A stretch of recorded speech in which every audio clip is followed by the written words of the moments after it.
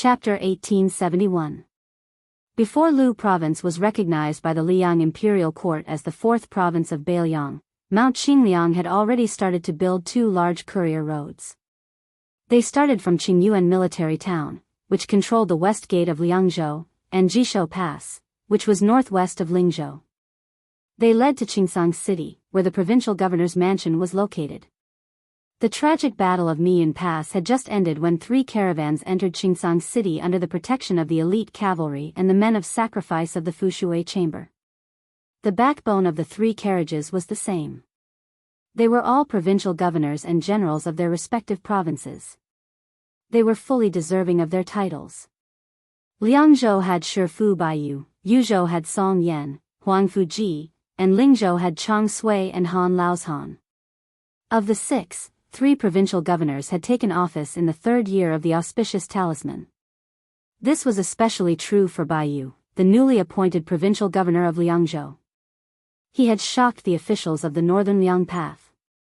No one had expected that Mr. White Lotus of Mount Longhu would become a subject of the Su family. In comparison, Chang Sui, who was the disciple of Shangyin Academy's Dao Master Han Guzi and Su Weisheng's senior brother, rose to become the provincial governor of Lingzhou in one step.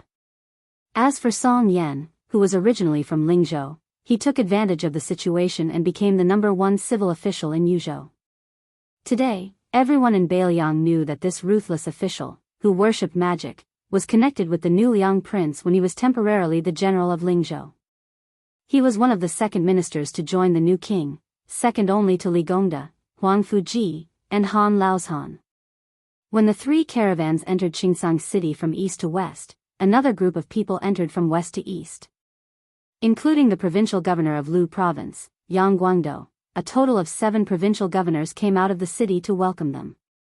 In Beiliang, whether it was military or political, this was an extremely rare and high standard. As far as the city gate could see, there were more than 80 riders with swords on their backs, Su Yanbing with an iron spear in his hand, and the 2 Fushui Fengjie and Fan Shaochai, as well as more than 20 riders without armor or sabers. The caravan stopped outside the city gates. After the leading carriage lifted the curtain, a travel-worn young civil official jumped down. After greeting the provincial governors and generals with a smile, he turned to look at the second carriage and called out, "We've arrived." Following the line of sight of the young civil official, these Beiliang high-ranking officials who were secretly meeting in Qingsang City saw a man and a woman slowly getting off the carriage. They were not old and their appearances were not outstanding. The man was tall and had a Xianbei jade belt that was unique to the nobles of Beimang. The woman had a plump figure and there was an exquisite scented pouch on her waist that looked like lavender. It was embroidered with the pattern of a woman wearing a pipa. It was a pity that it was badly damaged. He looked at the west gate of Qingsang City with an indifferent expression. The 20 riders surrounding the carriage looked as if they were facing a great enemy. Every one of them was on high alert. Although these riders of unknown origin were unarmed and unarmed, they were veterans of hundreds of battles. They still chose to sit on the back of their horses and assumed a resolute posture, ready to charge at any time. If a rider died on the back of a horse, it would be a good death. The young man with the Xianbei jade belt on his waist said flatly in Beimang language, "Dismount." Although the riders were unwilling, they did not hesitate to dismount and land on the ground. Many of them were clearly injured, but each of them stood tall and straight. The 2 young men of similar age were both from Beimang and came from prominent backgrounds. However, their fates were completely different. The former was the grandson of the former king of Beimang's northern courtyard, Su Huainan. Now, he was visiting Su Beiji of Mount Lantua as the deputy provincial governor of Beiliang. The latter's identity was only known from the military spy report of the provincial governor's residence. He was Xia Jibu of Beimang, Zhong Tan, the eldest grandson of the Zhong family. He was one of the few famous generals of the new generation in Beimang's imperial court. Just like the old saying, you can escape the first time, but you can't escape the second time. Zhong Tan, who had previously broken out of the siege at the gourd mouth of Yuzhou, was successfully intercepted by Su Yanbing and the 80 Wu family sword tomb cavalry at the border of Gusai Prefecture. Then, he met up with Su Beiji at the military town of Linyao and came to Qingsang City together. When Zhong Tan identified the people at the city gate through the spider web spy report, his already heavy heart sank to the bottom. The reason why he assisted Huang Songpu in commanding the Battle of Liuzhou seemed to be the after-effect of the defeat at the Gourd Mouth battle and was abandoned by the Beimang imperial court outside of the main battlefield where he could obtain military merits. However, this time, not only did the Zhong family have high hopes for him to make a comeback, even the imperial court of Taiping also paid close attention to him. And before the Battle of Maiyangku was over, Zhong Tan was only one step away from success. Once the tens of thousands of monk soldiers from Lantua Mountain surrendered to Beimang and cooperated with Huang Songpu's army, it meant that the situation of Liang Mang and Liang Mang in the battlefield of Liuzhou was not just a disparity in military strength, but also the fact that Beimang was the first to achieve a general trend on the battlefield. Swallowing the Longxiang army was inevitable. Moreover, to the west of Liangzhou that was supported by Qingyuan military town, and even to the entire Lingzhou that did not participate in the first battle of Liang Mang, it would be a huge deterrent. No matter how Huang Songpu's victory in Liuzhou was a Pyrrhic victory, in the end, he only needed 20 to 30,000 cavalry to invade the northwest of Lingzhou. Destroying Lingzhou meant destroying the vitality of the Beiliang frontier army, and the strategic depth of the Su family cavalry would also be greatly reduced. However, all of these became laughable ifs. Not only that, Zhong Tan also saw a group of Beiliang's top officials gathered here. Only at this moment did Zhong Tan completely confirm that Beiliang was determined to make a big move in Liuzhou. Therefore, the Battle of Maiyangku was definitely not a last-minute idea of the two young Beiliang generals. Riches and honor were sought in danger, and if one succeeded, it would often be great riches and honor. Zhong Tan sighed slightly. He was the same. It was just that Zhong Tan's luck was really too terrible. Later on, when he learned that Mount Lantua had discovered Chao Wei's cavalry, they did not watch the fire burn across the river. On the contrary, they quickly gathered 20,000 monk soldiers and rushed to the battlefield. There were even 3,000 of them who left the main army behind, almost biting the tail of Chao Wei's cavalry. Mount Lantua could be said to be very decisive. If Zhong Tan had been given another hour, he would have been able to break through the bloody defensive line piled up by Xie Shi's corpses outside Mian Pass. Perhaps if Chao Wei had been just a moment slower, he would have been completely entangled by the 3,000 Mount Lantua monk soldiers. Zhong Tan really could not understand. Chao Wei was one thing. After all, he was a Beiliang general born and raised here, but why was Xie Shi willing to fight to the death for Beiliang and not retreat? Why was he even willing to give his life to Chao Wei? Zhong Tan only felt that this defeat was very unjust, but it was also not unjust at all.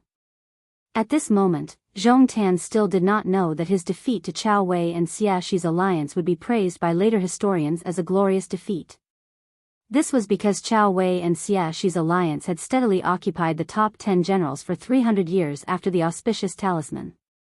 Many years later, Zhong Tan would become the first person from Beimang to enter the central government of the Central Plains. He and Chao Wei would each become the left and right assistant ministers of the Ministry of War. At that time, Xie Shi's voice was very loud in the court and was most qualified to compete with Ko Jianghuai for the position of Minister of War. However, between the height of the imperial court and the distance of Jianghu, Zhong Tan chose the latter. Later generations would laugh that if Xie Shi did not give up his official career, then the Ministry of War's Yamen could be called Mian Pass. On the way to Qingsang City, Zhong Tan and Su Beiji, two people who belonged to different camps, one to the military and the other to the civil, had several open and honest conversations. Zhong Tan more or less knew that after becoming a prisoner, his head would not be used as a sacrifice to the Beiliang border cavalry for the time being, nor would it be directly chopped off and thrown to the other side of the gourd to add bricks and tiles to those huge temples. Zhong Tan did not believe in the saying that death was better than living. As long as one was still alive, there was hope to rise from the ashes. So along the way, Zhong Tan didn't make any small movements that brought contempt upon himself.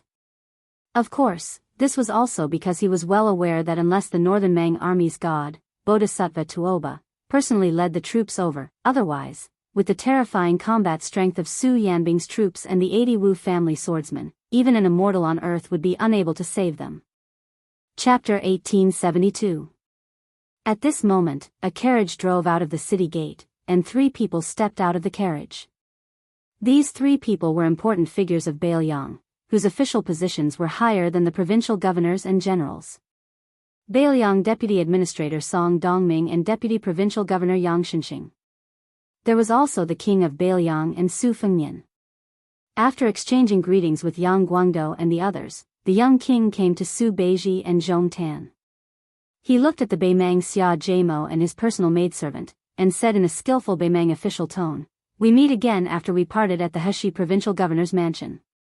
Zhong Tan said indifferently, "If I knew Prince's identity, I would have stopped Prince." Su Fengnian shook his head and smiled, "Although my cultivation was not high at that time, even if you and this expert from the princess tomb tried to stop me, you might not have been able to stop me from escaping." Zhong Tan sneered, "Prince, don't forget, my father and uncle were nearby at that time." Su Fengnian said something inexplicable. "Let me say this first. I don't mean anything else.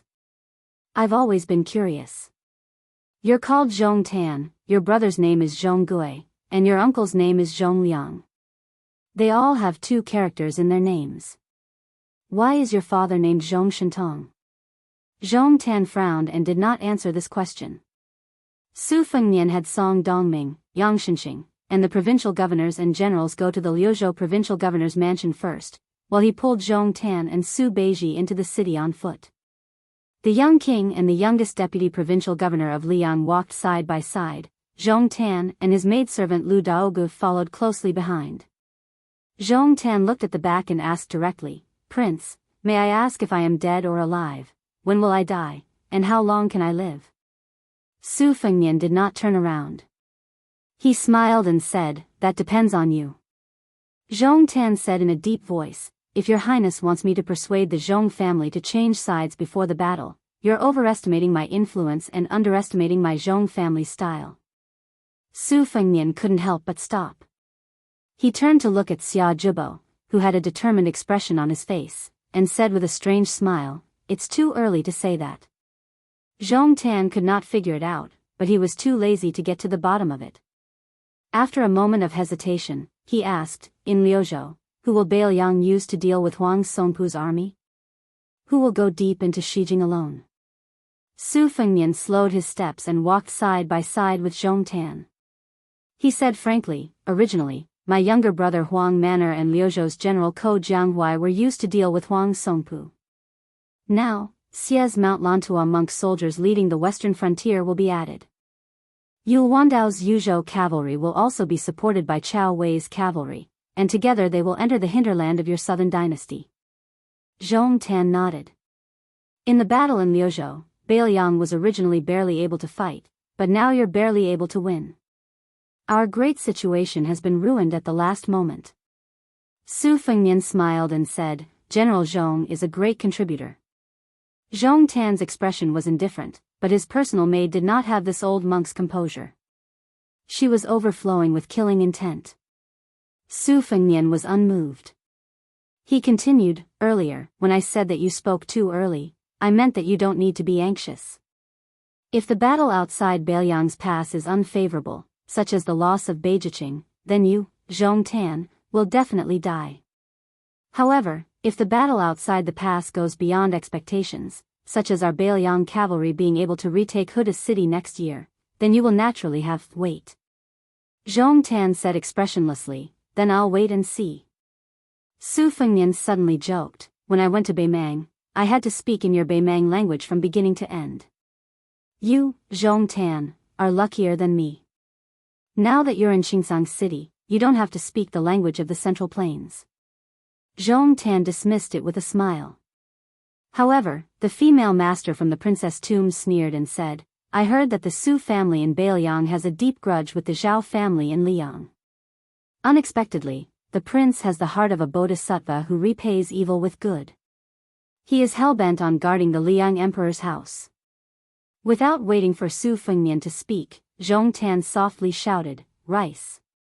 Her eyes were gloomy and her lips were tightly pursed. She was fearless and looked at the young vassal king who was a grandmaster of martial arts evaluation. She was unafraid of death.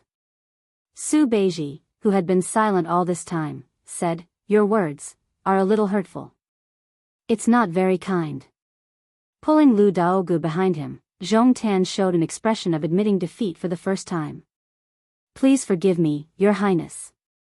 Su Fengnian glanced at the shabby brocade pouch on her waist and asked, "Have you ever drunk our Bailiang's green ant wine?" Her words were full of sarcasm. "I drank it once in my early years and I don't want to drink it again. It's very crude. However, I do want to drink the poisoned green ant wine. Your Highness, remember not to be too stingy. If 1 cup is not enough, give me a pot." Zhong Tan turned his head and shouted angrily, "Lu Daogu. If you want to die, don't drag me down with you." Su Fengnian withdrew his gaze from her face and continued to walk forward. "That's enough. Both of you, master and servant, stop acting. One of you wants to spill your own blood and die on the spot.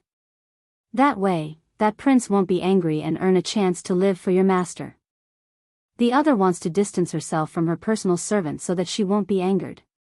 In the end, the taste of you two is much worse than the green ant wine." After being exposed, Zhong Tan and she were speechless. Su Fengnian raised his head and looked into the distance, lost in thought. The reason he had asked that boring question about the green ant wine was that after seeing the spy and death warrior in the princess tomb, he couldn't help but think of the servant girl in Wutong in whom he had given the nickname Green Ant. Men were willing to die heroically for their country. Soldiers were willing to die for their friends. They died generously. Some women were only willing to live for men. They only wanted to dress up for those who liked them. In the end, even if they died with a tender heart. As they approached the provincial governor's mansion, Zhong Tan, Lu Daogu, and the 20 or so elite cavalrymen left under the escort of Mi Fengjie, Fan Shaochai, and a few spies from the Fu Shui chamber. Su Beiji stood on the steps outside the mansion and looked at the departing figures. He said self-deprecatingly, "I originally thought of a way to tell you not to rush to kill Zhong Tan. It was all in vain." Su Fengnian smiled but didn't say anything. Su Beiji asked, "What's wrong? You want to recruit this Beimang Xia Gemo, who's good at commanding troops? It doesn't seem like it. Otherwise, you would have used the tactic of treating the wise with respect." Su Fengnian shook his head and said, "I'll use anyone but Zhong Tan." Su Fengnian quickly added, "Besides, you didn't tie him up. How am I supposed to hurry up and untie him?" Su Beiji grimaced and said, "You're spoiling my appetite." Su Fengnian suddenly laughed and asked, "How many heads do you think Zhong Tan has?" Su Beiji was stunned. He rolled his eyes and said, "Are you kidding? It's not funny at all." Su Fengnian looked into the distance and said softly, "There are 2 cities in Yozhou's gourd, Sleeping Bao City and Luanha City. But Zhong Tan only has 1 head on his neck. It's not enough to split." Su Beiji nodded and said, "Then let's keep it for now. In any case, it might be useful in the future. If Beimang is really forced into internal strife by us, Zhong Tan's Zhong family can really add fuel to the fire." Su Fengnian grunted in agreement. Su Beiji seemed to have recalled something and asked curiously, "Zhong Tan aside, why didn't you kill that Beimang girl? Are you taking pity on her because she's a woman? I have to say something about you. That maid's looks are so mediocre. Can you really do it?" Su Fengnian said helplessly, "That's not very kind of you to say." Soon, this persimmon grabbed Zhu Zi's shoulder and said cheekily, "Didn't you realize that the girl was sweating profusely even though she looked like she was ready to die? Also, didn't you notice that I was emitting such a strong killing intent? I almost couldn't help but remind you, my killing intent is too strong, get out of my way." Su Beiji only replied with 1 word, "Scram." Su Fengnian twitched his mouth. Su Beiji retracted his expression and said softly, "Zhong Tan said something very interesting. Let's wait and see." Beimang's Western Front Commander Wang Sui, Heshi Region's Magistrate Helian Wuwei, Crown Prince Yelu Hongkai, the new Assistant Minister of War Yelu Dongchuang, and some other chess pieces deeply rooted in Beimang's territory. Now, there's the Zhong family. It's really... Su Fengnian continued and said slowly, there's also Gu Jiantang in Liyang, the administrator of Lihuai, Han Lin, the prince of Jiaodong, Yang Huchen, Han Fang, and Yang Huchen. So it's really a lot of killing intent. The entire world was filled with killing intent. Chapter 1873. Because Fuyu town at the foot of Mount Wudong was the starting point of the South Mountain Road of burning incense, and because it was rumored to be the place where Qi Jiajie's 10,000-mile sword strike ended, and because it was close to the Wudong martial arts competition, this originally unknown town suddenly became very lively. The big and small Taoist temples on Mount Wudong were already overcrowded, so many low-class rooms in Fuyu town were sold at a high price, and the restaurant business was even more profitable. Some Jianghu people who came from afar were surprised when they recognized Yuqi Liangfu, the owner of the Snow Mountain Villa, on the street, but when they entered the restaurant, they were surprised to find Zhang Chunlin, the young owner of Yuyan Mountain Villa, sitting 2 tables next to them. Then they heard that there were many fairies of Gangnam-do sitting upstairs, and then they saw Liao Dong's red sandalwood monk, one of the 16 individual immortals, striding in. The onlookers were completely numb. Normally, when they walked in Jianghu, rare grandmasters were elusive, but now, they were like cabbages on the street, it was hard not to see them. This small Fuyu town was full of crouching tigers and hidden dragons. Therefore, at this time, no matter what sect the young talents were from, or what cultivation they were from, no one dared to speak loudly. They were afraid that if they accidentally spat on the ground, it would splash on the clothes of some martial arts grandmaster, and then they would be in serious trouble. This was not an alarmist talk. Previously, the Fish Dragon gang had sent a message to the Jianghu people that in Bailiang, it was okay to stop sparring, but they were not allowed to fight and hurt people because of personal grudges. Otherwise, if they were found, the Su family's iron cavalry would be executed without mercy. Half a week ago, there were 2 pitiful people who were unlucky. Because someone glanced at the table next to him while eating, they drew their swords and fought each other. One of them was seriously injured on the spot, while the other left in a heroic spirit. In the end, the latter was killed by the local cavalry within the time it took for an incense stick to burn. His head was hung on the street as a public display. This made people understand a principle: when traveling in Jianghu, especially Bailiang Jianghu, which had always been outside the Central Plains, one should never blindly look or act recklessly. People might die. In particular, many of the heroes of the Jianghu rushed over to join in the fun. They witnessed with their own eyes the unique pursuit of the cavalry. That famous master with extraordinary lightness skills was killed in a single charge by 200 Bailiang cavalrymen. Flying on the water or having the physique of a third-level martial artist, he had no power to fight back at all when faced with well-trained light crossbows. The Bailiang cavalrymen's frontal charge, circling around the perimeter, and intercepting them on fast horses were all done in one go. In comparison, the fight between the constables of the Central Plains and the heroes of the Jianghu was like a vixen clawing at a man in love. The difference was like heaven and earth. There was a tea stall on the side of the main road outside the small town. It was noon, and the stall was selling Wudong's famous calming cold tea. Coupled with the fragrant spring morning pancakes, business was booming. By the side of the road, there were tall horses resting with their owners. 6 or 7 greasy tables were filled with foreign tea guests. Everyone had an extraordinary air about them, and it was obvious that they were all Jianghu people who had come to Wudong for the martial arts competition. 2 of the tables were occupied by 8 young women with zither, kongho, hule, and other musical instruments placed in front of them. One of the tables was occupied by a strong young man who did not carry any weapons. His eyes shone with a bright light, and he sat majestically.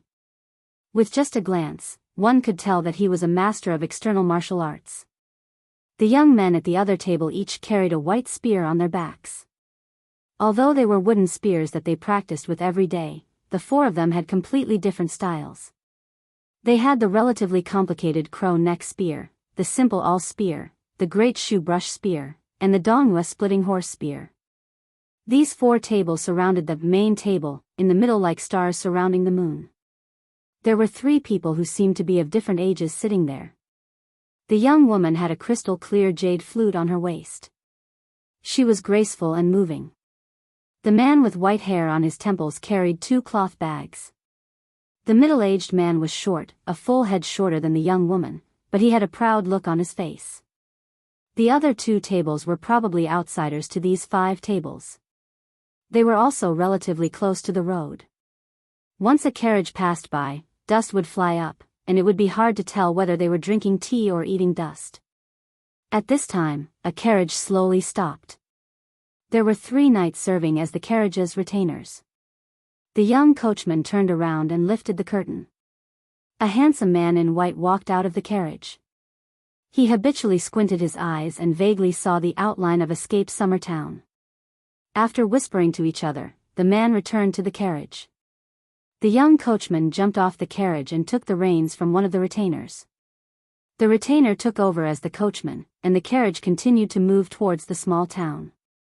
Only one of the 3 retainers followed the young coachman. It was a young woman with a knife on her waist. Her appearance was outstanding, but unfortunately, her face was gloomy and cold. Her whiteness reduced a lot of her charm. The young man and woman, who were probably servants of a big family, led their horses to the tea stall. Coincidentally, there were also 2 men and women who were about the same age as them walking back from the distant river.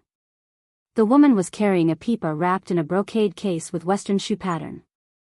Her lips were thin and her mouth was small, graceful and charming. However, the man who accompanied her was too inferior. He had a toad face that could ward off evil. He was too young and mature. When he smiled, he did not look like a Jianghu talent. He was the kind of person who would be treated as a flower thief by the guards at the city gate even if he had an identity card. When the 2 pairs of young men and women walked to the tea stall at the same time, the toad face's small eyes rolled around and fiercely sized up the woman's retainer with a knife behind the coachman. This man, who already had meat in his bowl, was obviously not satisfied and was eyeing the meat in the pot. However, because of the beauty beside him, he was embarrassed to show too ugly eating manners. In the end, he did not go up to strike up a conversation. When he noticed the strange woman's cold eyes, he slightly grinned and raised his eyebrows. Then, he noticed that she was holding the handle of her knife with one hand and was about to pull it out. He was even more overjoyed. Oh, it was still a rouge horse. If it was in the past, he would have liked it the most. He could not help but stick out his tongue and lick his lips out of habit. This action provoked a sneer from the woman with the knife. The toad face did not find it strange, but the 3 people at the table in the middle almost all held their breath at the same time. It was like 2 tigers meeting on a mountain.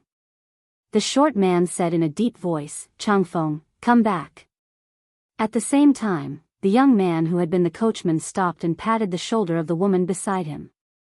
The latter immediately restrained her spirit and released her murderous aura.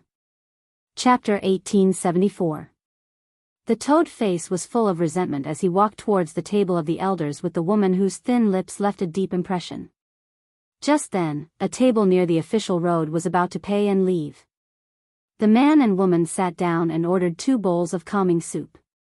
The woman with the saber lowered her voice and said, "The woman who is good at retaining her youthful looks is Lu Jiejuan, the leader of the Misty Peak of the Huainan sect. She is a 2nd-grade grandmaster. I don't know why she has a deep relationship with the Qi cultivators of the northern sect. She has 2 kinds of mysterious finger supernatural powers. Now she is on good terms with the Great Snow Plateau of Mount Hui and has a good relationship with the Ministry of Justice of Liang." The man who spoke just now was called Feng Zongxi. According to the spy report of the Fu Shui chamber, this person was once defeated by the Fist Master Ye of the Martial Emperor City during the last years of Yonghui. They fought for more than 40 rounds. The people of Liang Jianghu called him the Divine Fist of the Central Plains. He was ranked alongside Fairy Fei Chan, Lu Jiejuan, and the Purple Sandalwood Monk as one of the 16 rogue immortals. As for the man with the spear bag, judging from his luggage and his accompanying disciples, he is most likely one of the 12 chiefs of auspicious talisman, Li Zhonghe. He is also one of the 4 sages. The whisk chamber did not have any records on him. He is a newly emerged martial artist of the Central Plains. Among the 3 of them, only Li Zhonghe is considered to be capable. The man at the same table was none other than Su Fengnian, who had escorted Bai Yu out of Qingsang City in Liuzhou to Liuxia town. Mr. White Lotus and the white-robed monk of Liangchan Temple, Li Dangxin, had once sparred in the decennial debate between Buddhism and Taoism on Mount Longhu. Moreover, he had just received news that his good friend, Qi Xianxia, had already joined forces with Chai Qingshan of Dongyue Sword Pool. Therefore, no one wanted to miss this Wudang debate. Su Fengnian, who had his back to the table, nodded and said softly, although he is much weaker than Su Yanbing, his cultivation should be about the same as Han Laoshan's. His methods are also the same. Both of them are bold and powerful. Moreover, great talents mature late. He has the chance to become a great grandmaster like Spear Immortal Wang Xiu. If you fight with him, your chances of winning are not high. The woman who became the manager of the second branch of the whisk chamber with me, Fengjie, said indifferently, I only know that I can definitely kill him. Su Fengnian could not help but laugh. What's there to be proud of? It's a loss of life in exchange for a life. Fan Shaochai remained silent. Su Fengnian glanced at the young man in green who occupied a table not far away. Is there no record of this person in Fu Shui room? Fan Shaochai was taken aback. He shook his head and said, no. Su Fengnian explained, great peace cities Qi Jiajie and Northern Mang's sword Qi were close to Huangqing, and there was also martial emperor cities Lu Huang, who gave up Dao to seek skills. When they met a mortal enemy who was on par with them, they were all covered with sword Qi. Most of the swordsmen in the world were like this. Their sword Qi was far more important than their sword will. Even if they did not show it after returning to their original state, once they made a move, they would be able to see everything clearly. Only a very few swordsmen were born with high spirits, which is the so-called natural sword embryo.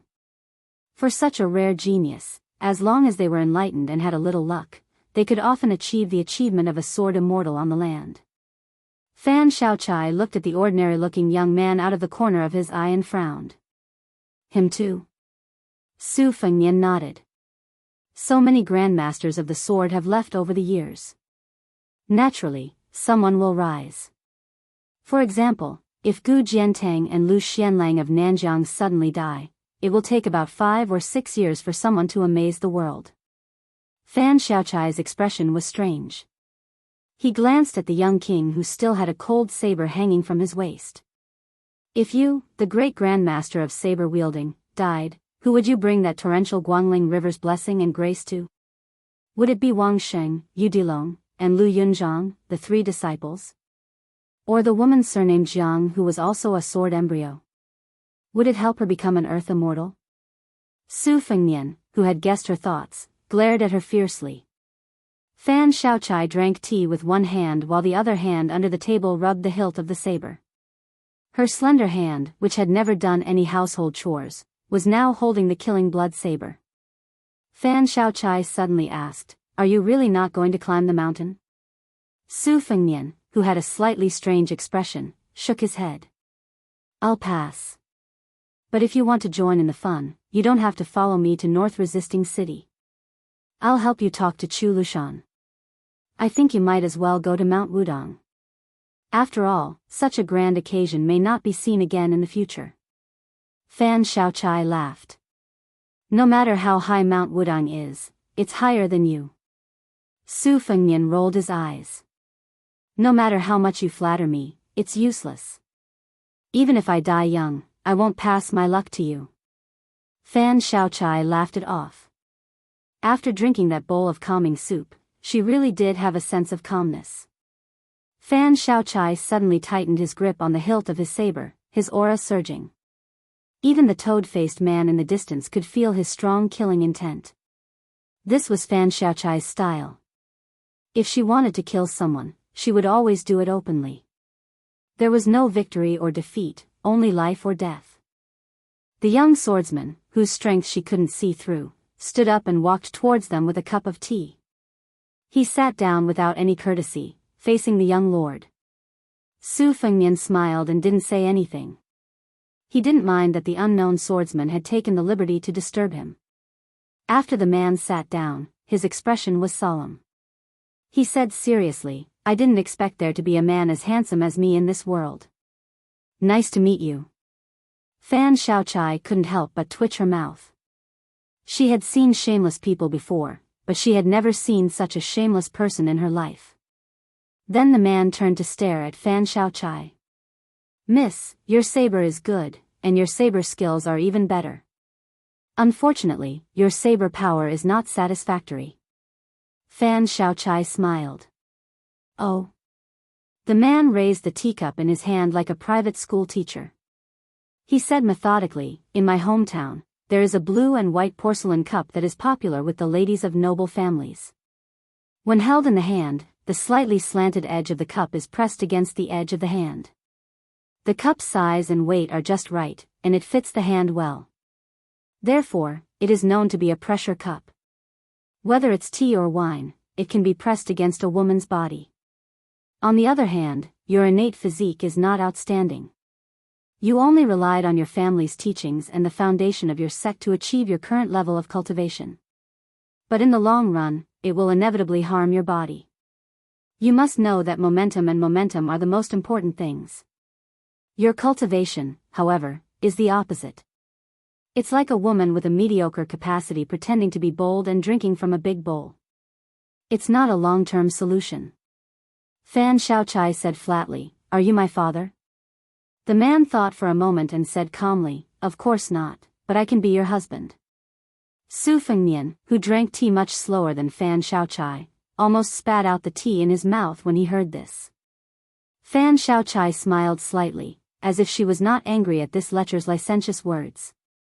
But her saber was already unsheathed. The man had been holding the cup in his right hand and resting his left hand on his knee under the table. At this moment, he suddenly raised his left hand high. It was clearly a casual and ordinary movement, but it made the head of the Whispering Room's assassins, who were numb to killing, feel their scalps go numb. They felt as if they were hallucinating. When the saber was unsheathed, it meant death. Chapter 1875. Fan Xiaochai's saber-wielding hand trembled slightly. Even against Mi Fengjie, who was superior in both martial cultivation and experience, Fan Xiaochai had never felt such fear. More importantly, she had never feared death. The young swordsman did not take advantage of the situation to attack. He only turned to the owner of the tea stall and shouted, "Add 3 bowls of calming soup." Su Fengnian smiled. "Impressive." Su Fengnian said to Fan Xiaochai, "Don't be nervous. This young master has no ill intentions." Fan Xiaochai's face was pale, her eyes gloomy. When the owner of the tea stall placed the 3 bowls of calming soup on the table, the man nodded. "Of course I have no ill intentions. Ever since I entered the Jianghu, I've always thought that I would become a divine couple with that Xianyuan Zi of Mount Hui's great snow plains. But after seeing this young lady, I feel that she will definitely miss out on a good match like me." Su Fengnian had to repeat, "Impressive." The man then turned to Fan Xiaochai and said considerately, "It's fine if you want to kill me, but it's best if you drink the tea and find a secluded and spacious place. When the time comes, I won't retaliate and will let you attack me." Fan Xiaochai took a deep breath, her fingers gripping the hilt of her saber tightly. She gnashed her teeth. "Are you courting death?" The man gave an unexpected answer. His expression was incomparably serious. "I'm looking for you." Fan Xiaochai's eyes were filled with the determination to face death. She pulled out her saber without a care for anything else. Just as the tip of her saber was about to be completely exposed, her aura reached its peak. The young swordsman, who had been expressionless all this time, smiled for the first time. He leaned slightly forward towards Fan Xiaochai and pointed 2 fingers of his left hand at the space between Fan Xiaochai's eyebrows, stopping just an inch away from her. There was a great deal of meaning in this movement. Fan Xiaochai quickly leaned back in an attempt to avoid the attack. But the man released his fingers and gently pressed his palm on her shoulder. Shocking crimson blood seeped out of the corner of Fan Xiaochai's mouth. Su Fengnian narrowed his eyes. This move of his was truly impressive. It wasn't because of the amazement of his moves or his aura, but because of the depth of his intentions. Fan Xiaochai raised his arm and casually wiped away the blood. The young swordsman was still holding her shoulder. He stopped smiling and said earnestly, "Miss, when it comes to imposing manner, righteousness is the same as evil and evil. The difference is that the former is like this post road where several riders can walk side by side. The latter is like a single plank bridge where there is only enough space to stand on. It is not easy to turn around. People's depression is heavy and it is hard to get rid of it. Why is there a saying that the people of the world have to speak their mind? That was the logic. Our martial arts cultivation, whether it's the saber, the sword, or the fist technique, is a long-term thing. How can you reach the top in one go? Even if you're an immortal on Earth, you still need to take a breath of fresh air when fighting to the death. Fan Xiaochai's lips were tightly shut. In fact, at this moment, her mouth was already full of blood, and she couldn't even say the word scram. But she still didn't want to spit it out. If Su Fengnian, the king of Bailiang, was the person she wanted to kill the most in her life, then this fellow who had been kicked in the head more than once by a donkey was second. He had already surpassed Chu Lushan, who had personally turned her into a death warrior of the Fu Shui room years ago. Su Fengnian sighed and raised the bowl of calming soup that had just been delivered. He poured half of it into the empty bowl before handing it to Fan Xiaochai. She hesitated for a moment before taking the white bowl. She shook off the man's hand on her shoulder and turned around. Lowering her head, she spat blood into the bowl and drank it all in one gulp.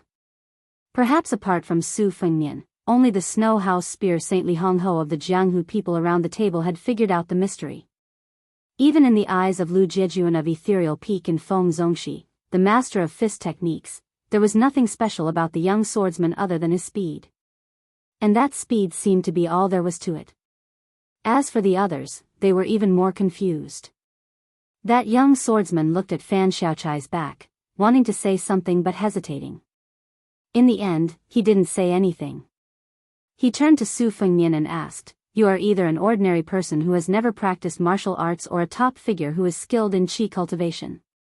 Otherwise, I would have been able to sense the uniqueness of your qi flow. But since you have the guts to walk around the city with a cold saber hanging around your waist, and you have this girl with you, I believe that you are not simple." Then Su Fengnian waited quietly for him to continue. But this time, the young swordsman didn't disappoint. "Then may I ask for this girl's name?"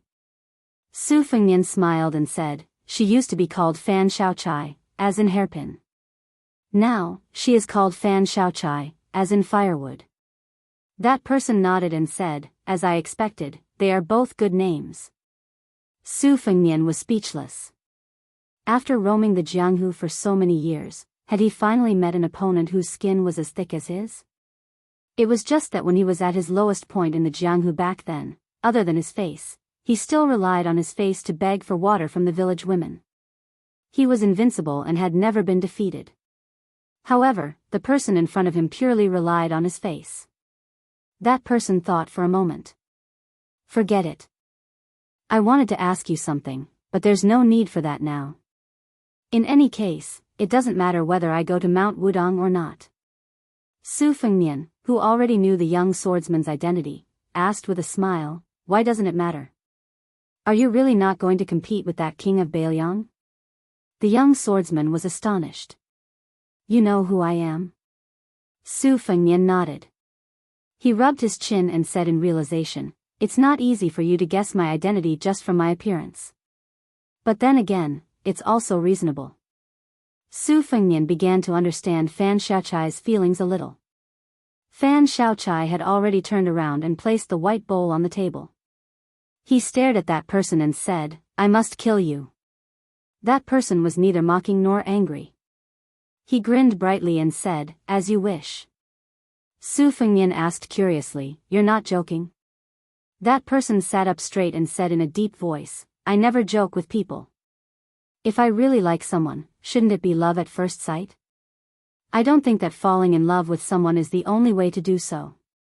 Instead, it's only after falling in love with someone that we'll be able to do so." "What, you don't believe me?"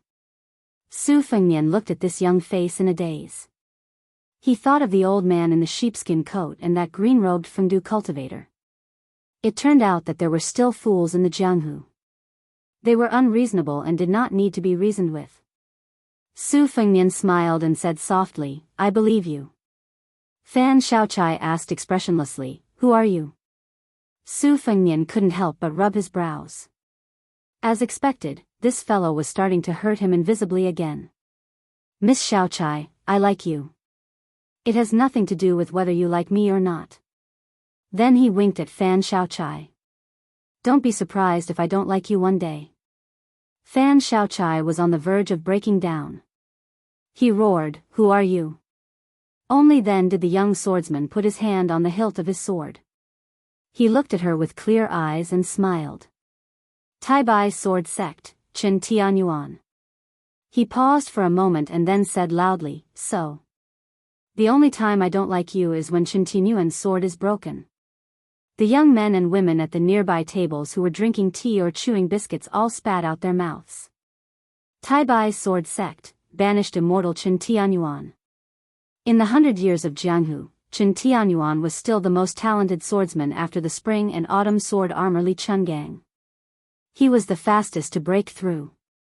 Lu Jijuan and Feng Zongxi looked at the snow hut spear Saint Li Chungho at the same time. The latter nodded slightly. He should be the one from Taibai Sword Sect. The toad-faced beauty and the thin-lipped beauty sitting at the same table as the three seniors looked at each other. Didn't they say that the banished immortal of Taibai Sword Sect was famous for his white clothes, white horse, and white sword when he first appeared in Jianghu? Didn't they say that the banished immortal was as handsome as a celestial immortal? Su Fengnian slowly raised his teacup. He wasn't in a hurry to drink the tea.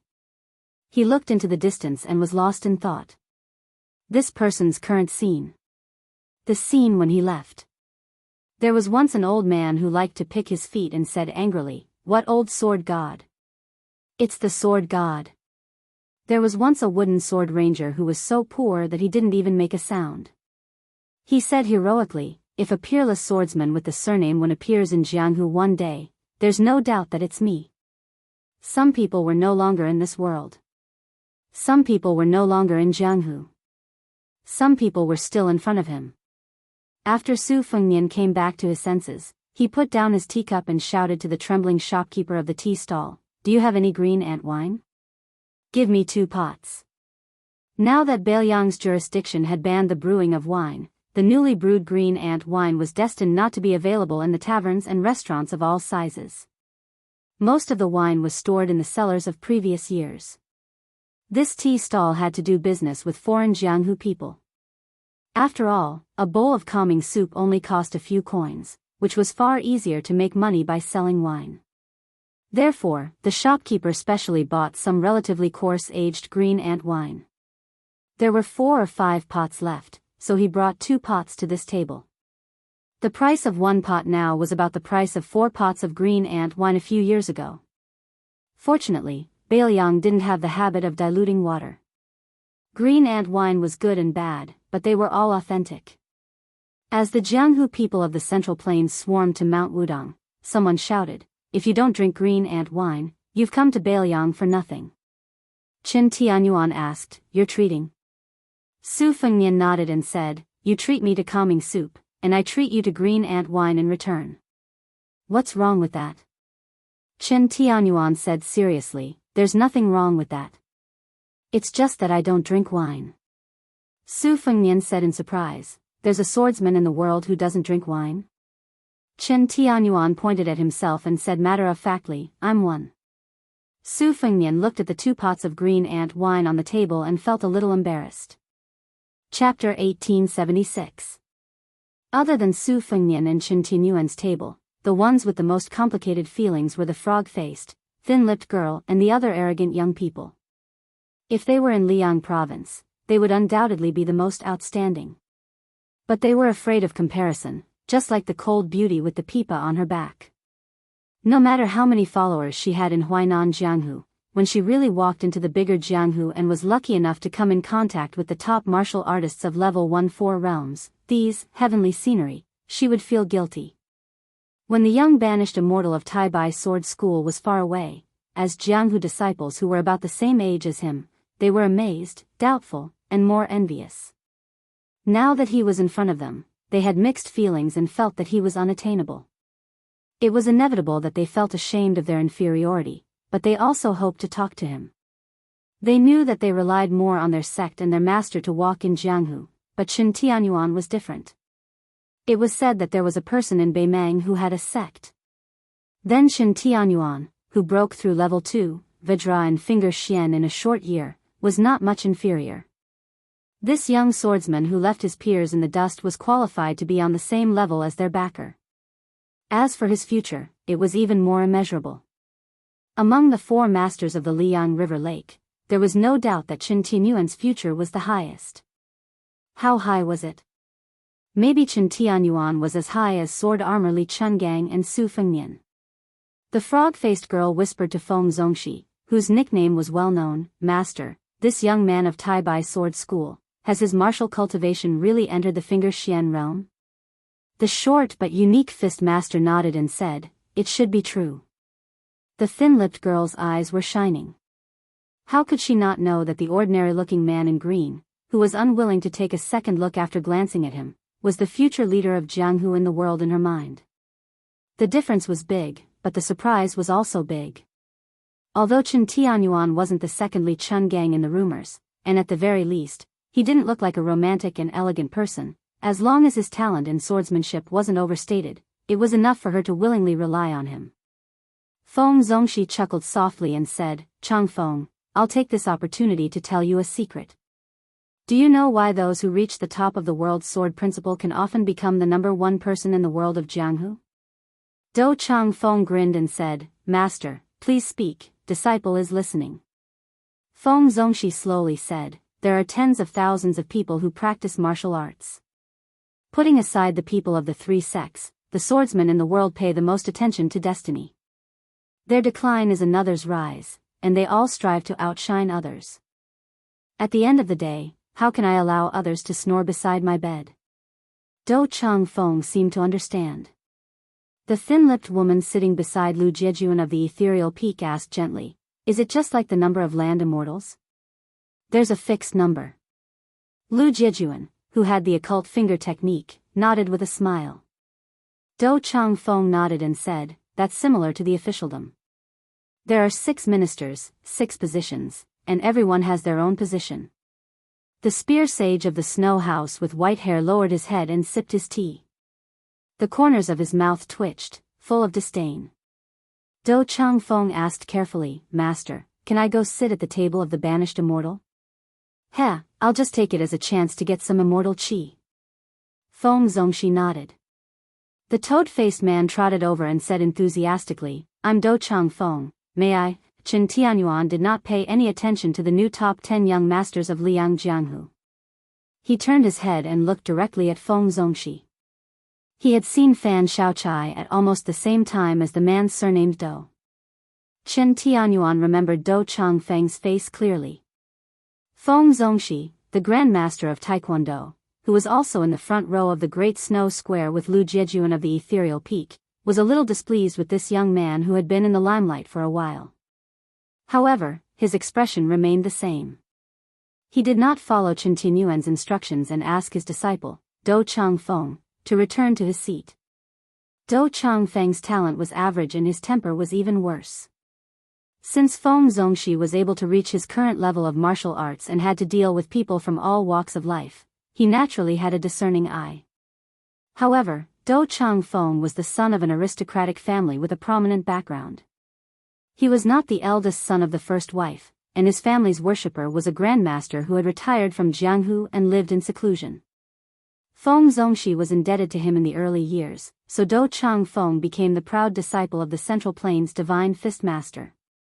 Moreover, Feng Zongxi was a man of Jianghu and valued his reputation the most. He was a man of honor and would only accept a toast and not a forfeit.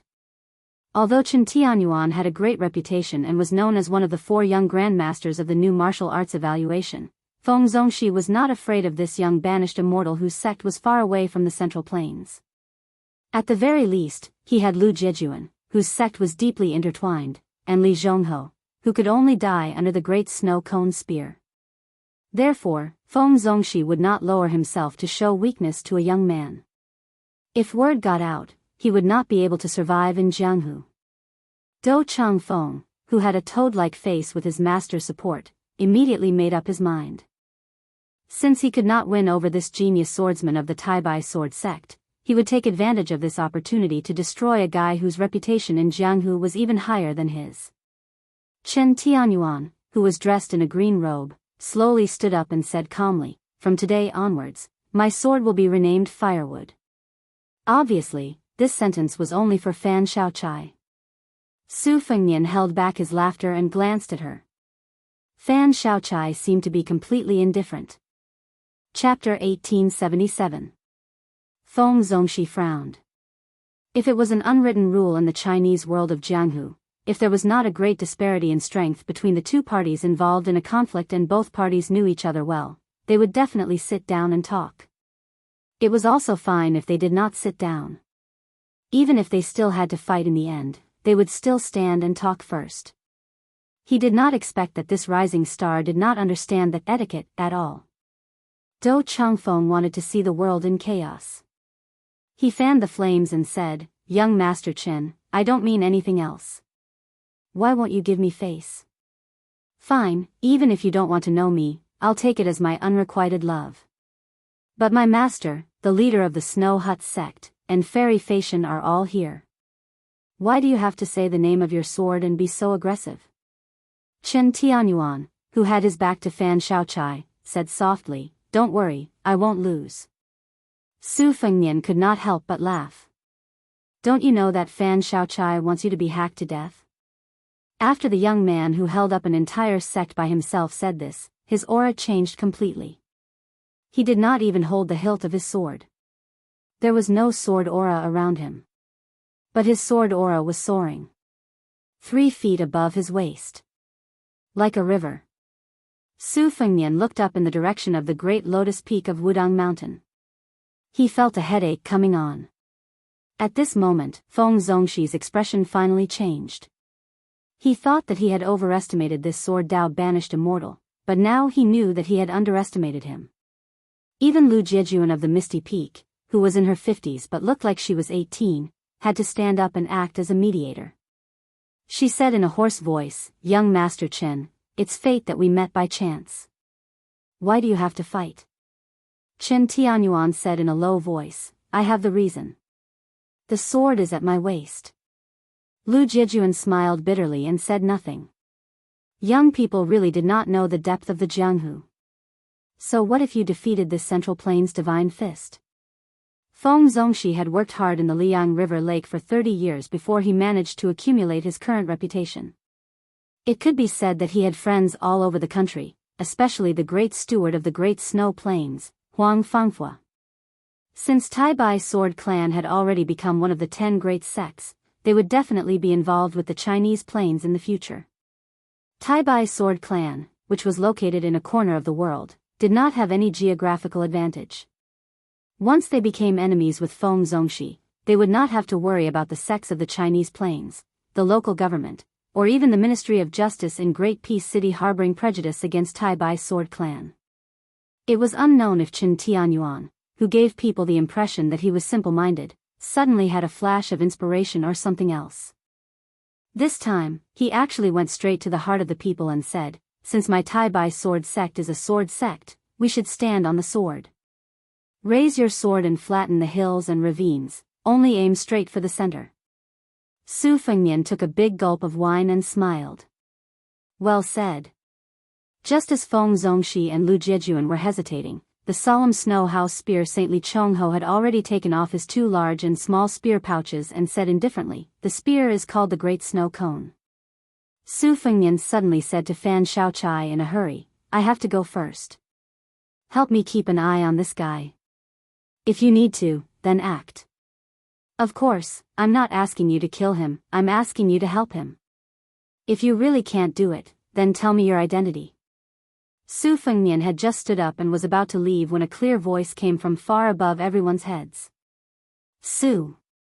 Su Fengnian had a bitter expression and muttered, "It doesn't make sense. How can you see me from so far away?" Princess Sui Zhu Zhaofengya, who had already, suddenly died of illness, just so happened to be on Mount Wudang, and the little mud man was also there. Even more coincidentally, these two princesses had been at loggerheads on the mountain in their early years. Su Fengnian could never have imagined that after entering Bailiang, Zhao Fengye had steeled her heart to live in seclusion on Mount Wudong. Nor could he have imagined that the little mud man was even more determined to take care of the vegetable garden on the mountain. Su Fengnian didn't think that the two of them would empathize with each other and would be thanking the gods if they didn't fight. Chen Tianyuan leaned to the side and raised his head. For the first time, he grasped the firewood originally named Careless. He was a natural sword embryo that only appeared once in 100 years. That one was even more so. In Jianghu, when it encountered a great year that only appeared once in 1,000 years, it became unreasonable. Everyone looked up at the sky at the same time. A woman was flying through the air with a box on her back. She broke through the vast sea of clouds from Big Lotus Peak and flew over like an immortal descending to the mortal world. The old people always said that in Jianghu, one had to pay attention to style. With her style, she probably couldn't be any more impressive. A sword immortal of the land, flying 1,000 miles on her sword, traveling to Kunlun in the morning and arriving at the Eastern Sea in the evening. However, this female sword immortal's actions after landing in front of everyone's dumbfounded eyes were even more shocking. She didn't continue to ride her sword back into the box like an immortal. Instead, she held the great Liang dragon sparrow sword and pointed the tip of the sword at a guy who was forcing a smile. She said angrily, "Trying to run?" The guy sat back down on the bench and said confidently, "How is that possible? I was just thinking of bringing you a bottle of green ant wine." She widened her eyes. He stared back at her without showing any signs of fear. Her face was flushed red and she was fuming. They stared at each other. There was a large group of people beside them who were also staring with their eyes wide open. Finally, she glanced at the unopened bottle of green ant wine on the table and said with a straight face, "You can pay the bill yourself."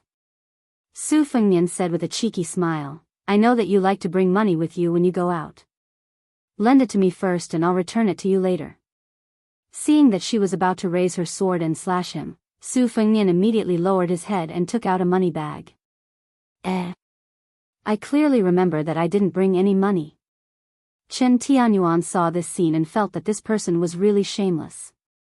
She snorted heavily and flew back on her sword. She came from the sky and left from the sky. He didn't forget to remind her loudly, "Slow down, the wind is strong."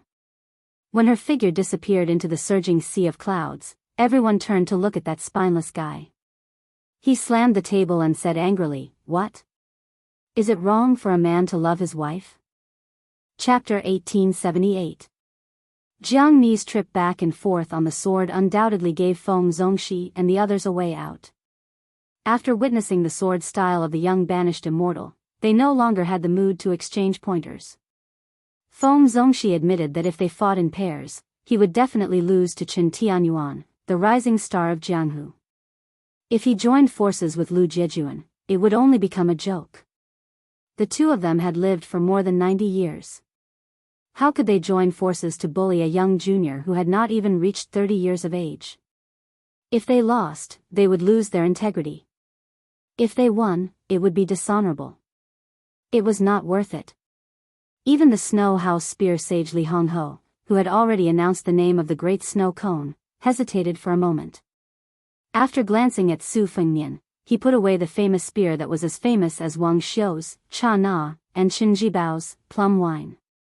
This grandmaster who was regarded as extremely powerful in Jianghu of the Central Plains was originally known for his violent character.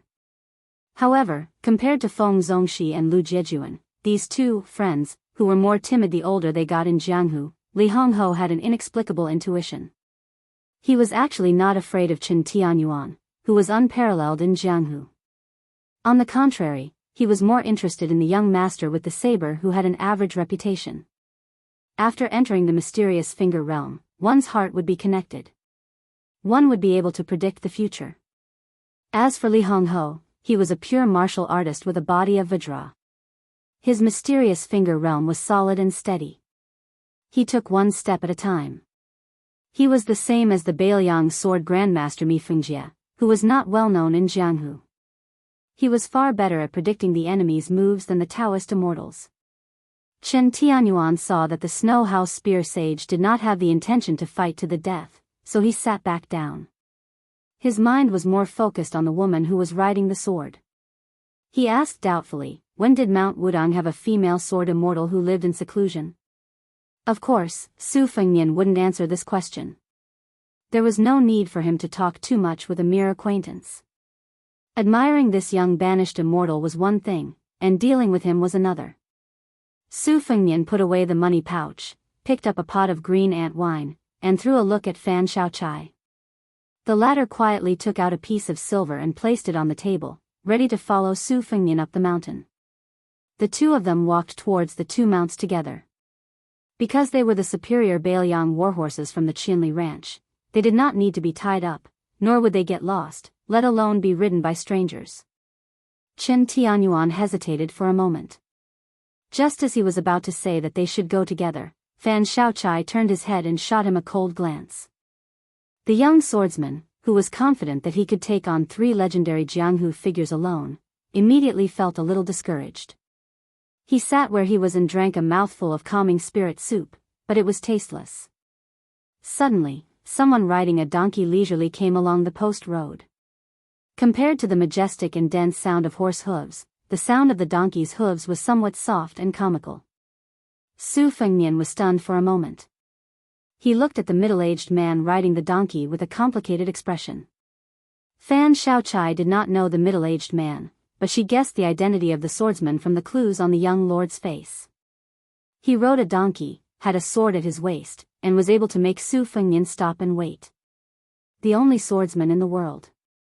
Unexpectedly, when Chen Tianyuan saw the middle-aged swordsman, his expressionless face blossomed into a look of pleasant surprise. He suddenly stood up and strode forward, before Su Fengnian and Fan Shaochai. He was extremely excited and said in a trembling voice, "Greetings, master." The middle-aged man jumped off the donkey and said helplessly, "How many times have I told you, I am not your master, and I only have one disciple." Chen Tianyuan smiled brightly and said, "Whether or not you recognize me as your disciple is your business.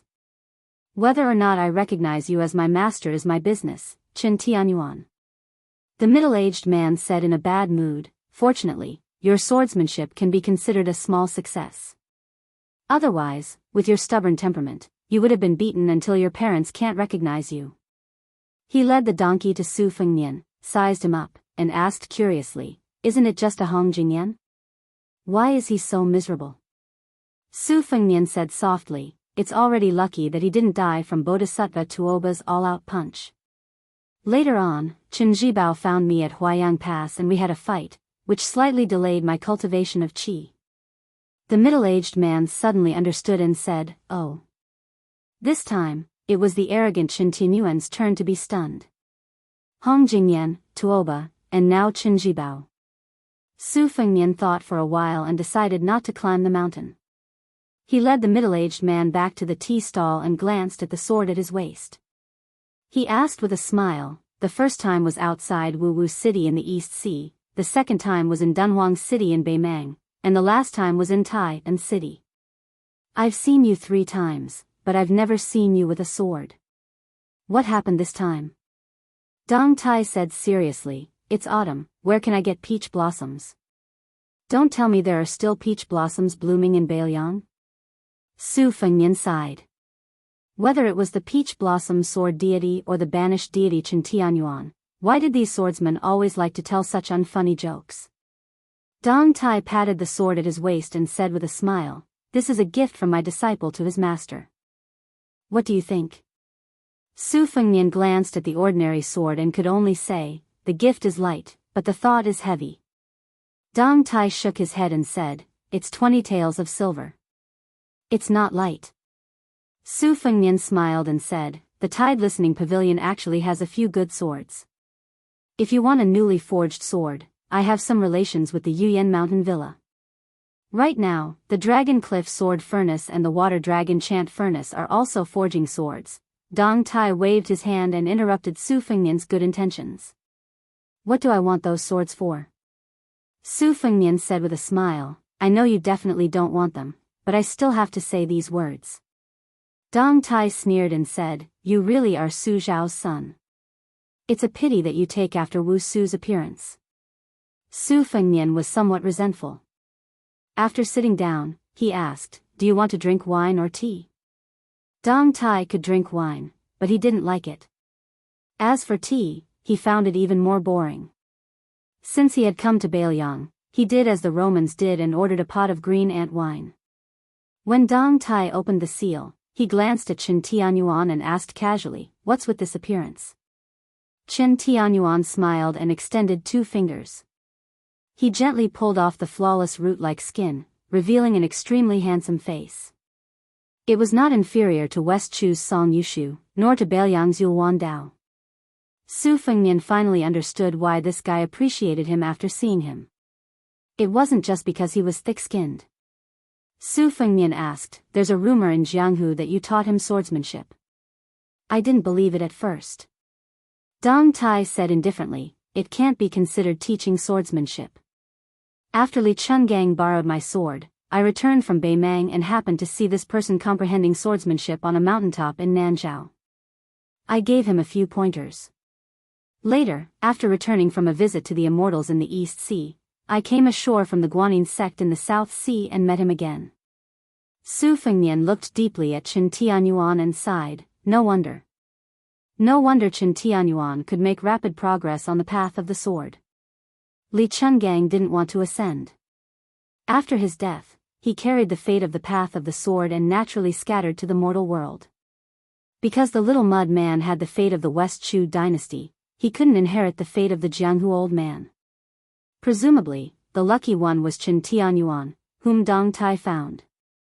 Therefore, Su Fengnian blurted out, "Chen Tianyuan, do you want to learn the 2-sleeved green snake and the sword opening the gate of heaven?" Chen Tianyuan frowned and shook his head. "Why should I learn it?" Su Fengnian asked in a low voice, "You dare not learn it?" Chen Tianyuan retorted, "Why wouldn't I dare? So what if it's Li Chuangang's famous supreme art? So what if you're Su Fengnian?" Fan Shaochai was somewhat puzzled. In his impression, although this young vassal king was shrewd, he wasn't some wanton, arrogant, and despotic person. As for that banished immortal of the Tai-Bai sword sect, no matter what he did, Fan Shaochai wouldn't be surprised in the slightest. But even after seeing Chen Tianyuan's true self, Fan Shaochai still didn't like him from the bottom of his heart. It could even be said that he hated him even more. "You don't need a reason to like me. I don't like you for all kinds of reasons. Love in the world has been bitter since ancient times." Su Fengnian and Chen Tianyuan were at daggers drawn. The latter's sword intent surged like the rising sun, making the tables of people who had thought they would settle things peacefully feel as if they were facing a great enemy.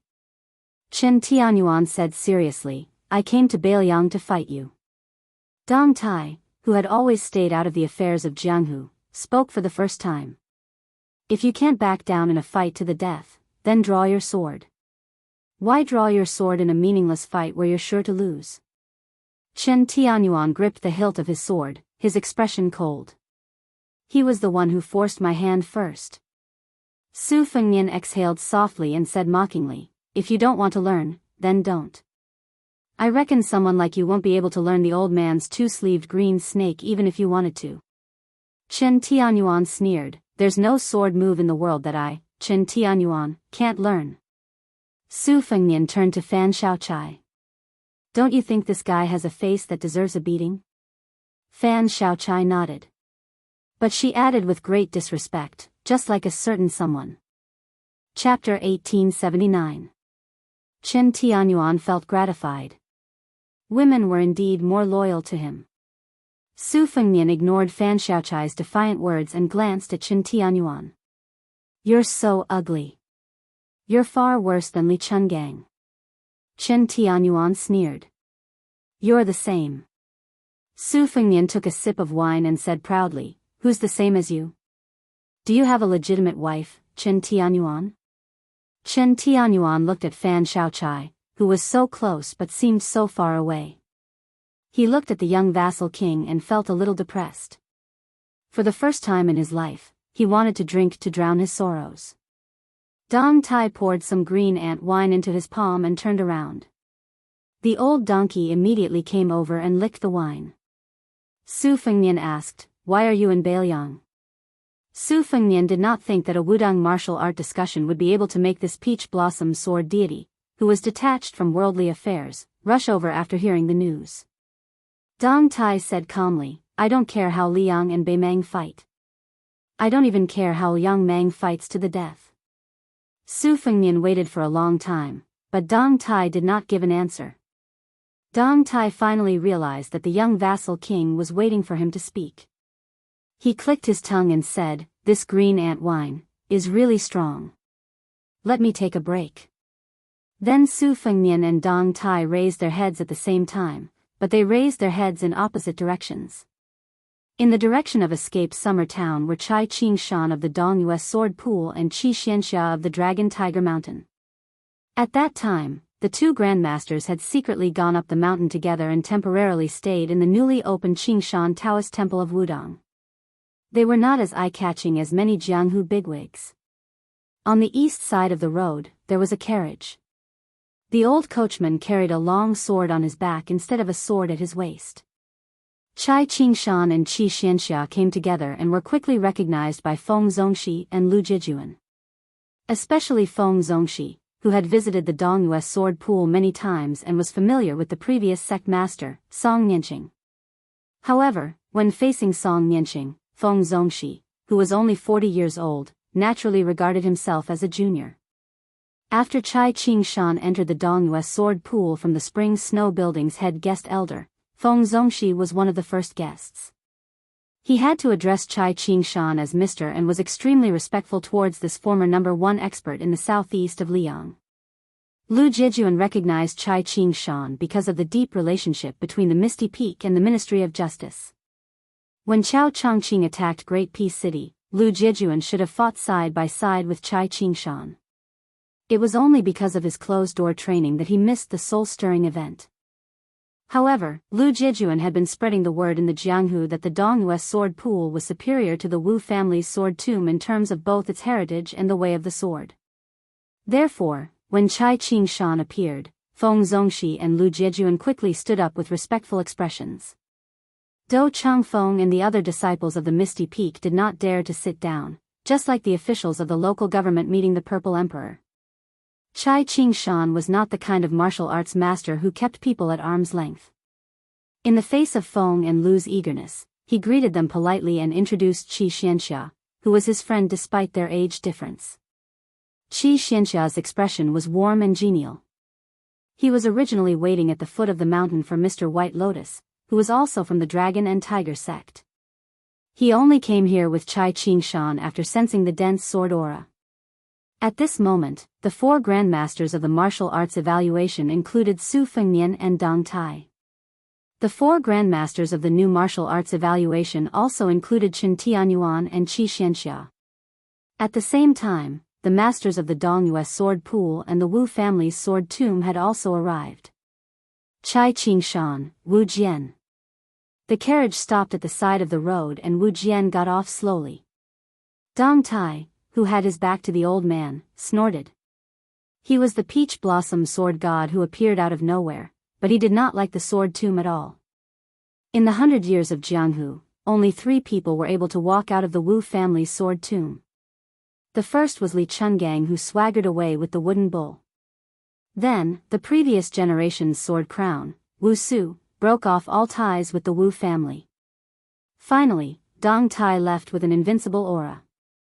The old man sat on the bench next to Su Fengnian and said with a smile, "Little Tai, how many years has it been since we last met?" Dong Tai lowered his head and drank with a straight face. He was unwilling to talk. Su Fengnian looked at this elder from his mother's family. He wanted to say something but hesitated. He felt strange. The old man stretched out his withered hand and patted the back of Su Fengnian's hand. Then, he smiled amiably at Dong Tai and said, "We were born in different ancestral halls. Indeed, the Wu family has wronged you first. When you left home, you said that you would never share the same grave. Do you really want to do that?" Dong Tai sneered and said, What, does the Wu family's sword tomb need an outsider with the surname Deng to hold up its face? The old man chuckled and said, if you are willing to acknowledge your ancestors, that is also possible. Dong Tai was on the verge of swearing. Fortunately, he swallowed it back down and took a big gulp of wine. The old man's eyes seemed to be in a trance. At the peak of the Wu family's sword mountain, there were once 4 swords: Wooden Bull, Tai Yi, Great Liang Dragon Sparrow, and Heart. The old man took the wine bowl that Su Fengnian handed over. He lowered his head and took a sip. Then, he looked at Wudang Mountain and said, Wooden Bull was taken away by Li Chungang. It is broken. Fortunately, the Great Liang Dragon Sparrow that little Su took away is still intact and has an heir. The Su of Gojoseon's sword was originally my sword. Later on, I borrowed the hands of Lu Ding to give it to that child, Cui Hua. Only the ancient sword Heart did not recognize an owner. Until today, it is still stuck at the peak of the sword mountain.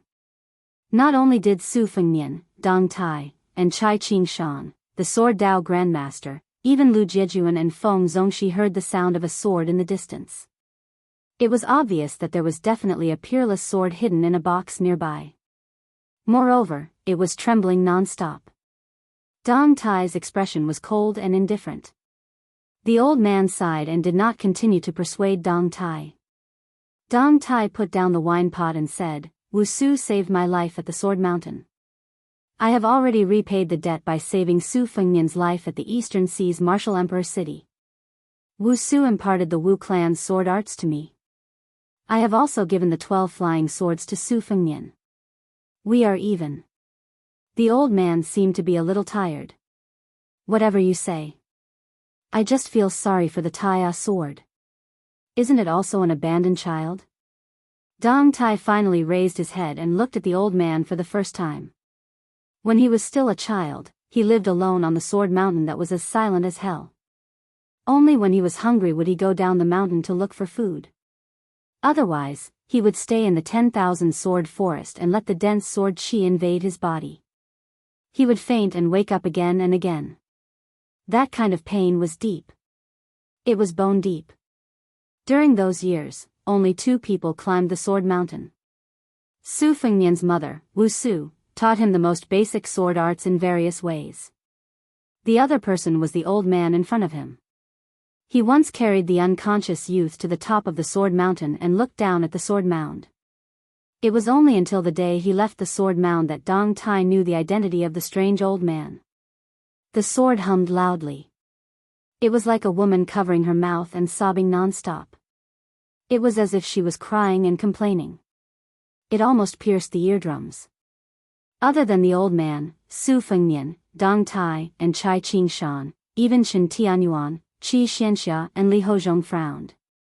Feng Zongxi and Lu Jiejuan circulated their qi continuously to resist the soul-stirring shapeless sword qi. Do Changfeng and the others covered their ears with all their might.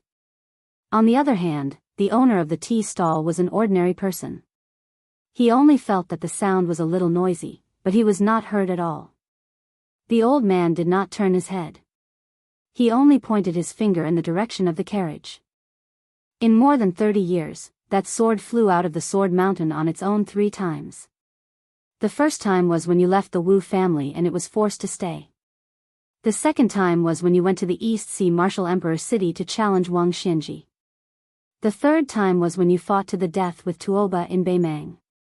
In Great Peace City, when you fought with Su Fengnian, Chao Changqing and the other 2, it did not leave the sword mound. It only wailed at the same place. It probably felt that its master would never be able to hold it in his hands in this lifetime. Since ancient times, all treasures that have been passed down have spirits. I believe that there are very few as pitiful as the Tai, a sword. Su Fengnian suddenly said self-deprecatingly, as one of the 4 great grandmasters of martial arts, when I returned to my peak after Chao Changqing's death, Tuoba would not be able to advance any further. I thought that I was the closest to being the strongest in the world. The old man looked at Su Fengnian and Dong Tai. He laughed and said, in any case, it's the same. Dong Tai sighed heavily.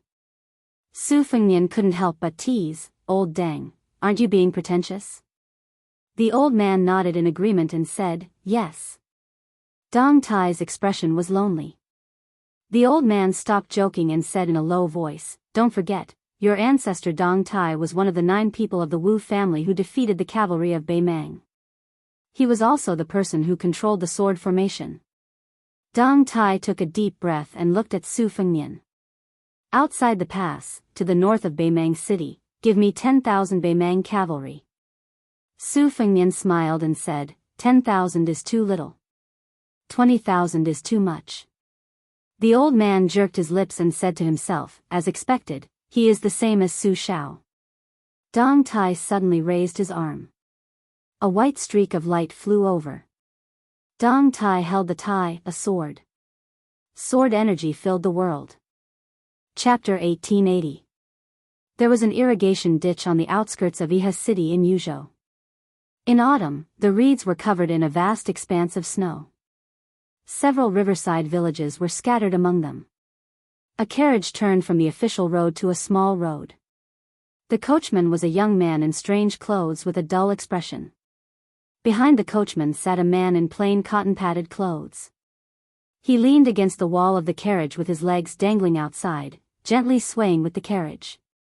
On the small road in the evening, the carriage caught up with an old farmer who had just finished his work. When the carriage passed by the old farmer, the man in cotton-padded clothes turned to look at the old man who was looking at him curiously. The old man had a very ugly face. Although he was hunched, he was still half a head taller than the old people in the south. His footsteps were also quite vigorous. It was obvious that the old man must have been a good fighter when he was young. The man in cotton-padded clothes softly called for Mr. The coachman pulled the reins and the carriage slowly stopped. The man jumped off the carriage and greeted with a smile, "Fourth Grandpa." The old farmer's face was full of astonishment. He did not know why this unfamiliar junior called him Fourth Grandpa. It was probably because he was intimidated by the cotton-clothed man's imposing manner that the old farmer stammered uneasily and did not dare to speak. The man in cotton-padded clothes smiled with the most authentic Yuzhou accent. "I am Chen Wang from the end of the village." "Fourth Grandpa, don't you recognize me?" The old farmer widened his eyes and looked at the young man who claimed to live at the end of the village. Then, he suddenly realized and a smile bloomed on his wrinkled face. "Little Wang?" Chen Wang grinned and said, "Yes." The old man sighed and then wondered, "Why did you come back? Didn't you go to the capital to take the exam?" Chen Wang smiled and said, "I finished the exam long ago. This time, I went home to take a look. Fourth Grandpa lent me 2 taels of silver. I dare not forget." The old man waved his hand and asked curiously, "How did you do?" Chen Wang said softly, "Not bad." The old man said, "Oh." Perhaps he was afraid of hurting the young man's face, so he did not get to the bottom of it. Moreover, the old man who had been dealing with the yellow soil all his life could not get an answer. He just sighed, "What a pity." Chen Wang's expression was calm, as if he did not understand the regret in the old man's words. Chen Wang and the old farmer walked back to the village side by side.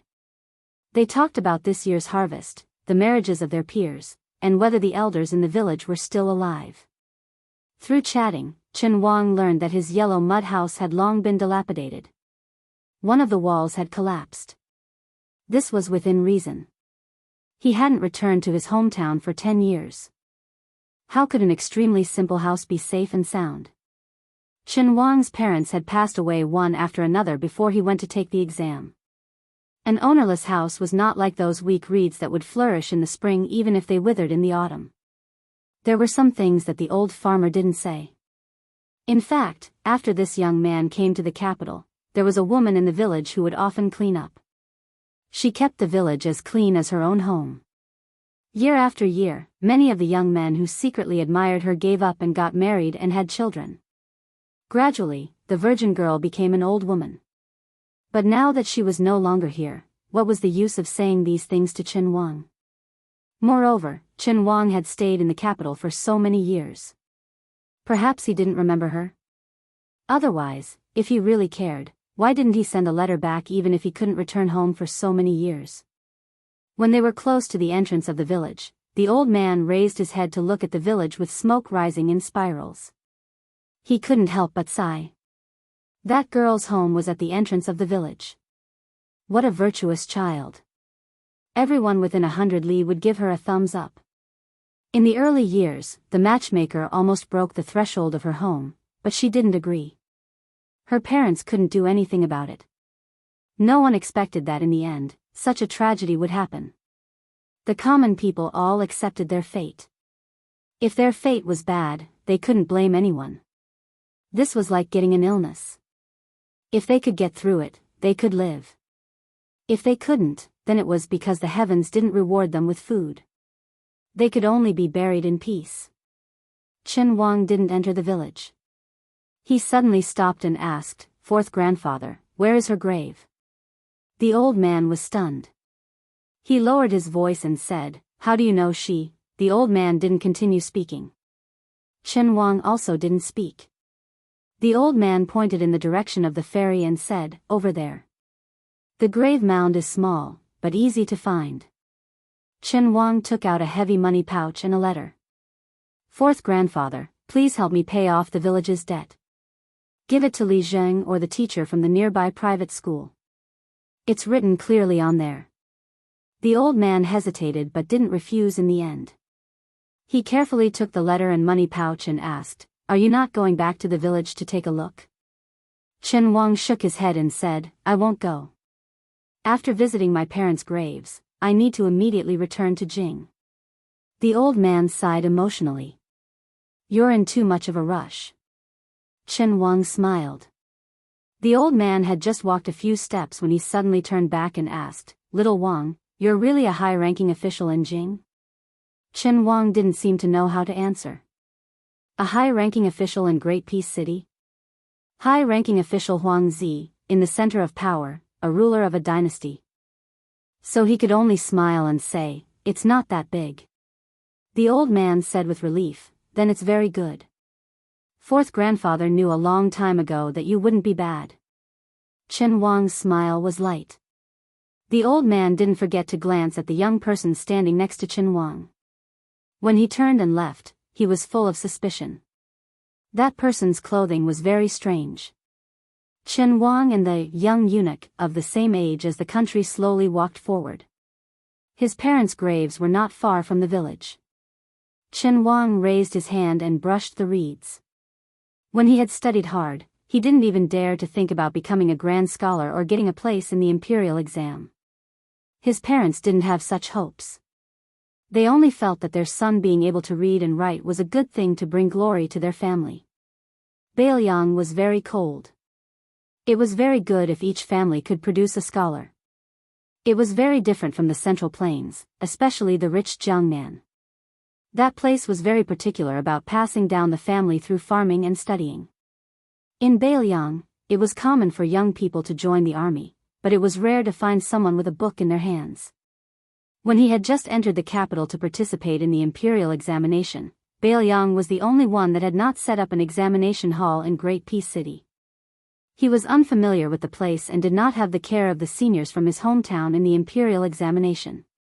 He could only stay in a small temple.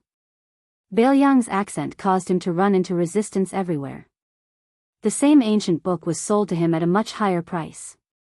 Even after he had participated in the court examination, he still did not have any friendships in his generation. Bailiang was the only one.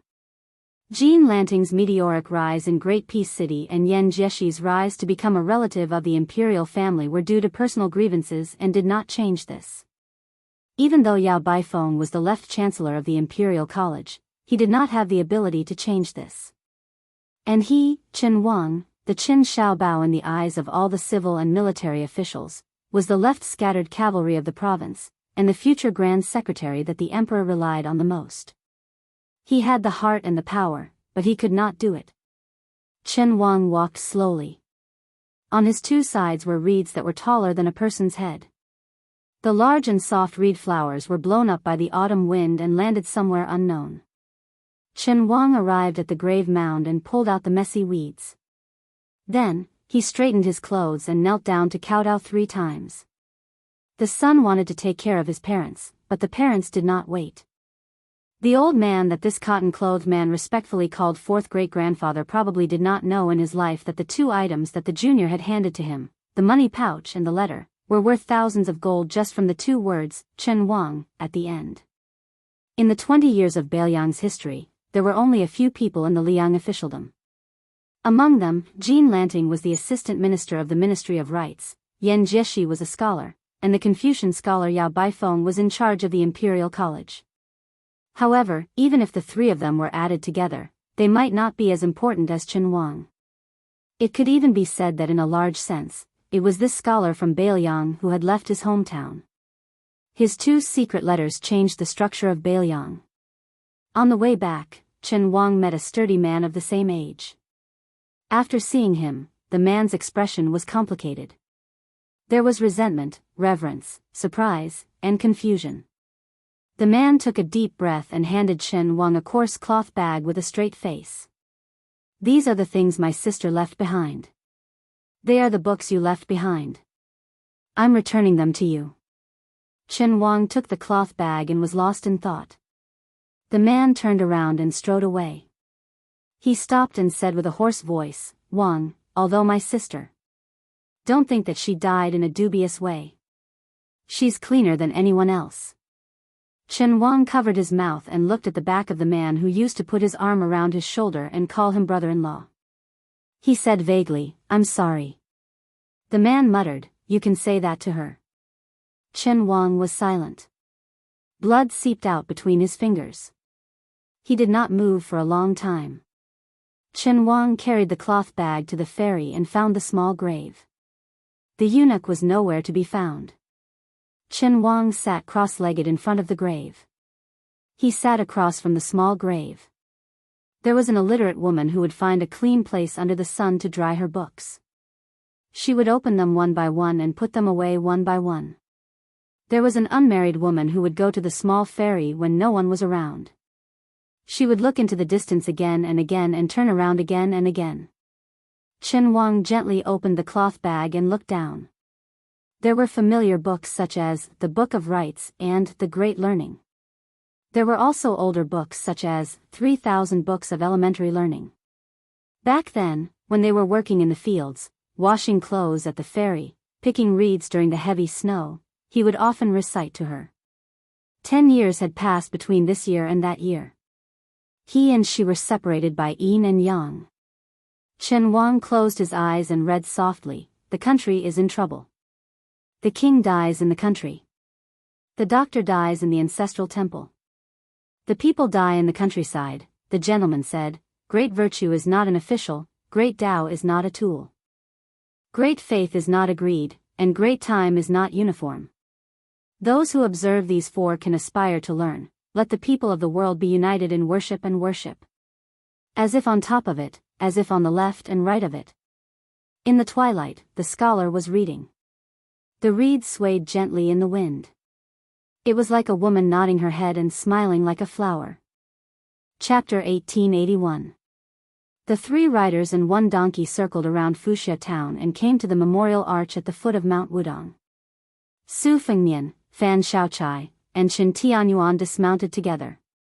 Dong Tai patted the old donkey's back after landing and started chanting.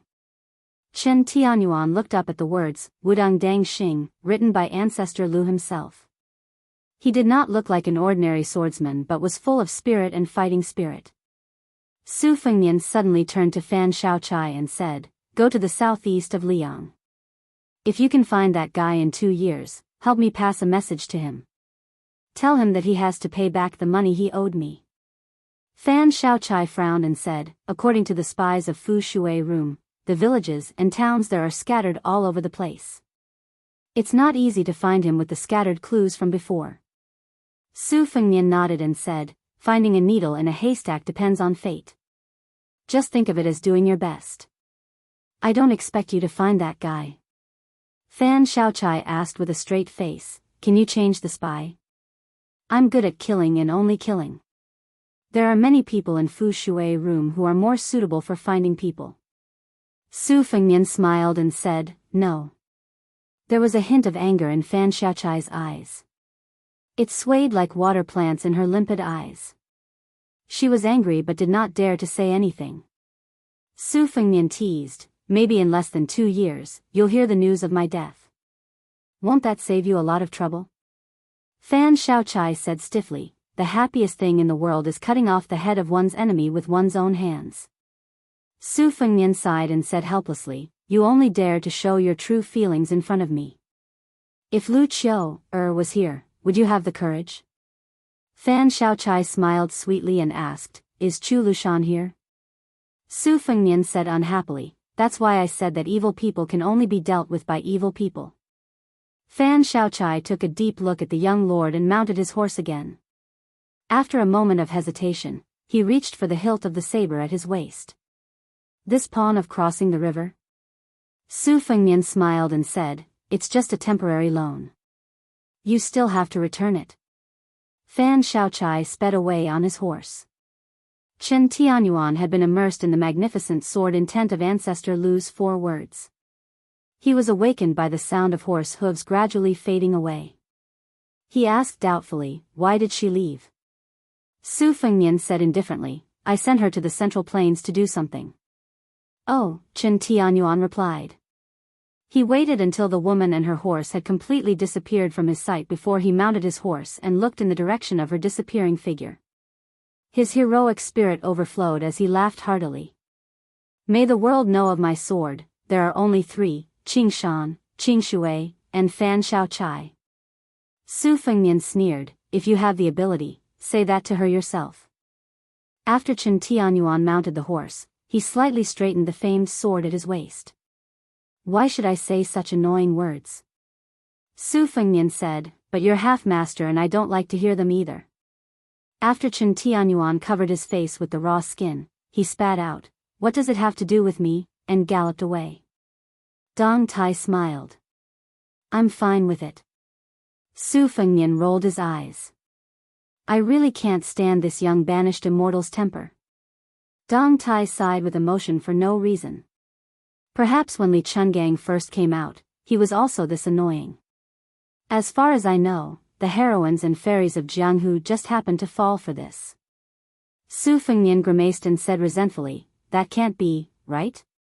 Dong Tai dismissed it with a laugh. Su Fengnian sighed heavily and muttered, right now. I'm a little depressed. Dong Tai asked, are you waiting for someone? Su Fengnian sighed and said, although Song Nianqing once tried to kill me with the 14 new swords, it didn't stop me from having a good impression of the Dongyue sword pool.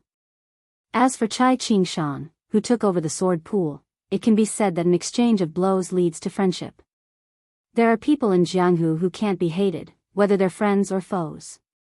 Chai Qingshan Wang Mingyin outside Xiangfan City is the same, and Cat Man Han Xingxian outside Shenwu City is the same. Dong Tai was silent. The ancestor of the Wu family sword tomb, who had a deep relationship with him and the young king, returned to the Central Plains after delivering the swords. It seemed that he had completely retired from Jianghu. Dong Tai seemed to realize something and asked curiously, why did you let that woman leave Bailiang at this time?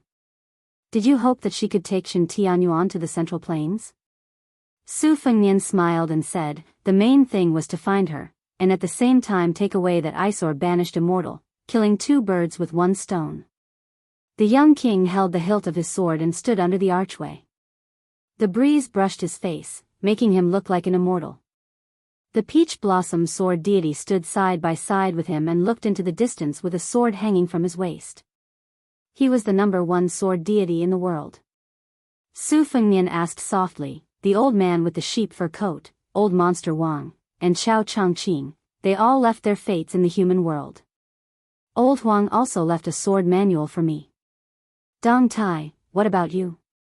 The peach blossom sword deity, who entered Taoism through swordsmanship and stood shoulder to shoulder with ancestor Lu and Li Chungang at the top of the sword forest, said calmly, I, Dong Tai, don't want to die.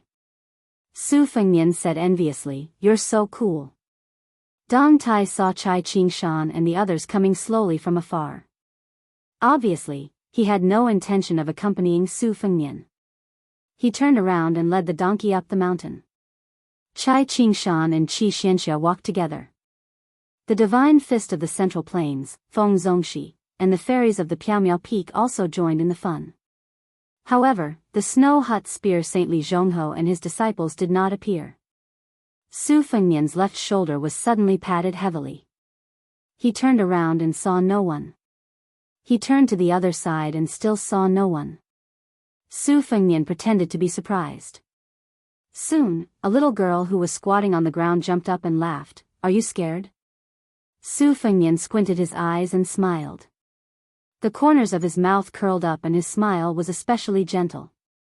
Every time he saw her, from the first meeting to the second meeting, he only felt happy. Su Fengnian stretched out his hand and rubbed her hair. "Oh, you've grown taller." She put her hands on her hips and raised her chin high. She puffed out her chest and did not hide her pride. Su Fengnian smiled and asked, "Where are the little monks Nanbei and Nanbei?" She rolled her eyes and said, "Stupid Nanbei. He's talking to a little Taoist boy called Yu Fu. I don't want to play with them. You don't know. A little bald head and a little scholar. When these two are together, they like to talk to each other. It's even more boring than when those big old bald heads at home gathered together to talk about scriptures and quarrel. Then what about your parents? I'm so worried. Not long ago, there was a female pilgrim from Jiangnan on the mountain. I don't know how she recognized my father.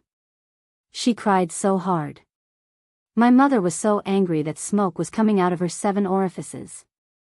My father took the initiative to wash his clothes for several days, but it was no use.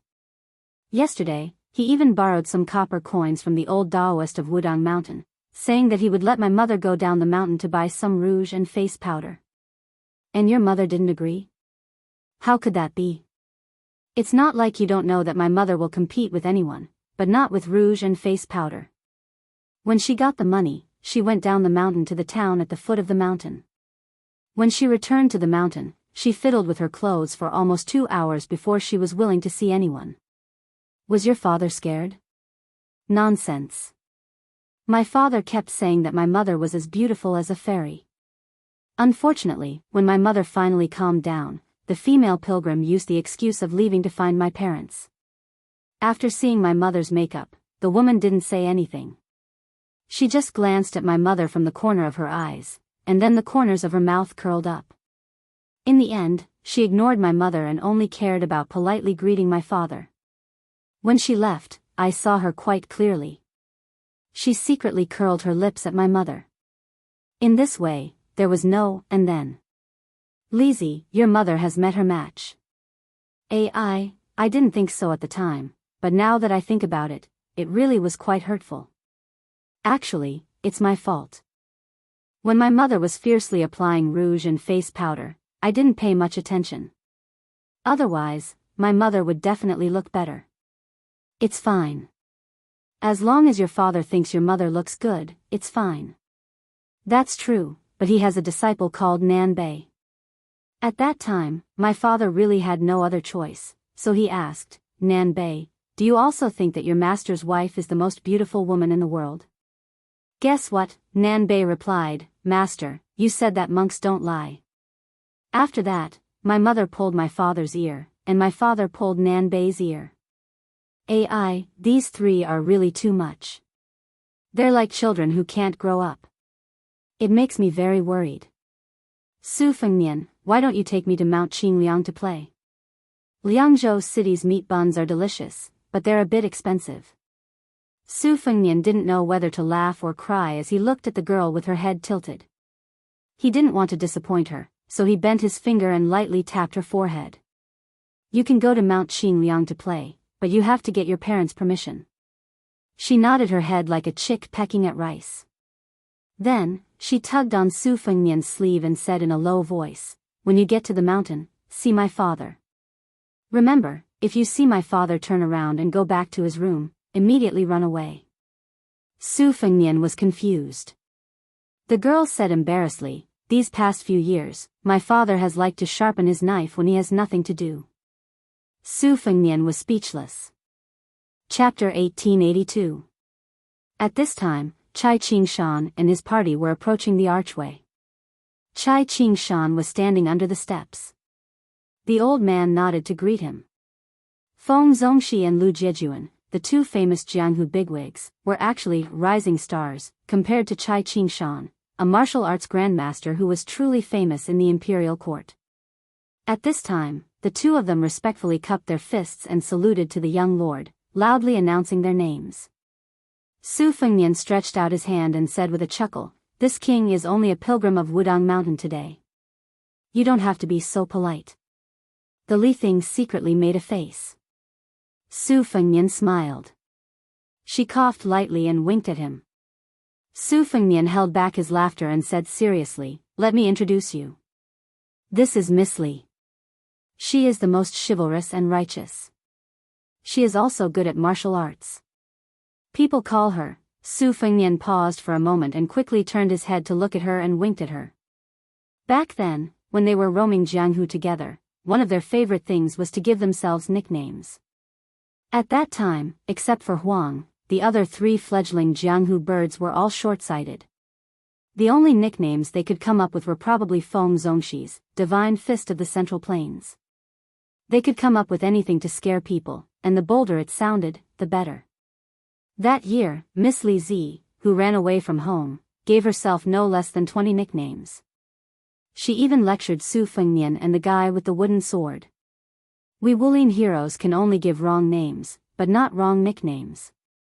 Therefore, people in Jianghu must be very careful when dealing with nicknames. After Su Fengnian read her lips clearly, he continued without leaving a trace, "Jianghu people call you Fairy Tongxian. It's only because Miss Li is proficient in all of the sabers, swords, spears, and staffs that you're proficient in, that you're able to form your own sect." The girl didn't care about the posture of a heroine and hurriedly reminded, "My Qing Gong, don't forget to tell me about it." Su Fengnian could only obediently fill in the gaps and said, "Fairy Li's Qing Gong is also very good. It can be said that you are unparalleled in Jianghu." Feng Zongxi and Lu Jiejuan, who were experienced in Jianghu, had sharp eyes. Although they didn't know what the young king was singing, they still did a full set of Jianghu etiquette with the girl. After a full set of etiquette, she, who was addicted to being a heroine, was so happy that she couldn't close her mouth. Suddenly, she whispered, "Su Fengnian, do you still remember our agreement?" Su Fengnian smiled and nodded. "Living, if you can lie, never stand. Jianghu, if you can fly, you." She patted Su Fengnian's shoulder rudely. "This king will go first, this king will Jianghu, to everyone. To go. To go Jianghu head." Then, he crouched down and carried her on his back. His figure flew up like a rainbow. The two of them arrived at the top of Big Lotus Peak. Su Fengnian still carried the heroine on his back, just like when she was tired and wanted him to carry her. She leaned on his back and whispered, "Su Fengnian, you have always treated me as a sister, right?" Su Fengnian nodded. She suddenly smiled, "It's okay."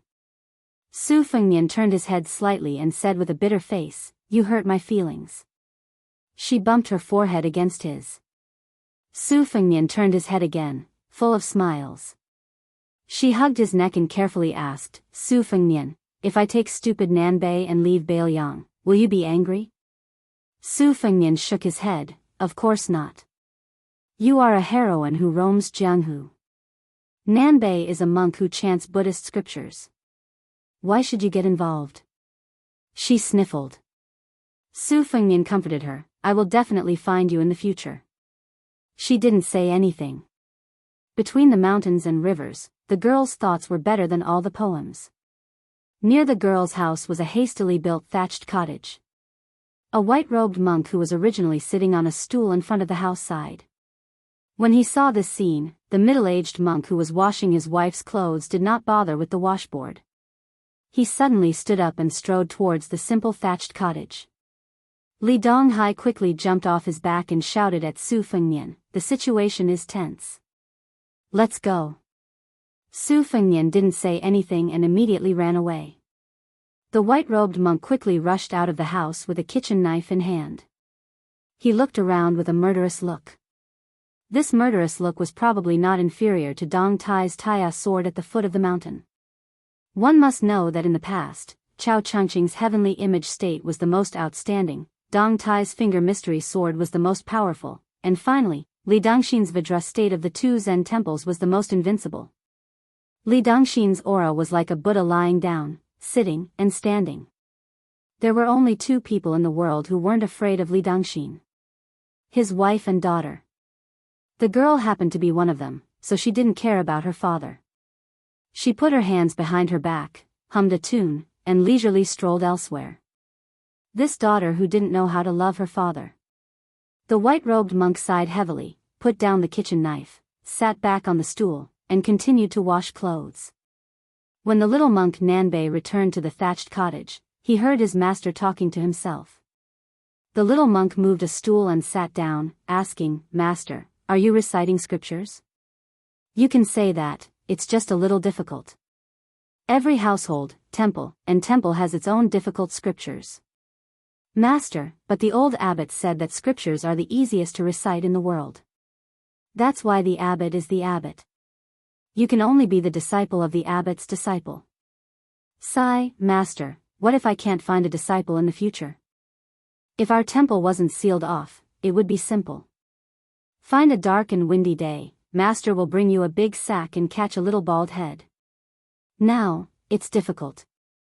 Master, my disciple is far worse than the old abbot's disciple." "Master, just say that I'm not as good as you." "That won't do, how can there be such a shameless master?" "Master, today, Yu Fu helped someone read their fortune and wrote a letter to their family.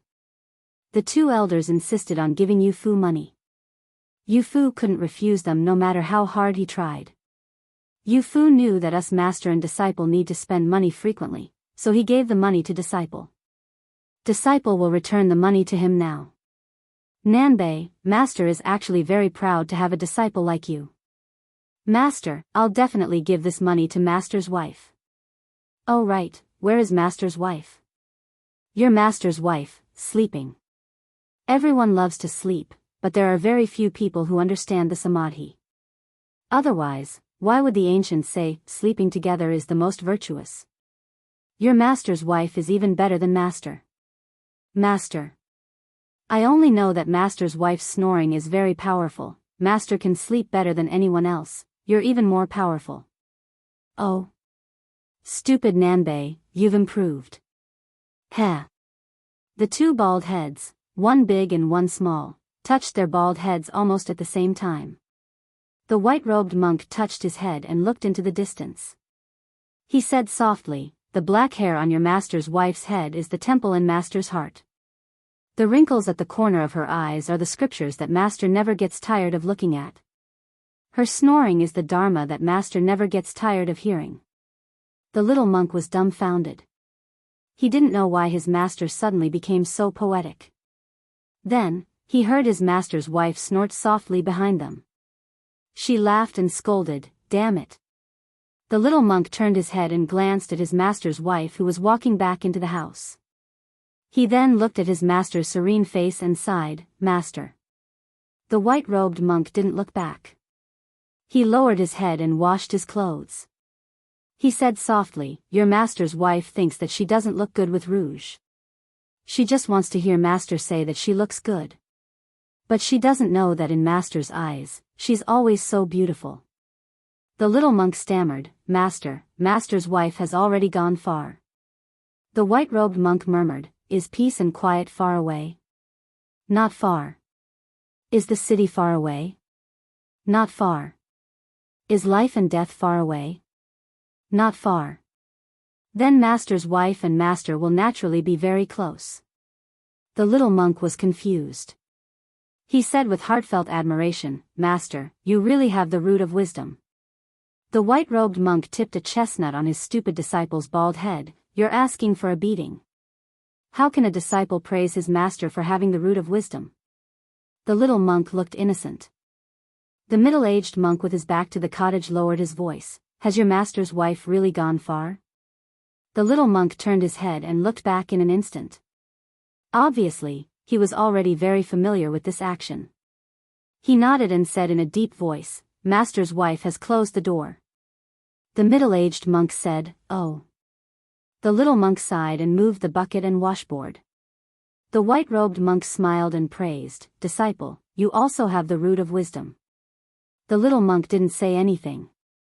The white-robed monk folded his hands on his knees and leaned back a little. He looked up at the sky. This poor monk has comprehended all the scriptures and dharma in the world. This poor monk has seen all the beautiful scenes in the world. Only that face that is often covered with thick rouge can never be enough. The white-robed monk smiled and touched his head. "You've become a Buddha." Chapter 1883. If one stood at the top of the big lotus peak and looked down, the two mountain paths in the north and south were like two dragons lying majestically on Mount Wudong. As a famous scenic spot on Mount Wudong, the elephant pool was even more crowded. Family members and visitors lingered here, forgetting to go home. There was a Jianghu man with a loud voice standing on the bluestone beside the pool, talking loudly about the various wonders and anecdotes of the elephant pool. He said that the Wudang senior sword maniac Wang Xiaoping had once secluded himself to comprehend the sword here, which led to the soul-stirring battle with Wang Xianji of the martial emperor city. He also said that the current Prince Liang had practiced his blade here for many years. Before he left the mountain, he was able to force the waterfall to reverse its flow with one strike, which was so powerful that it could reach as far as 10 miles away. The young men and women who listened were all swayed. They were still inexperienced but still looked forward to the young heroes of Jianghu. Everyone was overwhelmed with emotion, as if they had personally witnessed the peerless demeanor of the young martial arts master. There was a pavilion near the elephant pool. Between the elephant pool and the pavilion, there were many stalls selling incense and candles, fortune-telling for people, and all kinds of clever items. There were even hawkers who cooked on the spot, selling Wudang sesame seed cakes, Taoist stir-fried vegetables, calming soup, and so on. A young man with a bucket on his shoulder stood dumbfounded outside the dense crowd. If he wanted to carry 2 buckets of water, wouldn't he have to fight his way out? He could only follow a deep bluestone path back to the cottage where the mistress was temporarily missing. He put down his shoulder and bucket, took a gourd ladle and bent down to scoop up a ladle of water from the bottom of the water tank. He slowly walked to the vegetable garden and leisurely watered it. After autumn, the greenery of the vegetable garden was not as rich as in spring and summer. It looked a little lonely. He finally squatted at the edge of the vegetable garden with the gourd ladle and wandered thousands of miles. The peach blossom sword deity stood up and walked toward the hut after sensing a familiar aura. He saw Dong Tai, who was leading the donkey, standing outside the short bamboo fence. The peach blossom sword deity didn't push the donkey away until he saw its owner. He fastened the reins and sat down on the small bamboo chair the young man brought over, his buttocks cold. Because Su Fengnian was carrying Li Ti on his back, he was able to reach the summit earlier than Dong Tai. "Have you been to LV Zuding?" he asked with a smile. Dong Tai nodded. "If it wasn't for that tablet, I wouldn't have recognized it." Su Fengnian asked again, "How's the calligraphy?" Dong Tai said indifferently, "Boring." Su Fengnian said with a clear conscience, "When I left the mountain, I wasn't even in the first rank. It's normal for me to be lacking in spirit." It turned out that the simple LV Zuding was built 700 years ago. According to the records of the county, before the young LV Zuding made Mount Wudang a place of cultivation, he climbed the mountain alone with a sword. When he was halfway up the mountain, he looked into the distance. An old man holding a walking stick appeared and asked LV Zuding, who was not famous at the time, about the way of immortality. LV Zuding gave him a prophecy and helped him to attain immortality. In the end, there was a poem that spread widely. It was said that it was written by LV Zuding. "Walking alone, sitting alone, I don't know the world. Only the old locust spirit knows that the immortals have passed." The poem was carved on an ancient tablet by the Wudang Taoists, but the writing was eroded by time. Before Su Fengnian went down the mountain to practice his saber, a young martial granduncle riding a bull was pushed out by his senior brother. He asked Su Fengnian for the tablet inscription that was changed to cursive. Dong Tai looked around, happy and content. Su Fengnian joked, "There are so many martial arts masters on Mount Wudang now. Just in Nanjiang, there's the master saber master Mao Shulang, Qing Baishuang, who's trying to become the scholarly sage, Ji Lu, and Wei Miao and Shui Songguan in Shu and Zhao. Dong Tai's words were shocking. When I was climbing the mountain just now, I saw Gu Jiantang, and then I saw Xianyuan Qingfeng in the LV Zuding. Su Fengnian frowned. It's not strange that I didn't notice Gu Jiantang climbing the mountain, but Xianyuan Qingfeng was close at hand. Dong Tai hit the nail on the head. During the battle outside Great Peace City, Chao Chongqing seemed to favor this woman who blocked the way. Xianyuan Qingfeng benefited greatly from this, and now he's only a step away. Su Fengnian sighed. So that's how it is. The opportunities of this woman in charge of the Great Snow Plains can't be explained with common sense. Lu Songtao, Zhao Huangchao, Wang Xianji, and Chao Chongqing, they either taught her everything or enlightened her. In the end, she became one of the few masters in the world. Dong Tai said with a bit of sarcasm, "You missed out on the most important person, didn't you?" Su Fengnian's face was immediately filled with embarrassment. Dong Tai suddenly asked, "Do you need me to help you block Gu Jiantang, whose intentions are unclear?" Su Fengnian only felt confused. He didn't know why this aloof peach blossom sword god would suddenly be so kind. After all, Wang Xianji had already come to a conclusion about Dong Tai's character. The general idea was that Dong Tai was extremely passionate about the sword, and was the most emotionless. Therefore, he was the most compatible with the way of the heavens. Moreover, Gu Jiantang, who was on the cusp of the Liang imperial court, left his territory without permission and chose to travel incognito to Mount Wudong. It could be said that he had entered the hinterland of Bailiang alone. It was obvious that he wouldn't cause any trouble on Mount Wudong. Even if Su Fengnian wasn't at the peak of his realm, he still had a high chance of winning against Gu Jiantang, who had been hiding his strength for many years. Just as Su Fengnian was puzzled, Dong Tai coughed softly and disappeared in an instant. Su Fengnian subconsciously looked towards the purple bamboo fence and found that even the old donkey had disappeared. With an ashen face, Su Fengnian turned his head stiffly and looked over. Sure enough, in the garden at the northeast corner of the thatched cottage, some of the greenery that had been growing well had been eaten away. It was like a landscape painting by a famous master that had been dug out by an ignorant child. Previously, a white-robed monk had turned around and walked into the cottage with a kitchen knife. Su Fengnian did the same. Gnashing his teeth, he ran back to the thatched cottage and quickly took down the cold knife hanging on the wall. After leaving the cottage, he angrily said, "Dong Tai, if you have the guts, don't run. I'll treat you to donkey roasted meat tonight." As a martial arts evaluation grandmaster, Dong Tai deliberately concealed his aura. Even Su Fengnian couldn't find any clues. Su Fengnian squatted on the ground and sighed. It was really a mother***** disaster. Sometimes, when God punched you, he didn't give you a date to eat, but another punch to the head. When Su Fengnian caught a glimpse of a dress from the corner of his eye, he felt as if he was struck by lightning. When it rains, it pours. Su Fengnian was worthy of being called a king with a different surname and a great pillar of the country. He made a prompt decision.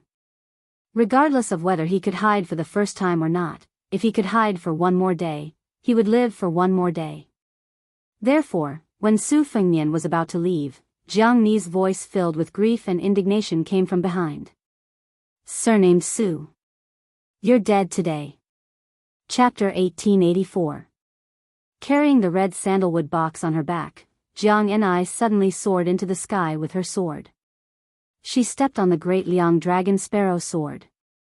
After the flying sword suddenly stopped, she looked down at the entire big lotus peak with her red eyes. Her murderous aura was shocking. It was unimaginable that a small vegetable garden could make two grandmasters regarded as a pool of thunder. Su Fengnian was out of Jiang Ni's expectations. Not only did he not directly slip down the mountain, he did not even go too far. Instead, he slyly hid in the crowd near the elephant washing pond. He squatted behind a crowded stall and bought 2 pieces of Wudang sesame seed cake from the still charming lady boss. He chewed and swallowed very slowly, as if he was tasting his last meal. The lady was also curious about why this handsome young man squatting by her feet was not willing to sit down. She blushed. Could it be that he had that kind of thought? She did not have too many ripples in her heart. She only felt that if she knew the situation would be like this, she would have asked for 2 more copper coins from him. Next to this stall was an old Taoist with a goatee who was interpreting the marriage fortune sticks for people. He was wearing an old Taoist robe that was heavily mended. Looking at the style, it was obvious that he was not a Taoist from Wudang Mountain. On the small table, there was a large bamboo pot that was polished until it was shiny, allowing customers to draw lots and then interpret the fortune sticks to receive money. Su Fengmian looked up and was surprised that this stall's business was booming. There were no less than 30 to 40 devotees waiting to draw lots. The old Taoist calmly sat behind the table, squinting his eyes and twirling his beard. The customer opposite the table was a graceful young woman. She was probably a pilgrim from Gangnam-do who came all the way to Wudang Mountain to burn incense. Although she was not tall and her face was slightly immature, the weight of her chest was very heavy. The old Taoist calmly lifted his but slightly to glance at her waist. TSK, what a small waist. He was worried that her waist would be blown apart by a gust of wind. Su Fengmian couldn't help but curse silently. When he was down and out, he had also done this kind of business without any capital, but he had never encountered such a good situation. Often when the bustling temple fair was over, there were no customers with a pair of hands. Looking at Su Fengmian's expression, the woman chuckled softly and said, "Gongzi, although this old immortal Wu is not a Wudang Taoist, within a radius of 100 li, I have heard that his marriage fortune stick is extremely effective. I have seen with my own eyes that quite a few rich young ladies from Liangzhou came here to draw lots. There were even people who rushed over to give money to elder immortal Wu after they got what they wanted. At most, each person gave 10 taels of silver. It was truly a sincere heart." Su Fengmian took a big bite of Wudang spring sesame seed cake and said snappily, "If I set up a stall here to ask for money, I would also be willing to spend money to hire some women to act. Over time, even if it doesn't work, it will still work." The woman didn't know whether to laugh or cry. As a widowed lady, she also went next door to draw lots with more curiosity than hope. After hearing this young customer boasting so much, she couldn't say anything unpleasant. She could only say, "Gongzi, you really love to joke." Su Fengmian dismissed it with a smile. After the young lady with a slender waist and spectacular breasts shook a lot, she held it tightly in her hand and looked down timidly. She was at a loss.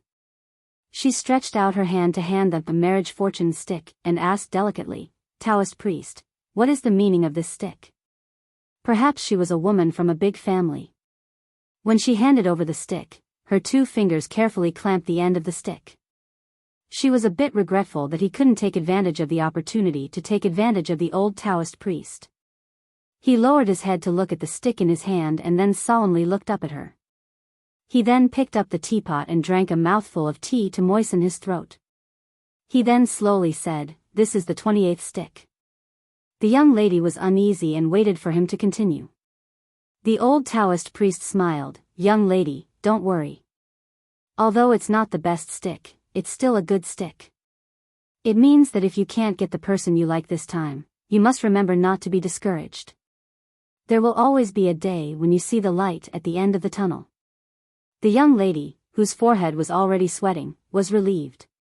She was full of smiles. Her rare graceful bearing of a Bailiang almost made the old Taoist priest infatuated. The young lady let the maid beside her take out an extra 100 copper coins. She happily turned around and left. The next guest was a young man with a sturdy body. He grabbed the stick pot and shook it vigorously. After a stick fell out, he grabbed it and slammed it on the table. "Look at what stick it is." The old Taoist priest's eyelids trembled. He picked up the stick with a straight face and concisely said, "Fei Changfang's endless yearning place, the 16th stick, the worst stick." The young man was stunned and angrily said, "Even the 28th stick of that little girl is a good draw. Why is my 16th stick a dog's fart bad stick? Old bastard. Are you looking for trouble?" The old Taoist priest turned a deaf ear to this and slightly shifted his gaze. "Next." The young man angrily said, "I'm not paying." The old Taoist priest was indeed an otherworldly immortal. He indifferently said, "There is a rule when I interpret sticks for people. No matter the stick is good or bad, if you believe it, you will get 100 copper coins. If you don't believe it, you can leave. I will not make it difficult for you." The young man was obviously shocked. His momentum suddenly decreased and he asked, "Who is this Fei Changfang?" The old Taoist priest coldly said, "He is a famous Taoist immortal Zhenren of the Dafeng dynasty." The old Taoist priest paused for a moment. With a solemn face, he said in a low voice, "This Master Fei is also a good friend of my sect's founder." In the end, they even agreed to ascend together. There is nothing more grand in the world than this. The young man was speechless. In the end, he obediently took out 100 copper coins and gently placed it on the table. He left with a heavy heart. After this small storm, the old Taoist priest had the demeanor of a Taoist master. Even the tattered Taoist robe on his body seemed to have a sense of vicissitudes. Su Fengnian watched from the beginning to the end. He was quite impressed. The old liar did have some Taoist skills. The more he watched, the more interested he became. The following words from the customers were relatively ordinary. There was neither extremely bad nor extremely auspicious. However, what was interesting was that many of the words were taken from Wang Chudong's The First Snow. For example, a young hero asked for a Qingchuan saber is like the soil, and the following sentence, "I can't bear to look at the green hair of the lady, but met with the yellow shirt of the guest." These were all popular phrases taken from The First Snow. It was said that in the early years, a few noble concubines in the Liang Palace loved The First Snow very much. Not only that, even the names of the 3 songs of the Beimang Chess and Sword Music School were chosen from the original songs of The First Snow. It was conceivable that if Wang Chudong were to appear in the Central Plains, he would be a first-class guest. Every time he heard a familiar phrase, Su Fengnian squinted his eyes and smiled. In the end, he looked a little absent-minded. He remembered that there was a woman who was married thousands of miles away. She was infatuated with this book. Su Fengnian sighed. When he was about to stand up, he suddenly squatted back down. Chapter 1885. 2 familiar faces appeared among the endless stream of people at the stall next door. The young master of Yuyan Mountain Villa, Zhang Chunlin, carried a sword box on his back. There were 4 swords hidden in it, which should be the fledgling vine, monk hut, frost blade, and rootless heavenly water. Su Fengnian was at Yuyan Mountain Villa when he first met the white-clothed immortals of the Guanyin sect. Among them was the charcoal girl. Later in the western regions, Su Fengnian and Zhang Chunlin met by chance. Unexpectedly, this young man always treated him as a benefactor. Even the sword he cast from the water dragon song Sword Furnace was named Frost Blade. Presumably, this kind of rebellious behavior of a swordsman who did not respect the way of the sword would provoke criticism in Jianghu. Fortunately, Yuyan Mountain Villa was like the sun in the sky. The Dragon Rock Sword Furnace and the Water Dragon Song Sword Furnace had successively cast more than 10 famous swords, making Yuyan Mountain Villa one of the top 10 gangs in Liang. Its ranking was even higher than Jiangnan's Drum Platform and Beiliang's Fish Dragon Gang. The other was the young master of the Quick Snow Villa by the Spring Lake, Yuqi Nyochuan. Unlike Zhang Chunlin who traveled alone in Jianghu, she was accompanied by a middle-aged man in plain clothes but with a dignified air. Presumably, he was her father, Yuqi Liangfu. Su Fengnian looked at Zhang Chunlin and Yuqi Nyochuan who were walking together and could not help but smile. They were a good match for each other. Zhang Chunlin had no intention of drawing lots. He just stood by Yuqi Nyochuan's side. Looking at her carefully and playfully drawing lots, his gaze was gentle. The old Taoist skill in judging dishes had already been perfected to the point of perfection. As long as it was not the kind of undeniably bad lot, in fact, when encountering a customer whom he considered to be rich and powerful, he would be incomparably adept at describing a plain lot as a good lot. In the final analysis, he had recently taken advantage of the east wind brought by the Wulin World's grand event to set up a stall on Mount Wudang to interpret the lot. It was only a one-off business, why would he care about returning customers? Therefore, when the young lady, who looked like she came from a good family, handed over the bamboo stick and looked at the content clearly, the old Taoist was not stingy with his smile and said happily, "Miss, this is a rare lucky stick. All the heroes in the hall are here, I wonder who will be the top scholar? There was also an allusion to this story. It was said that after the previous emperor unified the Central Plains, he opened the imperial examinations for the first time. When he saw all the outstanding talents standing in the main hall, he was very pleased and thus asked this question. The meaning of this lot is very good. I believe that you don't lack good pursuers around you. Actually, I don't need to say anything more. I just want to say one more thing. It's better if you don't get blinded by your choices and waste your time. Yuqi Liangfu smiled faintly. As a well-deserved authority in Jianghu, he naturally could see the weight of this old Taoist. But no matter what, his daughter was able to draw a good lot. Naturally, he had no reason to be unhappy. Yuqi Juchuan turned his head and said excitedly to his father, "Father, didn't I say that the divination here is very effective?" Yuqi Liangfu's eyes were filled with affection as he smiled and said, "It's very effective." She thought of something and turned her head to ask tentatively, "Taoist priest, can I take this lot?" The old Taoist was in a difficult position. But when he caught a glimpse of the lady's father's action of taking out money, he immediately smiled and said, "It's fine if you take it. I'll just write another one on the spot. It's not a big deal, it's not a big deal." Yuqi Juchuan received the bamboo stick with both hands and winked at her father.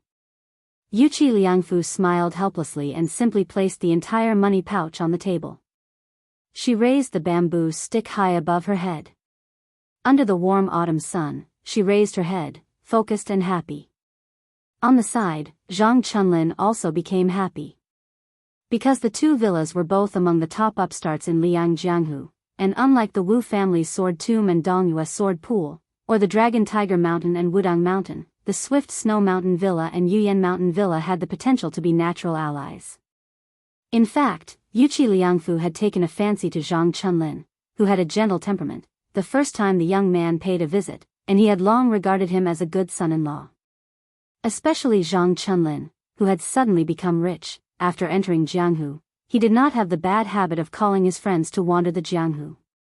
As the only heir of the huge Yuyan Mountain Villa, he actually came alone with only the sword box, which made the shrewd Yuqi Liangfu very much approve of him. Moreover, the young man's parents, the virtuous couple of Yuyan Mountain Villa, had always thought that they were kind and had a good reputation in Jianghu. But deep down, Yuqi Liangfu also had some considerations that he could not tell others. Now that the northern sect of Liang Mountain Villa had withered, and Jianghu's secret was that Zhang Chunlin's mother came from the Guanyin sect of the South Sea, and was once a talented qi cultivator with a bright future. Yuqi Liangfu had to think deeper and further. If the Swift Snow Mountain Villa and Yuyan Mountain Villa were successful in their marriage, on the surface it seemed that the latter was climbing up the social ladder, but in the future it could be the foresight of the Swift Snow Mountain Villa. Of course, if his daughter was not fated to be with Zhang Chunlin, Yuqi Liangfu would not resort to such shady business. After all, to Yuqi Liangfu, who was ambitious and ruthless but had never remarried after losing his wife, his daughter's happiness was also very important. It was even more important than Zhuangzi's position in Jianghu. Yuqi Liangfu had never denied that for the sake of Snow Mountain Manor's rise, he had spared no effort and no lack of cold-blooded methods. However, this middle-aged man had always insisted that the reason he had put so much effort into Jianghu was so that his only daughter would not have to put so much effort into Jianghu in the future. Yuqi Juchuan, who had gotten what he wanted, was leaving shoulder to shoulder with Yuqi Liangfu.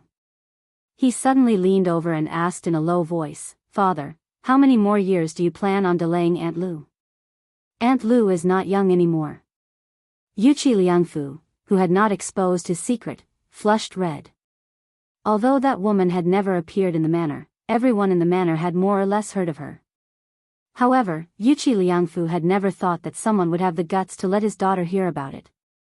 Yuqi Liangfu narrowed his eyes slightly, his thoughts turning rapidly. If he found out who had leaked the heavenly secrets, then don't blame him for throwing that person into the spring deity lake to feed the fishes. Yuqi Juchuan seemed to be completely unaware of her father's unsightly expression and gloomy thoughts. She said indifferently, "Then just marry her. It's not a big deal." "Father, you're so secretive." You really don't have the slightest bit of heroic spirit. Be careful that I don't worship you in the future. Yuchi Liangfu's expression returned to normal, and he softly grunted. She inexplicably added, "You're not allowed to get angry." Yuchi Liangfu smiled and said, "I know." Just as Zhang Chunlin followed the father and daughter and turned around, he caught sight of a person from the corner of his eye. His eyes immediately widened, as if he had seen a ghost in broad daylight. However, when he saw that person raise a finger and shushed him, Zhang Chunlin forced himself to remain calm and continued to walk forward with a calm expression. Su Fengnian, who had finished eating the Wudang spring sesame seed cake, stopped Zhang Chunlin from speaking, then clapped his hands and prepared to leave. After the little clay figurine searched the sky with its sword to no avail, it returned home in a huff. It reckoned that its anger had more or less subsided by now. At the very least, it wouldn't take out its sword and hack people as soon as it saw them. As for whether it would be a few words of abuse or a closed door, with Su Fengnian's thick skin, it wouldn't be a big deal. However, at this moment, the dense stream of people between LV Zuding and the elephant cleansing pool suddenly separated, just like Wudang's old sect leader Wang Zhongluo's one finger splitting the river. Chapter 1886.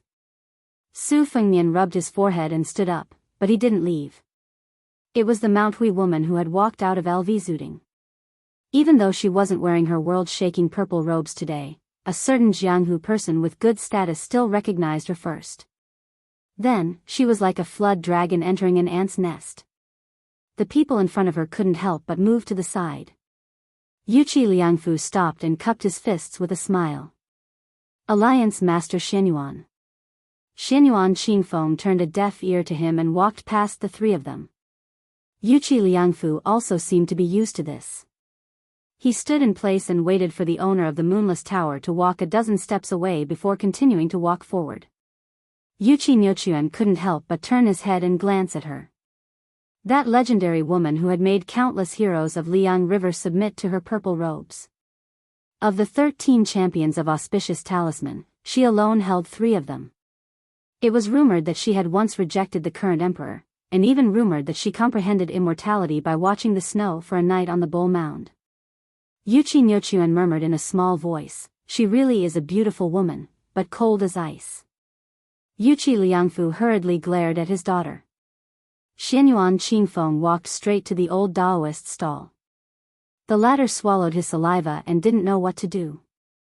She looked down at the silent elder Immortal Wu and calmly asked, "Is it effective?" The old Daoist wasn't blind, nor was he deaf. After learning of this beautiful woman's unique identity, he didn't have the guts to have any devious thoughts even if he were to suddenly become a true Daoist master. Xianyuan Zi's mood swings in the Great Snow Plateau were known to almost everyone in Liyang. She dared to obstruct Wang Xianji of Martial Emperor City on Guangling River. She dared to obstruct the king of Bailiang, Su Fengnian, outside Great Peace City.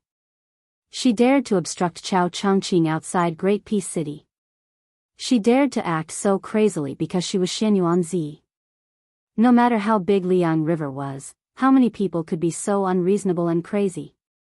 Thus, when the old Daoist heard her question, he braced himself and replied with trepidation, reporting to Alliance Master, "It's not very effective." He really didn't dare to boast. If he didn't meet her requirements, wouldn't he be digging his own grave with a hoe? Xianyuan Qingfeng's lips twitched. Oh. The old Daoist knew that things were not going well. He quickly said, "It works most of the time, but I can't guarantee that it will work every time." Su Fengnian, who was watching from the side, admired the old Taoist's quick-wittedness from the bottom of his heart. In any kind of swindling in the world, the most important thing was to be able to make the word sound. Only then could one be in an invincible position. Ordinary people couldn't do technical work. Unfortunately, he was embarrassingly short of money and had no way to reward her. Xianyuan Qingfeng's face was expressionless. He reached out and grabbed the bamboo tube that contained 108 marriage sticks. He raised his arm slightly and shook it gently. Her wrist, which was as smooth as jade, slowly twisted. Every time the pot turned, the old Daoist's heart would tremble. In the past, it meant that he would receive 100 copper coins, but now, it was very likely that he would lose his life. Finally, a stick jumped out of the bamboo tube. After she twisted it, she slowly said, 2 lives in 1 body, a lonely shadow. What number is it? The old Taoist even had the thought of dying. Did this lousy stick still need him to interpret it? The old Taoist almost collapsed on the bench. He said with a trembling voice, "It's the 84th lot." On the verge of death, the old Taoist suddenly had an idea. He gathered his courage and said loudly, "Alliance Master." This is exactly the kind of situation where it doesn't work. Many kind-hearted pilgrims nearby broke out in cold sweat for the old Taoist. Xianyuan Qingfeng threw the stick back into the bamboo tube and continued to turn it. The old Taoist stared at the bamboo tube without blinking. He muttered in his heart, praying to all the immortals, Buddhas, and Bodhisattvas. Not to mention the Zhenwu Great Emperor in Wudong, he didn't even forget the local temple in his hometown in River Province. However, when the woman said the 2nd lot, the old Taoist's heart was completely dead. Hoping for a fish from a tree, but in the end, you won't get it. She still asked, "What number is it?" The sweat-drenched old Taoist sighed softly and said weakly, "It's the 54th lot." She held the stick in one hand and the tube in the other. She didn't throw the stick back into the tube, nor did she say anything. She narrowed her long and narrow red phoenix eyes. The old Taoist lowered his head and said dejectedly, "My lot isn't working." The old Taoist didn't even dare to call himself a poor Taoist anymore. She secretly glanced elsewhere. After a moment of hesitation, she began to shake the bamboo tube for the 3rd time. A bamboo stick gently fell on the table. The old Taoist closed his eyes and pretended to be dead. He heard the cold voice above his head. Divination determines doubts. If you don't doubt, how can you divine? The old Taoist, who was already on the verge of collapse, was in a daze. He didn't come back to his senses for a moment. Someone replied on his behalf, "The 11th lot, the middling lot." The old Taoist, who finally came back to his senses, was ecstatic. He said in a heart-wrenching voice, "Alliance Master. It's a neutral lot. It's really a neutral lot." The old Taoist cried tears of joy. The world was like this. After going through the gates of hell and returning to the world of the living, he believed that as long as he had a mouthful of cold water to drink and a cold steamed bun to eat, it would already be a great blessing. She sank into contemplation. After smiling, she unexpectedly shook the bamboo tube for the 4th time. Everyone said that things shouldn't be done more than 3 times, but she still shook the bamboo tube for the 4th time. This time, the old Taoist, who had probably resigned himself to fate, somehow found the energy to look left and right, trying to find the benefactor who previously helped him explain the lot. However, it was difficult to find in the vast sea of people. This time, after Xianyuan Qingfeng drew the bamboo stick, he didn't report the contents of the lot. Instead, he looked at it and handed it to the old Taoist. Like the most ordinary person who asked for a lot, he asked, "What's the meaning?" The old Taoist trembled as he took the bamboo stick. He answered loudly, "Winning lot. Winning lot. Winning lot." The old Taoist only repeatedly signed the 2 words in a loud voice. She didn't get angry. After waiting for the old Taoist to calm down a bit, she continued to ask, "What's the meaning?" The old Taoist raised his sleeve to wipe his tears. He stood up with difficulty, held the lot with both hands and bowed. With a terrified expression, he said, reporting to Alliance Master, "This lot is the 96th lot. Perhaps 10 years, perhaps 7 or 8 years, perhaps 5 or 6 years, perhaps 3 or 4 years. This lot says that when it comes to marriage, haste makes waste. You must wait patiently." The old Taoist didn't forget to say, "It's not necessarily accurate. It's not necessarily effective." Xianyuan Qingfeng neither agreed nor disagreed. He reached out his hand. The old Taoist hurriedly handed the bamboo stick to this terrifying woman who was like the king of hell. Then, she said something that shocked everyone. "Your divination is quite effective. Very good." She lowered her head and put down the bamboo tube. She took out 3 lots in succession. 2 of them instantly turned into fine powder after leaving the bamboo tube. As a result, she only left 2 lots. She raised her head and looked at the old Taoist, who looked like he had just climbed out of an elephant washing pool. After thinking for a bit, she said, "You solved the 4th lot for me." The old Taoist couldn't help but widen his eyes. His lips were dry. He heard her slowly say, 100 taels of gold, 1 Taoist's secret manual, 1 house in Bailiang's Lingzhou, and 1 guest position on Mount Hui. You can choose any one of them. The old Taoist cried tears of joy again. With tears streaming down his old face, he said, "I want to go to Mount Hui. I want to be a guest in Great Snow Plains." Xinyuan Qingfeng turned and left with a cold expression. She took the 2 marriage lots with her. Chapter 1887. The old Taoist stood there and muttered to himself. No one knew what he was mumbling to himself. Suddenly, he kicked the bench away and laughed out loud. Why would I want to be a Taoist priest? From today onwards, I'm a guest of Mount Hui. A first-class one. It was obvious that even if the old Taoist continued to open his stall, no one would be interested in asking for divination. Suddenly, a teasing voice sounded in the old Taoist's ears, "Old immortal, this is Mount Wudong, which is full of Taoists. It's not appropriate for you to speak like that." The old Taoist, who was full of pride, frowned and turned his head to look. He saw a young man who he thought could barely be called a handsome young master. The old Taoist snorted coldly. So what if I said it? This poor Taoist is a first-class guest of Mount Hui. Even if this poor Taoist met old immortal Chen and old Taoist Yu, if this poor Taoist met them now, I would probably be able to ask for a cup of tea. The young man gave him a thumbs up and praised, "Amazing." The woman beside the young man laughed angrily, "Old Wu, it was this young man who spoke up for you. Are you blind?" The old Taoist was stunned. He immediately changed his expression and smiled, "This poor Taoist has been rude. Please don't blame me." The old Taoist strode towards the woman's stall. His Taoist robe's sleeves swayed violently. He had the style of a dragon and tiger. "Sister Han, come, come. Help me and this young man get 2 pieces of Wudong spring sesame seed cake. Remember to spread the cake bigger. I don't lack money. Besides, I'm not a stingy person." The woman shook her head helplessly. She was nimble and skillful. Soon, she handed the 2 a piece of Wudong spring sesame seed cake. It was steaming hot and fragrant. When the old Taoist took the sesame seed cake, he wanted to touch the woman's hand. The latter was faster than him and did not let the old Taoist have his way.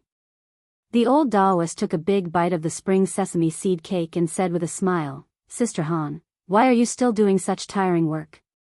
You won't be able to earn much money even if you wake up early and work late at night. Why don't you accompany me to Mount Hui?" The woman rolled her eyes. "Why are we going to Zhongyuan?" The old Taoist chuckled and said, "Sister, don't you know what I'm thinking?" The woman was stunned at first, then she flew into a rage out of humiliation. Scram! The old Taoist did not give up and said, "Sister, didn't your man die a long time ago outside the Liangzhou Pass? So what if he remarried after so many years? Your family is so pitiful. It's good to have a reliable man to take care of you. What's more, didn't you ask Big Brother to read the lot before?" The woman, who was already extremely angry, turned pale. She took a few steps forward, grabbed the spring sesame seed cake in the old Taoist's hand, and threw it to the ground. Scram! No matter who I sell spring sesame seed cakes to, I won't sell them to a disgusting person like you. No matter how much money you give me, I'll still find it dirty. The old Taoist wasn't angry, but he said regretfully, "Sigh, Sister Han, you're a good woman, but it's a pity you don't have the life to enjoy life. Forget it, forget it. Let's just assume that we're not fated to be together." The woman no longer paid any attention to this disrespectful old man. The old Taoist sighed to himself, then turned to the young man and said with a smile, "All right, this poor Taoist can only go to the Central Plains to enjoy life. The green mountains never change, and the green water flows forever. Young master, if you want to go to Mount Hui in the future, just mention this poor Taoist's name. The young man smiled and said, all right. The old Taoist left in a carefree manner.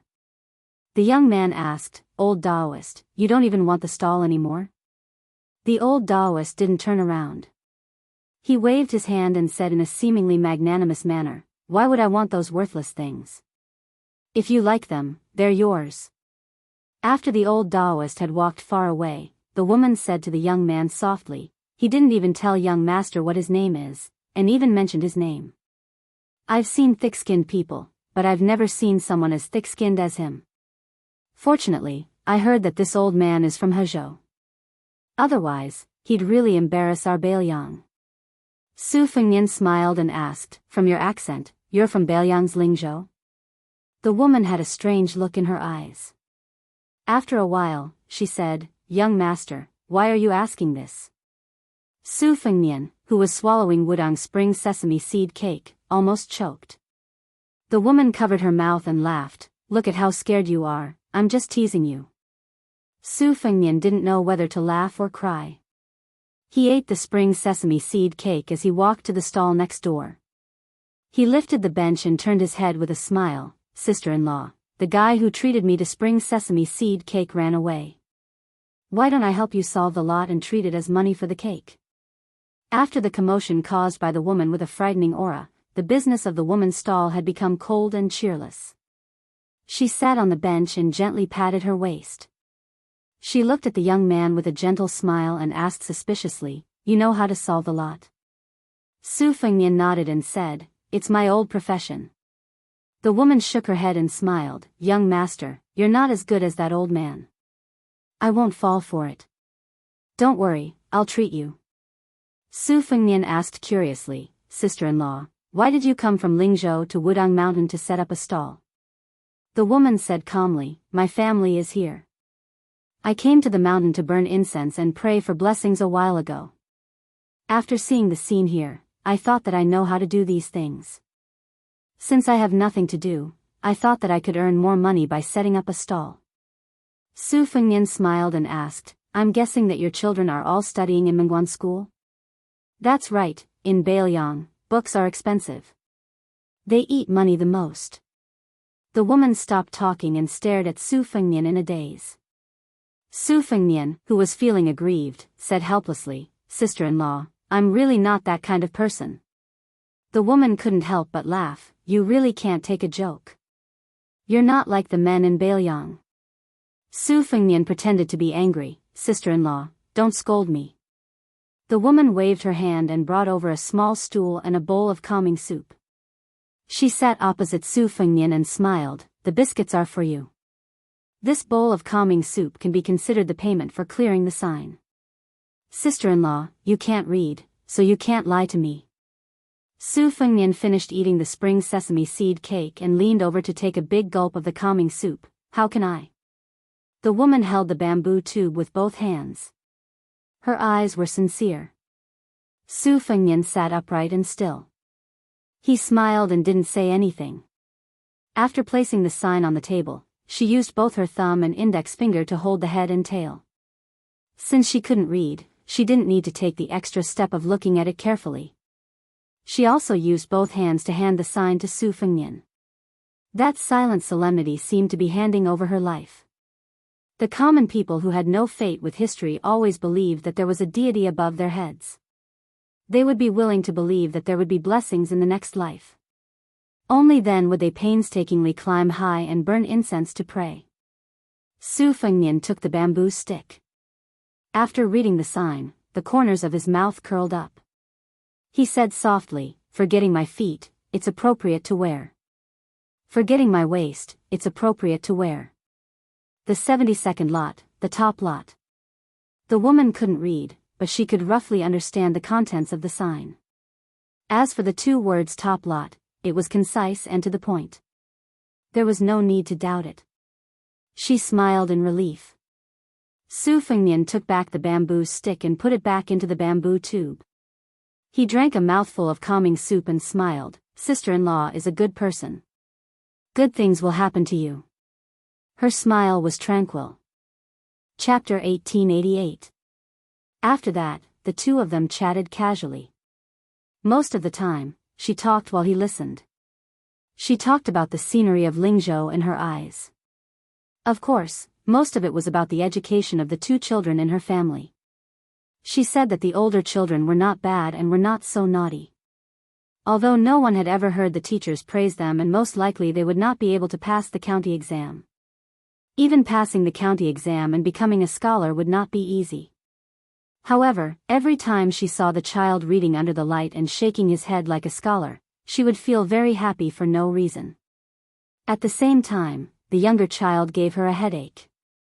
He would rather work in the fields than study at a private school. At such a young age, he wanted to go to war and kill barbarians. In the end, she said that she did not know how the other places in Bailiang were doing. In the past 2 years, at least the children in Lingzhou could get cheap books from private schools. It was so cheap that even a poor family like her felt it was cheap. This was because there was an official surnamed Su in Lingzhou. It was his idea.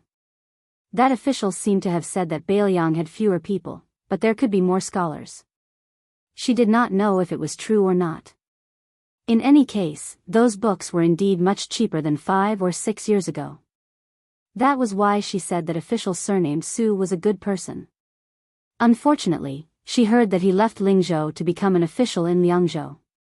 Su Fengnian smiled gently and looked into the distance. He said softly, Zhu Zi is good in everything, but his alcohol tolerance is bad. The woman did not understand and did not ask further. There was business at her stall. The woman asked, Sir, can I have that lot back? Su Fengnian smiled, then I will have to look for it. Sister-in-law, you go ahead. I will send it back to you when I find it. She nodded. After she stood up, the woman suddenly blushed. Sir, you can call me aunt. Don't call me sister-in-law. Su Fengnian was confused. The woman snorted and went to the stall next door. Su Fengnian shook his head. He did not understand. He held the bamboo tube upside down and poured out the bamboo lots. After Yuqi Yuquan and Xianyuan Qingfeng, 5 of the original 108 lots were missing. He found the bamboo stick that the woman had shaken out and stood up to deliver it. She realized that this young man, who was so idle that he had become a fortune teller, didn't seem to understand what she meant. Thus, she felt a little embarrassed. She glanced at the bamboo stick and carefully put it away. She raised her head and asked, Which stick? Don't lie to me. Su Fengnian shook his head and said seriously, I'm not lying. She smiled and said, Go, go. Sister-in-law won't delay you from swindling money. Somewhat depressed, Su Fengnian sat back down at the table and resumed his old business. He was familiar with the business and began to openly solicit business. It was just that the old Taoist with the goatee had left behind such a mess. Good news didn't leave the house, but bad news traveled 1,000 miles. In addition, the nearby stalls believed that Su Fengnian was a money-grubbing swindler. Moreover, he was young and didn't wear a frightening Taoist robe. Naturally, he gave people the impression that he didn't know how to do things properly. Groups of pilgrims and tourists passed by, clearly not interested in stopping to draw lots. It was rare that 2 or 3 young women wanted to say something and went forward to draw lots. In the end, they were all tactfully refused by their family elders or men of the same age. Su Fengnian could only drink the calming soup in small mouthfuls. He was really bored to death. Su Fengnian gradually changed from sitting upright and still, to sitting with one leg crossed over the other, and then to lying on the table and shaking the bamboo tube. In the end, he simply shook out bamboo lots himself. He didn't even look at the lot and casually threw it back. The woman next door wiped the sweat from her forehead and teased, How can you do business like this? The most difficult thing in the world is to take money from other people's pockets. Young master, you're really good. Su Fengnian sighed and said, Do you really want me to borrow a Taoist robe from Wudong? The woman was puzzled and said, Young master doesn't seem like someone who lacks money. Do you really care about that little bit of money? Su Fengnian subconsciously glanced in the direction of the thatched cottage and said with a gentle smile, "My wife is the most useless. She only likes to collect copper coins. No matter how big or small they are, she doesn't dislike them. She's just like a miser." The woman was overjoyed. "It's a good thing your wife isn't here."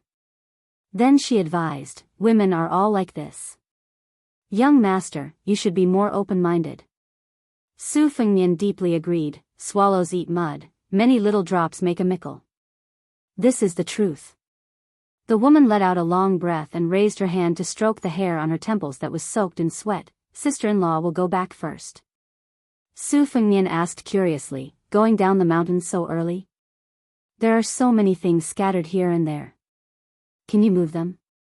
She pointed to a young woman who was slowly walking over from the mountain road outside LV Zuding and said with a smile, "She's my niece. She sells rouge and face powder at Yuqingguan, which is higher up the mountain.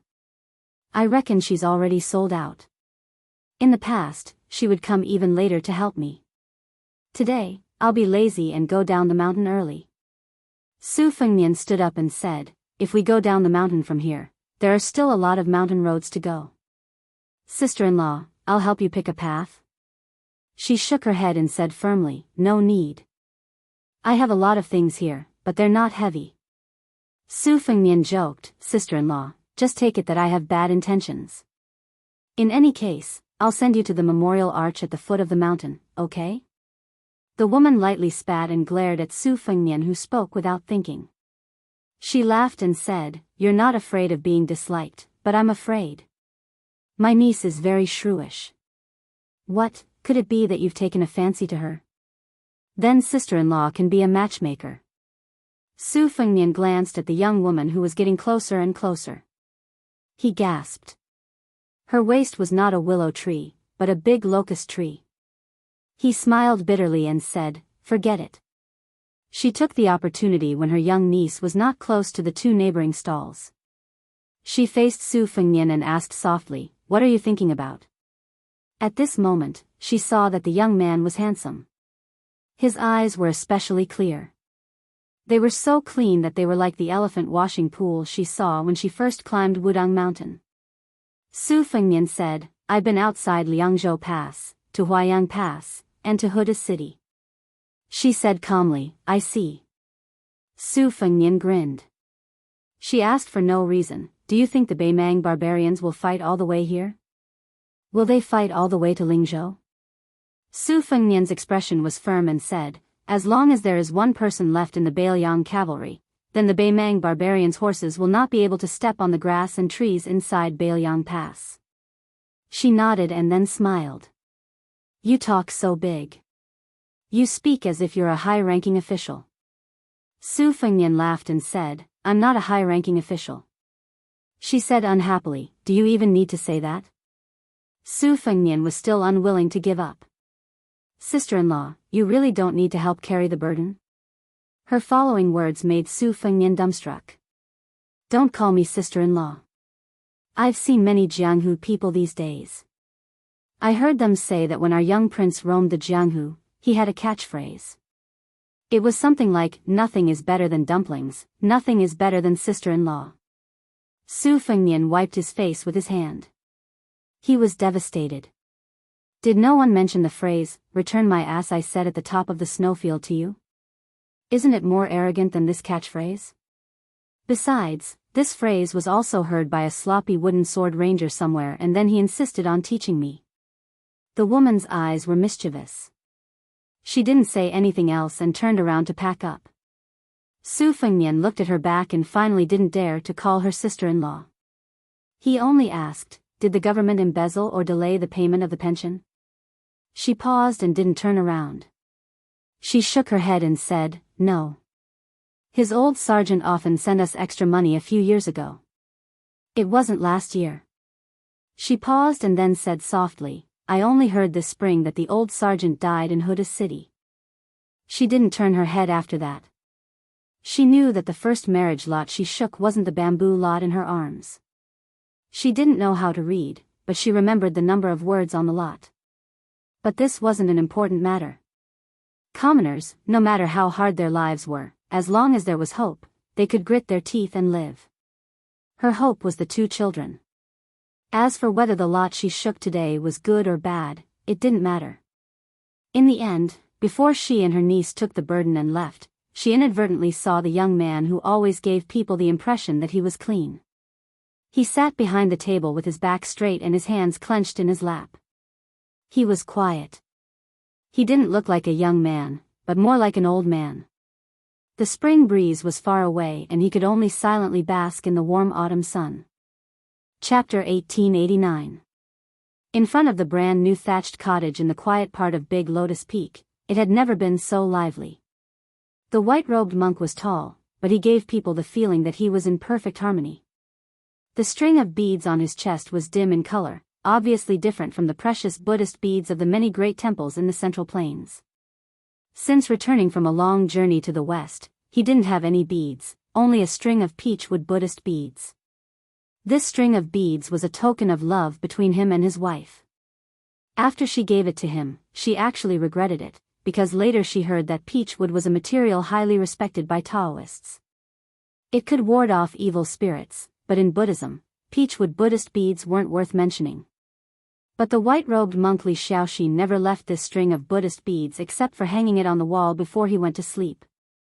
In Buddhism, there was a saying, "Be mindful of your heart and mind." His common name was Li Shaoxin. Therefore, when he entered the capital in white, the old emperor of Liang gave him a string of priceless 7 treasures beads, which he casually threw into a chest. After having a daughter, Li Shaoxin, his wife picked a dozen beads every now and then, weaved them into a ring and put it on her daughter's head. The little girl, who liked to run around the 2 Zen temples, didn't know the value of these beads and would soon lose them. Fortunately, no one in this family of 3 would feel bad. At this time, opposite the white-robed monk sat 3 Taoist priests from the 2 Taoist ancestral courts. Bai Yu, who had just been promoted to governor of Liangzhou, Qi Xianxia, who was also a Taoist priest of Mount Longhu, and Han Gui, who was from Qingshan Taoist Temple of Wudong. Not far away, Li Shaoxin, Wu Nanbei, the only disciple of the current Wudang leader Li Yufu, and Han Gui's disciple Qing Xian were squatting together, listening to Li Shaoxin talk about her soul-stirring Jianghu experiences. The white-robed monk's wife had already taken a nap. When she learned that the 3 Taoist priests had come, she leaned against the door and said, "There are so many of them. They don't come with good intentions." The white-robed monk smiled and said, "It's just a quarrel. Don't worry." She was still worried and said, "Then I won't prepare tea. Let them be thirsty, but you can find an excuse to come in and drink water." "Okay. Won't that be rude?" "Not at all. By the way, if you really can't beat them in an argument, remember to hit them but not their faces when you hit them. Otherwise, you'll be left with nothing to say. Got it?" "What, you can't beat them? Then forget it, let's have a peaceful chat." "Ha, when we're outside, harmony breeds wealth. We can beat them." "Oh. Remember not to hit them too hard. Our daughter still wants to play on the mountain for a few more days." "I know. Taoist priest, Taoist temple, Taoist." He asked, "Is Headmaster Li in closed-door cultivation at Small Lotus Peak?" "Of the Taoist priest. NN. Taoha." He gently stroked the string of mahogany Buddhist beads and said indifferently, "The earth sinks in the southeast and the 4 desecrations flow to the sun position." Han Gui wore a plain Taoist robe and a Dongxian scarf. He looked a little sad. Bai Yu, who had hurt his eyes from reading, narrowed his eyes out of habit, as if he had nothing to do with it. Qi Xianxia looked up at the rolling sea of clouds at the top of Big Lotus Peak. The white-clothed monk asked with a smile, "If you can't do what you want in life, even if you're 100 years old, you'll still die." Did Chao Zhangqing say it after he entered the Great Chu chessboard and waited for the imperial edict? Bai Yu shook his head. Chao Changqing's teacher, Li Mi, said that Chao Changqing was able to change from the scholarly sage to the tyrannical way. I'm afraid this sentence was the finishing touch. The white-clothed monk gently twirled his Buddhist beads. If the 3 things of a good flower, a full moon, and a long life are the happiest wishes of mortals, then the pursuit of your Taoists is to have a smooth mind, right? Bai Yu rubbed his eyes lazily and asked with a smile, "What, are you going to quarrel?" "But there's not even a cup of tea here." The white-clothed monk said softly, "If my wife doesn't let me prepare tea, I won't dare to make a decision." As for quarreling. The white-clothed monk looked over everyone's heads and looked not far away. He said loudly, "Disciple, come, come. Talk to our Mr. White Lotus about Buddhism." Unexpectedly, the young monk slightly raised his little bald head and said reluctantly, "Master, if it wasn't for Li Zi not letting me go, I would have gone to the Clear Jade Temple to buy rouge for Master's wife. Master's wife said that there's a young woman as beautiful as a flower there. These days, she's been selling Shu sunflower rouge at a very low price. It's said that there's also Wu Yu Yen Lu Fong in Jiangnan." The white-clothed monk glared at him. "You still have the nerve to talk about Wu Yu Yen Lu? You dare to sell a small box the size of a fingernail for 5 taels of silver? If you didn't mention it to Master's wife, she wouldn't have been thinking about it the whole night. Last night, she was talking about Wu Yu Yen Lu in her sleep." The young monk said confidently, "I just think that the rouge is really good. Those at the escape summer town at the foot of the mountain are cheap, but the fragrance is too pungent. Although the box is bigger, it's not like Master didn't see it yesterday. Master thought that it wasn't expensive, so Master's wife put so much on her face. When she lowered her head while eating, the rouge would fall into her bowl. It was so scary. Master, you were obviously scared out of your wits, but you still said to Master's wife something like, 'Such a scene is really rare in the world.'" Then Master's wife grinned and more rouge fell. The white-clothed monk coughed a few times. Bai Yu felt that if this middle-aged monk of the 2 Zen temples hadn't been absent during the battle between Buddhism and Taoism at Mount Longhu more than 10 years ago, he probably wouldn't have been able to turn the tide. The head of the Green Mountain Temple, Han Gui, was looking down. He was like an old monk in meditation. Qi Xianxia seemed to be secretly rubbing the space between her eyebrows. Suddenly, 2 voices sounded from inside and outside the house at the same time. They were full of surprise. "Mai Nyanzi from the tobacco workshop." Inside the house, it was naturally the white-clothed monk's wife. Outside the house, it was Li Xianxia. The latter got up abruptly and ran into the house, shouting, "Mother! Father recently hid 4 or 5 taels of silver under the box of scriptures. When he was hiding the money, I secretly saw it. Father told me to keep my mouth shut. But who am I? I'm Mother's daughter." Suddenly, there was a commotion in the thatched house. There was a rush of people rummaging through boxes and cabinets. The white-clothed monk looked up at the sky with a sorrowful expression. If outsiders didn't know the reason, they would definitely marvel at the solemn appearance of the Buddha who pitied the suffering of the world. When the 2 women, one older and one younger, walked out of the thatched house, the white-clothed monk rubbed his bald head and stood up. He said with concern, "It's so sunny. Do you want an umbrella?" His wife thought for a moment and waved her hand. She heroically said, "Mai Nyanzi is a rare thing. There won't be many left. What if we miss it?" Li Xianxia began to give orders. "Stupid Nan Bei, go get an umbrella in the house and quickly follow us. Qing Xian and Yufu, Wudong Mountain is your territory. Is there a path to Yuqing Temple? If there is, then lead the way." Tong Qing, who was now full of admiration for the heroine Li Xianxia, stuck out his chest and proudly said, "Yes." Then the group of people majestically went to Yuqing Temple.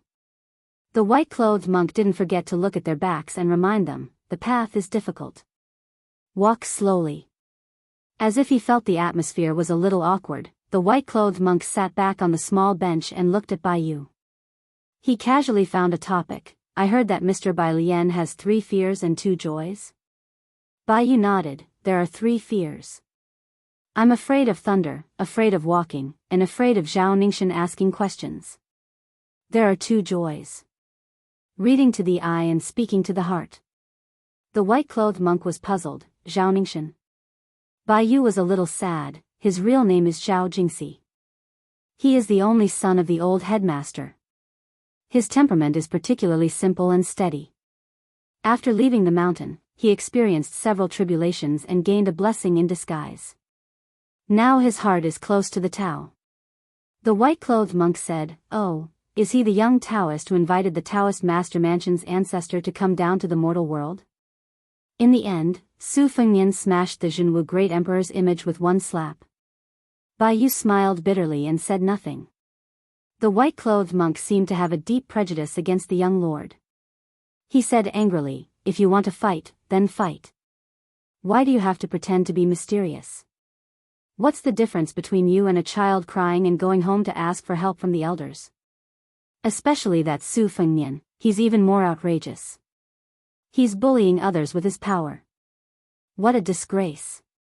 Bai Yu, who was now a retainer of the Su family, in Beiliang, tactfully shut his mouth. The white-clothed monk snorted, "My daughter has never complained in front of me. Every time she fought, she beat those little baldies until they cried and ran back to their masters." Han Gui smiled knowingly.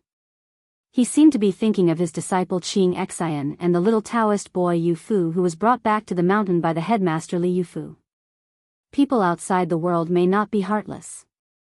At this moment, Qi Xianxia, the only one of the three Taoists who cultivated, suddenly stood up.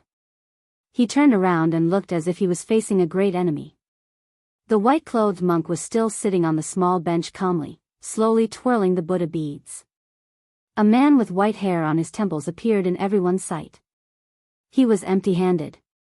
He smiled and said, "Since the thunder of mind, I have comprehended 2 more moves in the past 20 years. I want to learn from the 2 of you. Now that Wang Xianji is dead, I can only come here to disturb you." Li Dongxin slowly stood up and said indifferently, "Hurry up and fight while my wife is not here. But let's make it clear in advance. Whether it's a fight or a battle of life and death, don't destroy the hut. Otherwise, I will really be angry." Chapter 1890. After hearing the monk's harsh words, he smiled and said, "I only care about the blade. I don't care if you're angry or not." Li Dongxin dismissed it with a smile and gently clasped his hands together, greeting him politely. Black Buddhist beads, white kasaya. It was truly out of this world. Qi Xianxia pulled Bai Yu under the roof of the thatched cottage. Han Gui followed closely behind. The 3 of them had guessed the identity of the visitor. It was unexpected, but it was also unexpected. Thunder Square. This was undoubtedly a thunderous title. Whenever people talked about spring and autumn sword armor Li Chungang, they would talk about the wooden horse ox, the 2-sleeved green snake, and the sword opening the gate of heaven. Not to mention Liang Jianghu, even in the imperial court, everyone knew the famous technique of the old minister of war, Thunder Square. It was with this technique that the Zhao clan of Liang Jianghu defeated Mao Shulang, a master of the Eastern Vietnam and Tang Empire. With this, he established his position as the #1 saber user in the world. Gu Jiangheng was to the saber, like Li Chungang to the sword, and Wang Xiu to the spear. This kind of martial arts status was the dream of countless people in Jianghu. However, the most embarrassing thing about Gu Jianghu was that he stood at the top of the world's saber users. His ranking in the previous martial arts competitions was not outstanding. Not to mention Wang Xianji of Martial Emperor City, he was probably not even at the top. More importantly, in the competition between the sword and the saber, whether it was the old god of sword Li Chungang or the god of peach blossom sword Dong Tai, whether it was in terms of cultivation or pure combat power, Liang Jianghu recognized them as the top swordsmen of the new and old generation. They were far ahead of Gu Jianghu. When His Royal Highness first entered the world of martial artists, Wang Xianji, Dong Tai, and Chao Chongqing were known as the only 3 outstanding people in the world. The other 7 people were clearly reduced to the role of reading books with the crown prince. The 7 people, including Gu Jiantang, were indispensable to the entire Chinese world of martial artists, but those who were ranked among the top 10 were dispensable. After Li Chungang returned to the realm of Earth Immortal, the person who used the sword declared that the gap between Gu Jiantang and Li Chungang was only 1 Gu Jiantang. In these 20 years, Gu Jiantang, who had been in charge of Great Peace City's Gu Lu for a long time, had never sparred with anyone. After that, he led the military of the two Liao countries with the title of Pillar of Great Peace and rarely came out. It was only when Chao Changqing from West Chu brought Jiangxi into the capital that Gu Jiantang, who had already given his beloved saber to his son-in-law, Yuan Tingshan, slightly revealed his outstanding strength. Gu Jiantang didn't seem to care about the ranking of the martial arts role, and was even less interested in the battle between the saber and the sword. Wang Xianji had the domineering aura that no one dared to claim to be the first if he claimed to be the second in the world. Chao Changqing had the magnificent feat of passing through the imperial city 3 times like passing through corridors. Dong Tai had the unrestrained freedom of riding on a donkey and watching the mountains and rivers. As a result, in the recent years, the new prince of Liang, Su Fengnian, had appeared out of nowhere. Xianyuan Qingfeng had suddenly risen to power in the Great Snow Plains, and the devil Woyang had shaken both the northern Mang and Liang dynasties. Gu Jiantang was still quiet in the world of martial artists, watching the ebb and flow of the new and old world of martial artists, indifferent. Therefore, the Jianghu of the Central Plains that naturally rejected Great Peace City could never admire this supreme saber master who was an extremely high official in the imperial court. However, it was this pillar of the country that was willing to stay out of the Jianghu that climbed Mount Wudang today, found the white-robed monk, Li Dangxin, and seemed to want to destroy his invincible Vajra with one strike. Other than being obsessed with the way of the sword, Qi Xianxia had always been a pure and simple person. As for Gu Jiantang's visit, the little celestial master who had once abandoned the old way of the sword with great perseverance in Great Peace City, actually didn't care about the outcome of this peak battle. Therefore, he wouldn't make any comments or pretend to be surprised. Han Gui was praised by the old chief, Wang Zhonglo, as a sincere heart, a late bloomer, and was regarded as a good friend by the former chief, Hong Shixiang. At this moment, he was a little worried, afraid that if the commotion became too big, Wudang wouldn't be able to clean up the mess, adding unnecessary trouble to the young king. Mr. White Lotus, who only had 3 fears and 2 pleasures in life, was even less interested in fighting and killing. He moved a small stool and sat under the eaves, in a daze, his mind wandering thousands of miles away. Now that the 2 kings had joined forces to stir up the Central Plains, the imperial court originally promised to give Bailiang the grain, but there might be new problems. Chang Sui, who was in charge of the grain with his identity as the provincial governor of Lingzhou, had already sent a secret letter to Mount Qingliangshan, requesting to use the Fish Dragon Gang's power to infiltrate the grain transportation of the Guangling River from Shangfan City to Lingzhou. If there was no other choice, they would need the blood of more than 20,000 gang members. To open the way, they would win millions of stones of blood-stained grain for the Bailiang border cavalry. As a result, the 3 of them didn't care why General Gu didn't carry a saber. Gu Jiantang's talisman saber, Nanhua, and Wudang's sword maniac, Wang Xiaoping's talisman saber, Shinshu, were equally famous in the world. Gu Jiantang was tall and had the typical physique of a northerner. His green robe was elegant, and he had the temperament of a southerner. Gu Jiantang, Jian Tang. But he used a saber. After defeating Mao Shulang, he was at the peak of Jianghu's reputation, and he was also praised as the Saber Saint. It was hard to say whether the nickname was wrong, but the name seemed to be wrong. Gu Jiantang put one hand behind his back and slowly raised the other hand. The white-robed monk, Li Dangxin, put his palms together and bowed with one palm. He lowered his gaze and silently chanted. Amitabha. Chapter 1891.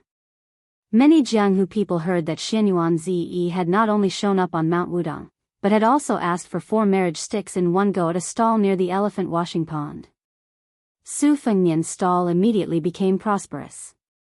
Although they saw that Su Fengnian was just a young man and not the otherworldly expert that they thought he was, they just wanted to join in on the fun, so most of them were not stingy with their copper coins. In addition, this handsome fortune stick was indeed eloquent, so even if it was some mediocre or low-grade fortune stick, he could still speak eloquently and eloquently. Gradually, not only were the Jianghu people willing to fork out money, many pilgrims and tourists who did not involve themselves in the Jianghu also began to believe that it was true. This was especially true when a heroine from outside the Jianghu drew a very auspicious marriage stick, which made people eager to give it a try. This was because her 108th lot, "May we be together for 1,000 li," was not only second to the best lot stick, but also came from that great literary woman's The First Snow. Everyone had the desire to win or lose. Until now, the most auspicious lot king had not been drawn yet, so naturally it made people eager to get into action. Many onlookers who had originally scoffed at the idea of drawing lots to sever marriage also began to try their luck.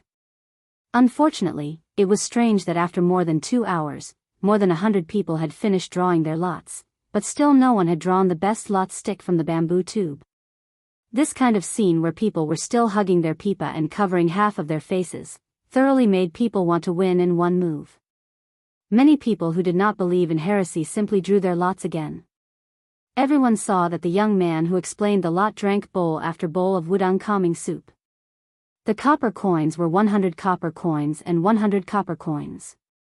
Therefore, the large and small copper coins on the table could be said to be piled up into a mountain. It was extremely spectacular. The young vassal king, who had made a lot of money, explained to a strong man who had shaken the lot stick 3 times. He reached out his hand to cover the lot stick and suddenly said loudly, "Let's close the stall, let's close the stall.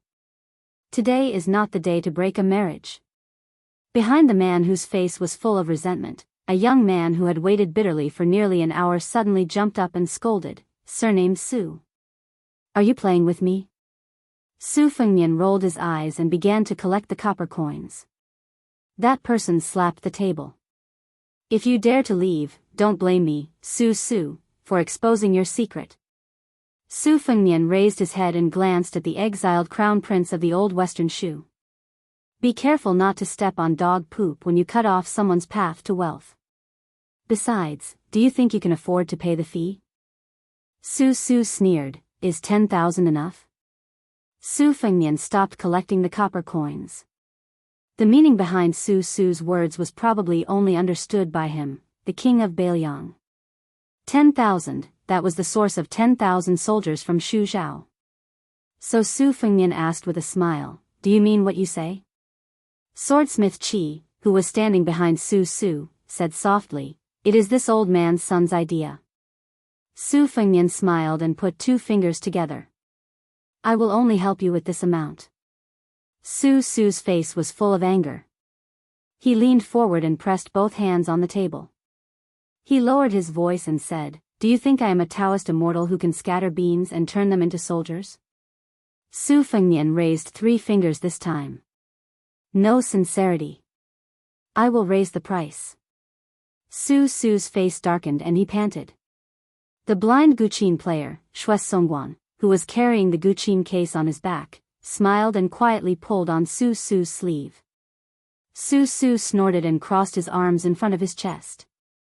Su Fengnian withdrew his hand and put away his cynicism.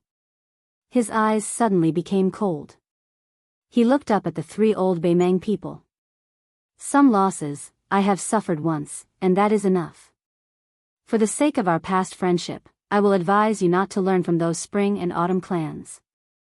This old man, Zhao Dingxiu, knows better than you how our Su family deals with them." Su's face was red.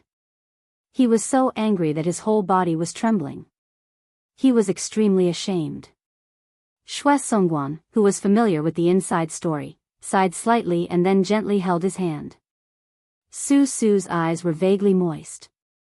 He held his hand tightly and turned his head away. It was unknown whether he didn't want to see the young king's face or he didn't dare.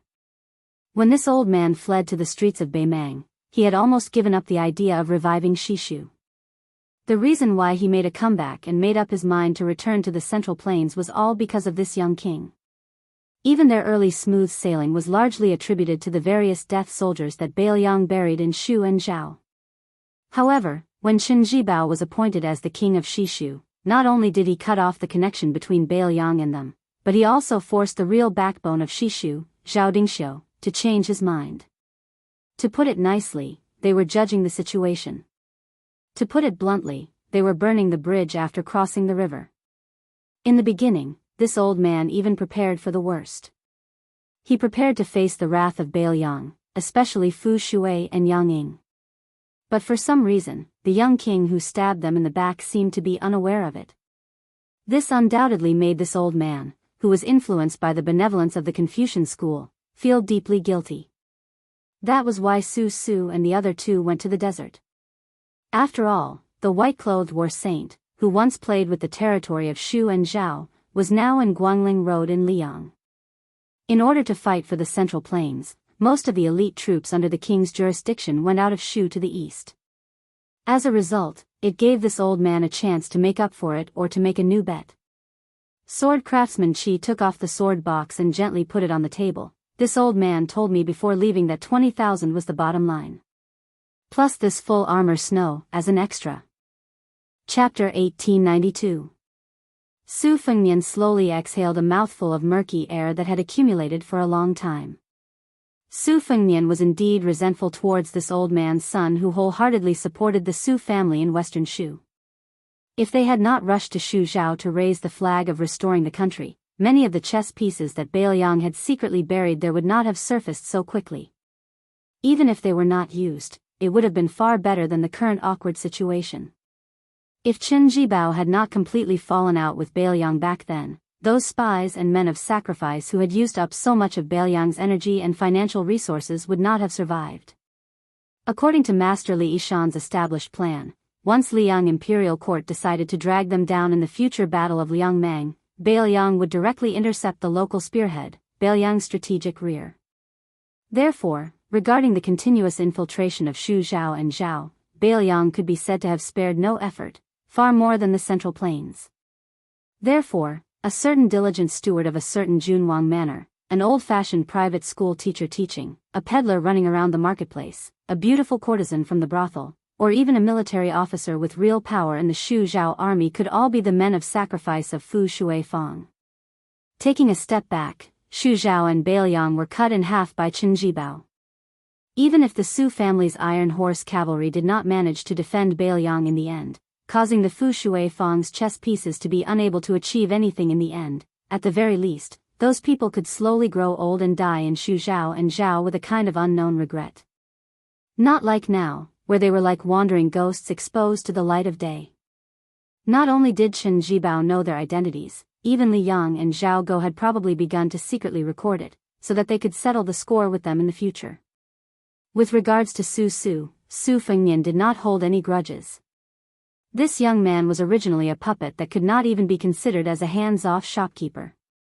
Under the general situation, he could only go with the flow. In Shu and Zhao, two places, Su Su pulled a blind zither player to pretend to be a young hero devil, and wandered around the Jianghu wantonly. Perhaps it was a kind of mood similar to drowning one's sorrows in wine. Su Fengnian felt nothing but admiration for the swordsmith Qi who had gifted him a new sword, Spring and Autumn. In the end, Su Fengnian was angry at Zhao Dingxiu's betrayal, but he resented his own carelessness even more. Sometimes, a single word from a monarch could lead to the rise of a nation or the fall of a nation. A single word from a historian determined whether a person would be remembered in the annals of history or go down in infamy. A single word from a general determined victory or defeat, life or death. War was a matter of national importance. It was not a joke. Perhaps the simple-minded Su Su was only guilty of his and this old man's betrayal. He did not think of the Bailiang death soldiers who had taken root in Shu for many years, or the deeper level of the Liangmang War.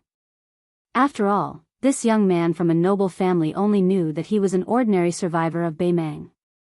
He only knew that this old man's son was a pedantic and strict old scholar, and that Uncle Qi was nothing more than a blacksmith with a bit more strength. What bell and cauldron food, what monarch and country, what West Shu's imperial uncle dying at the city gate, what West Shu's minister dying together with the country was the champion of spring and autumn. Other than the golden dragon embroidered Shu brocade wrapped in swaddling clothes, he had never worn the crown prince's robe. Therefore, he did not understand the generosity at all. Su Su secretly sniffled, showing that his temperament was weak and had no ambition to speak of. He only longed for Jianghu, and did not like the unfamiliar court and officialdom. After the fall of the country, the old officials of the Su clan would cry when they saw him. That kind of kneeling and kowtowing ceremony, not only would it not make this unambitious young man feel happy, he would only feel that 1,000 gene weight was pressing down on his shoulders. In private, he once mocked himself to the blind female zither player that he admired. Su Su is useless. At some point, Wei Miao, who did not come with Su Su and the other two, had already stood behind the blacksmith surnamed Shi, invisibly cutting off the flow of people. Especially when the dazzling Miaojiang woman grinned and crushed the palm of a lecher, the crowd of kind-hearted men and women who came to Mount Wudang to burn incense began to scatter like birds and beasts. Most of the Jianghu people who were conceited about their martial arts did not go far, but they still stood some distance away and cautiously watched with cold eyes. Wei Miao took a few steps forward and said straightforwardly, "The king of Shu wants me to pass on a message to both of you. There is no problem in crossing the border." Su Fengnian saw that the blacksmith surnamed Shi frowned and understood. He asked, "When did he pass this message to you? Before or after the spring snow building incident?" Wei Miao said indifferently, "I will not say. It is not important." Su Fengnian did not pay attention to this famous grandmaster of Nanzhao and looked at the blacksmith surnamed Shi. "Also pass on a message to this old man Lu for me.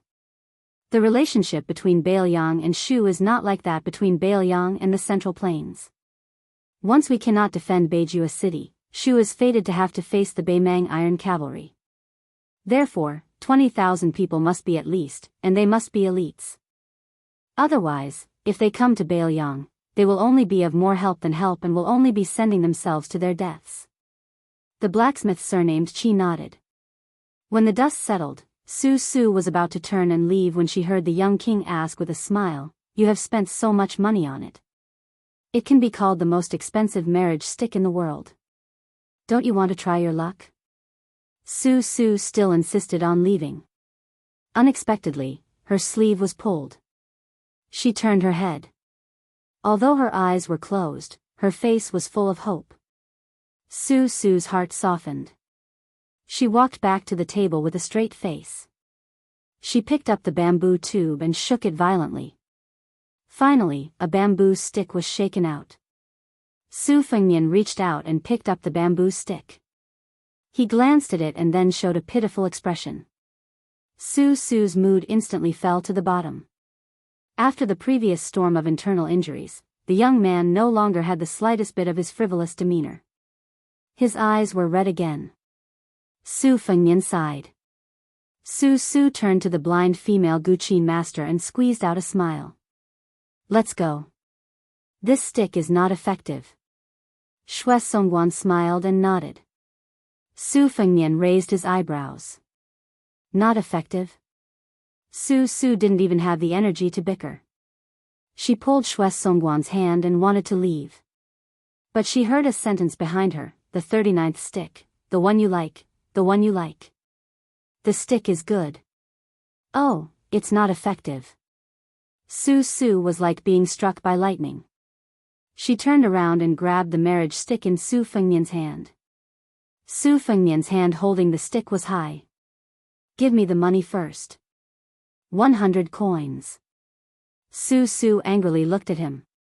"You still want money?" Su Fengnian's other thumb and index finger gently twirled. "You can give me the money or not. You can look at the stick or not." Xue Songguan smiled and silently took out a beautiful purse made by the embroidered weavers. He was about to pay. Su Su grabbed her wrist and fiercely stared at Su Fengnian. She gritted her teeth and said, "Is it really good?" Su Fengnian said lazily, "Believe it or not, it's up to you." Even the wooden swordsmith surnamed Qi couldn't bear it. His Royal Highness the Crown Prince met this young vassal king. It was really bad and painful. Xue Songguan still gave him 100 coins, but she stretched out her hand and opened her palm. She wanted to keep it, no matter if it was good or bad.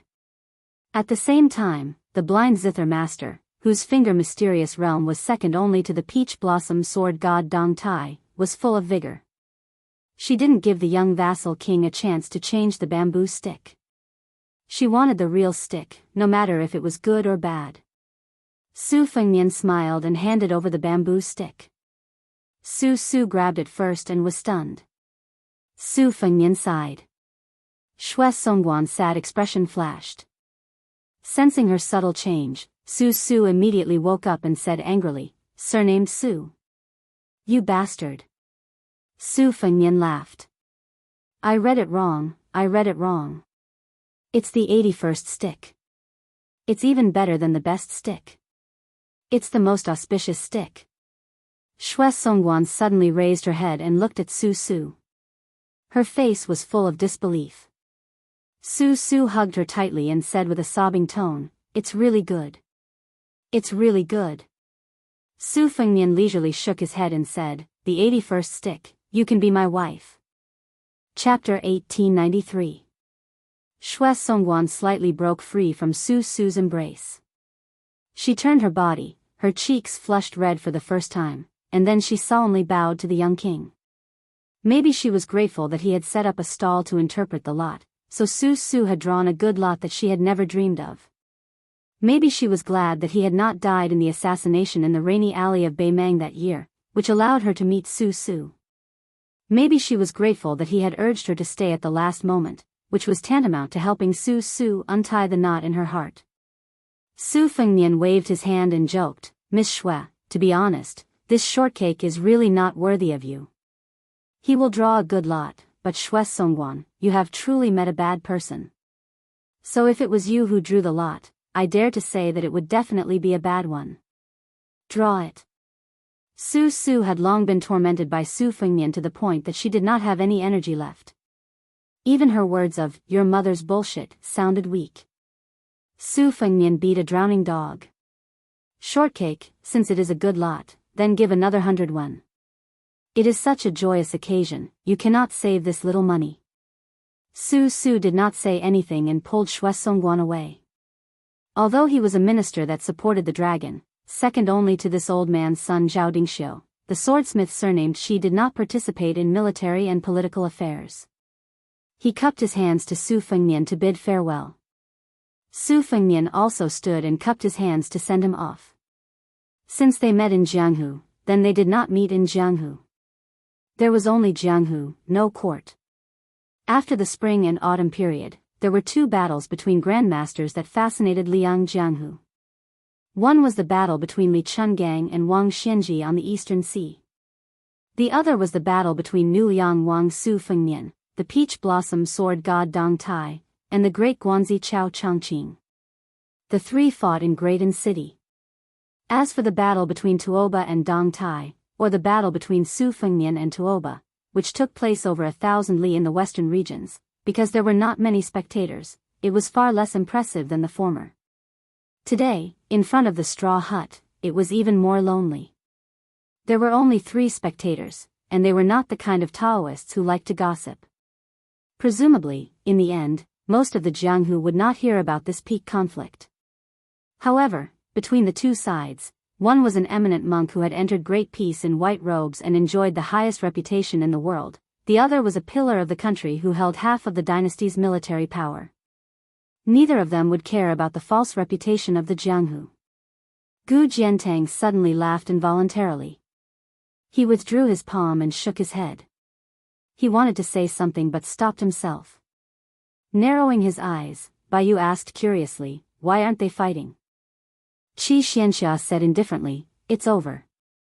Baiyu was taken aback. What? Fighting is popular in the Jianghu now? Qi Xianxia stood ramrod straight under the eaves. From his position, although he could only see the back of the white-robed monk, Qi Xianxia could still rely on the slight trembling of the snow-white kasaya. It was just that Qi Xianxia was forcefully suppressing it. The world of Fangzhang. A kasaya was equivalent to a small kiliacosm. Only Bai Yu and Han Gui could not see that world clearly. Once they entered it, the world would be turned upside down. To put it simply, Gu Jiantang's slash seemed to be casual and did not seem to have any power behind it. If it were someone else who was at the foot of the mountain would have been split open.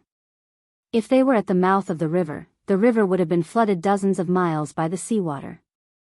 The string of pearls in front of the white-robed monk's chest slowly quieted down. At this moment, a large peak to the north of Big Lotus Peak suddenly shattered, the sound as heavy as thunder. Gu Jiantang said helplessly, Li Xiaoxin, this isn't appropriate, is it? The white-robed monk smiled. Sorry, After this poor monk went up the mountain, this poor monk watched the Taoists practice martial arts every morning. This poor monk also learned something and learned how to use 4 tails to deflect 1,000 pounds. Although he said that he was sorry, the middle-aged monk did not seem to have any sense of embarrassment. Gu Jiantang snorted coldly. The white-robed monk hesitated for a moment, then said with a serious expression, "Grand strength is similar to Wang Xianji's absolute strength. If it were Wang Xianji, you would also be able to injure him. Of course, if you want to win against Wang Xianji with this, it is still unrealistic." Gu Jiantang asked calmly, "Is that all?" The white-robed monk smiled. "Of course, the most important thing is that this move of yours can damage one's qi. If you hit him 7 or 8 times, Wang Xianji's qi will drop rapidly. Otherwise, would not have used this move of yours to deflect it to the back of the mountain." Gu Jiantang said proudly, "I can hit him 12 times. The white-robed monk said exasperatedly, "Do you think you have the celestial physique that Su Gai inherited from Gao Shulu? And the great yellow cord of Wudang that has an endless flow of qi? Wang Xianji can smash you to death with 3 or 4 punches." Gu Jiantang laughed coldly. The white-robed monk touched his bald head. "You really don't believe me? In this world, there are only a handful of people who truly know how powerful Wang Xianji is. Li Chungang, Su Fengnian, and at most Hong Shixiang. The others, even Dong Tai and Chao Chongqing, are unable to fully understand. After all, those two have never had a true life and death battle with Wang Xianji. Also, even if this poor monk does not use the essence of Wudang's martial arts and stand still for you to hit 12 times, this poor monk's body will still be as immovable as a mountain. It's just that I will have to do this personally soon, so I can't afford to waste my strength here." Gu Jiantang was silent. The white-robed monk sighed and said, "Gu Jiantang, if you can focus on the blade without any distractions, you might have a chance to fight for the title of number 1 in the world." Gu Jiantang regained his composure and said with a smile, "In this Gu's opinion, the blade can only be used to kill people on the battlefield. Using it to fight for the name of Jianghu is too much of a waste. The sword is distinguished in Jianghu, the blade drinks blood on the battlefield." Perhaps this was the true understanding of the great general Gu Jiantang. Gu Jiantang finally asked, "I want to know, who in the world can break your Vajra physique?" The white-robed monk touched his head and extended 3 fingers. "Dong Tai's Taiya sword." Gu Jiantang nodded. He had already guessed it. The white-robed monk continued, "This poor monk's wife's snoring." Gu Jiantang took a deep breath. He left without saying goodbye. He didn't want to know who the third person was. The white-robed monk continued, "Then there's this poor monk's daughter's small wooden mallet. She likes to use her father's head as a wooden fish. His daughter doesn't know how to care for her father, but her father naturally does." Bai Yu and Han Gui looked at each other and smiled. The most difficult things in the world didn't seem difficult in front of the white-robed monk Li Dongxin. Han Gui suddenly said with a bitter expression, "Teacher, what about that damaged mountain peak?" The white-robed monk turned his head and said with a smile, "Find Su and ask for money to repair it." Han Gui thought for a moment. "That's a good idea." As the provincial governor of Liangzhou, Bai Yu quickly waved his hands. "No, no. Our Bailiang doesn't have much money now." Not long after Gu Jiantang left, the group of people who went to buy rouge returned earlier than expected. Behind them, the 2 children, Qing Xian and Yu Fu, were secretly laughing. Among the 3 people in front, Li Dongbei was pulling Wu Nanbei's ear, and Li Dongxin's wife was pulling her daughter's ear. The woman said with annoyance and anger, "Li Zi, are you still mother's daughter? If you didn't drag that stupid Nanbei to listen to you talk about Jianghu and delay time, he would have gone to Yuqing Temple earlier and bought the Mian Yen Ji from the Tobacco Willow Lane." Li Dongbei pulled on the stupid Nanbei's ear and said angrily, "It's all your fault." "What Mian Yen Ji from the Tobacco Willow Lane? You said it. Why didn't you say it earlier?" Wu Nanbei said with grievance, "Master's wife, Li Zi, I didn't know that Master had hidden money from the start." The 3 of them looked at the white-robed monk. The middle-aged monk put his palms together and looked up at the sky. He muttered, "Buddha, please bless us. We will have food to eat tonight." At this moment, no one knew that the string of Buddhist beads on the white-robed monk Li Dangxin's chest was actually a string that connected 108 peachwood beads. Because of years of wear and tear, and also because of Gu Jintang's blade, it had already dissipated like smoke. Although there was no string, the string of Buddhist beads was still connected. It was actually done by Li Dangxin in one breath. The affairs of the world were unpredictable. Dangxin was normal. Chapter 1894. Inside and outside the hall where Zhenwu the Great Emperor was worshipped, the incense was burning. An old Taoist with a solemn face quickly stepped over the threshold. Seeing the tall figure in white, the old man calmed down and slowed down his pace, standing side by side. The figure in white, who was taller than the average Bailiang man, was actually a young woman. Her face was faintly radiant. This was probably the so-called solemnity of a treasure, like a bodhisattva descending to the world.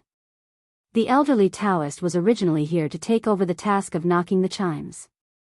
Although his seniority on Wudang Mountain was the highest, and he was the great spiritual master who had been in charge of the mountain's commandments for dozens of years, he still had to attend to everything personally. When he was approaching the main hall, he sensed her unusual aura. The elderly Taoist was well aware that, to be precise, she was the first one to discover him, and then she deliberately revealed some clues. The old Taoist followed her line of sight and saw a devout believer kneeling 3 times and kowtowing 9 times on a futon. Although his body was extremely weak, the etiquette of kowtowing was meticulous. The old Taoist was very familiar with this. When he was young, he was brought to the mountain by his master, Huang Manshan, to cultivate. He was Wang Zhongluo and Song Jiming's senior and junior brothers. Now that he was almost 100 years old, the old Taoist had been burning incense for people for nearly 80 years. The old Taoist said with emotion, "People pray to immortals for longevity, for relief from worries, for freedom from suffering." The tall woman in white said indifferently, "Then why does Wudang Mountain want to cut off the thoughts of all the cultivators in the world?" The old man was none other than Wudang's enlightened immortal Qin Yao, the senior brother of the former leader Hong Xixiang, and the senior uncle of the current leader Li Yufu. The old man smiled and said, "Master Tantai, I only know the rules and regulations of this mountain. I know what should be done and what should not be done.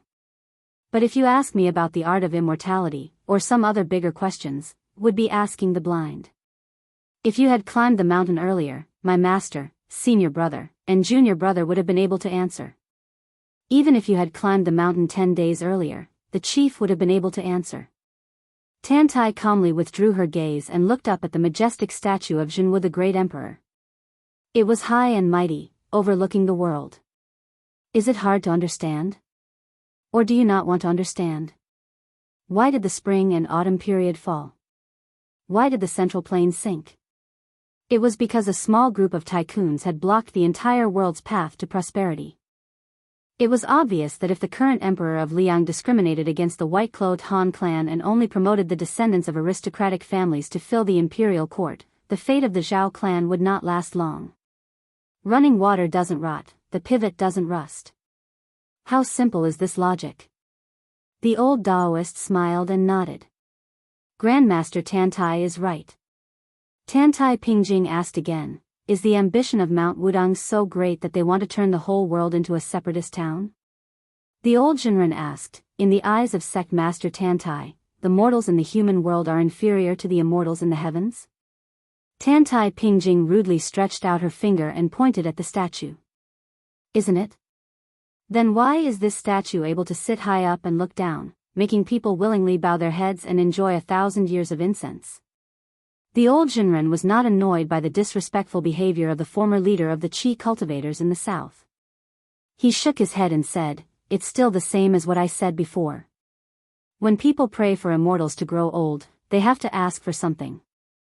I'll be bold to make an inappropriate analogy. It's like the officialdom at the foot of the mountain or the marketplace. When you ask for someone's favor, you always have to bring some gifts. When you talk to someone, you always have to lower your voice. That's how it is. That's how it is. But it doesn't mean that the person who is being asked can do whatever he wants. The old Jinren, who was not talkative, started to talk. His tone was a little heavier. I heard that the immortals in the heavens are good at fishing for the fate of the human world. The lifespan of a person and the national throne of a country are all under their control. If it's just that the heavens are ruthless, it's fine that people don't die early because they're evil, and people don't live long because they're kind. But if you put yourself in their shoes, how sad is it when you think that your fate of marriage, lifespan, fortune, and so on are all controlled by others? How sad is that? My master once told us 6 brothers that the heavens are vigorous, and a gentleman should constantly strive for self-improvement. He's willing to work hard for the difficulties in life. He's not willing to be born with a good life and enjoy the fruits of others' labor. He's not willing to have everything be inflexible. Although we Taoists are people outside the mountain, we can't forget that we're still people of the world. We live in the world and die in the world. From ancestor Lu to Huang Manshan, to Qin Yao's generation of Wang Zhongluo, Song Jiming, Yuxingrui, Wang Xiaoping, and Hong Xixiang. None of them could live forever. Some of them couldn't and didn't want to, such as Song Jiming and Qin Yao. Some of them could but weren't willing, such as Wang Zhongluo and Yuxingrui. Some of them were disdainful, such as Hong Xixiang and Wang Xiaoping. Qin Yao suddenly laughed out loud. He turned his head and looked straight at this land immortal who was said to have reached the celestial realm. He was fearless. How many people can ascend in the human world in 100 years? Among the few people, who isn't a banished immortal who descended to the human world? Why, who is Grandmaster Tantai trying to persuade? I only know that a person who can make Sect Master Tantai do this is definitely not this Jinwu Great Emperor. Tantai Pingjing frowned. A strange smile appeared at the corner of her mouth. She asked, have you ever wondered if the king of Bailiang, Su Fengnian, and your sect master, Li Yufu, are banished immortals? Why do they have to commit treason in this world? Qin Yao's face was full of righteousness. He laughed and said, I'm only in charge of Wudong's commandments. Why should I care about that? Tantai Pingjing's face was cold. What a Wudong mountain. As expected of ancestor Lu's dojo. Qin Yao still smiled and said, you flatter me. Tantai Pingjing turned and looked, her eyes snow-white. Yuxingrui stood outside the door of the main hall. However, she looked directly at the small lotus peak outside the big lotus peak. In the next moment, her figure dissipated. Yuxingrui, who hurried over, was relieved. Qin Yao slowly walked towards this junior apprentice brother. The old spiritual master, who was famous for being serious, made a rare joke. Junior apprentice brother, you, quickly wipe your sweat. Yuxingrui asked worriedly, are we letting her go just like that? Qin Yao said open-mindedly, actually, the fact that she's willing to show herself at this time means that she doesn't have any killing intent. Think about it. His Highness is on the mountain, Dong Tai is here, Li Xiaoxin is here, and so many grandmasters are here. Who would dare to behave atrociously here? After all, she's not Wang Xianji from Martial Emperor City. Yuxingrui nodded and said, that's true. Qin Yao suddenly asked, have you really thought it through? Yuxingrui said in a low voice, unlike you guys, I, Yuxingrui, have been born and raised in Liangzhou for generations. Qin Yao patted Yuxingrui's shoulder unceremoniously. Then go without worry. There's Yu Fu, Han Gui, and that Yu Fu. They're all very good. Yuxingrui said regretfully, unfortunately, I probably won't be able to wait until the day junior apprentice brother becomes enlightened. Qin Yao nodded. Senior apprentice brother is about the same. Senior apprentice brother, can I talk to you about something? Go ahead. Junior apprentice brother is still so young. He's at the age where he loves to sleep. How can there be an elder like you who knocks on his door every day before dawn? Junior apprentice brother, are you the disciplined Taoist on our mountain or me? Is there anything else?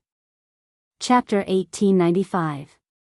Yes, junior brother is occasionally greedy and stealthily buys some candied haws and other snacks when he interprets the lot for others. Senior brother, can you not be so discerning every time?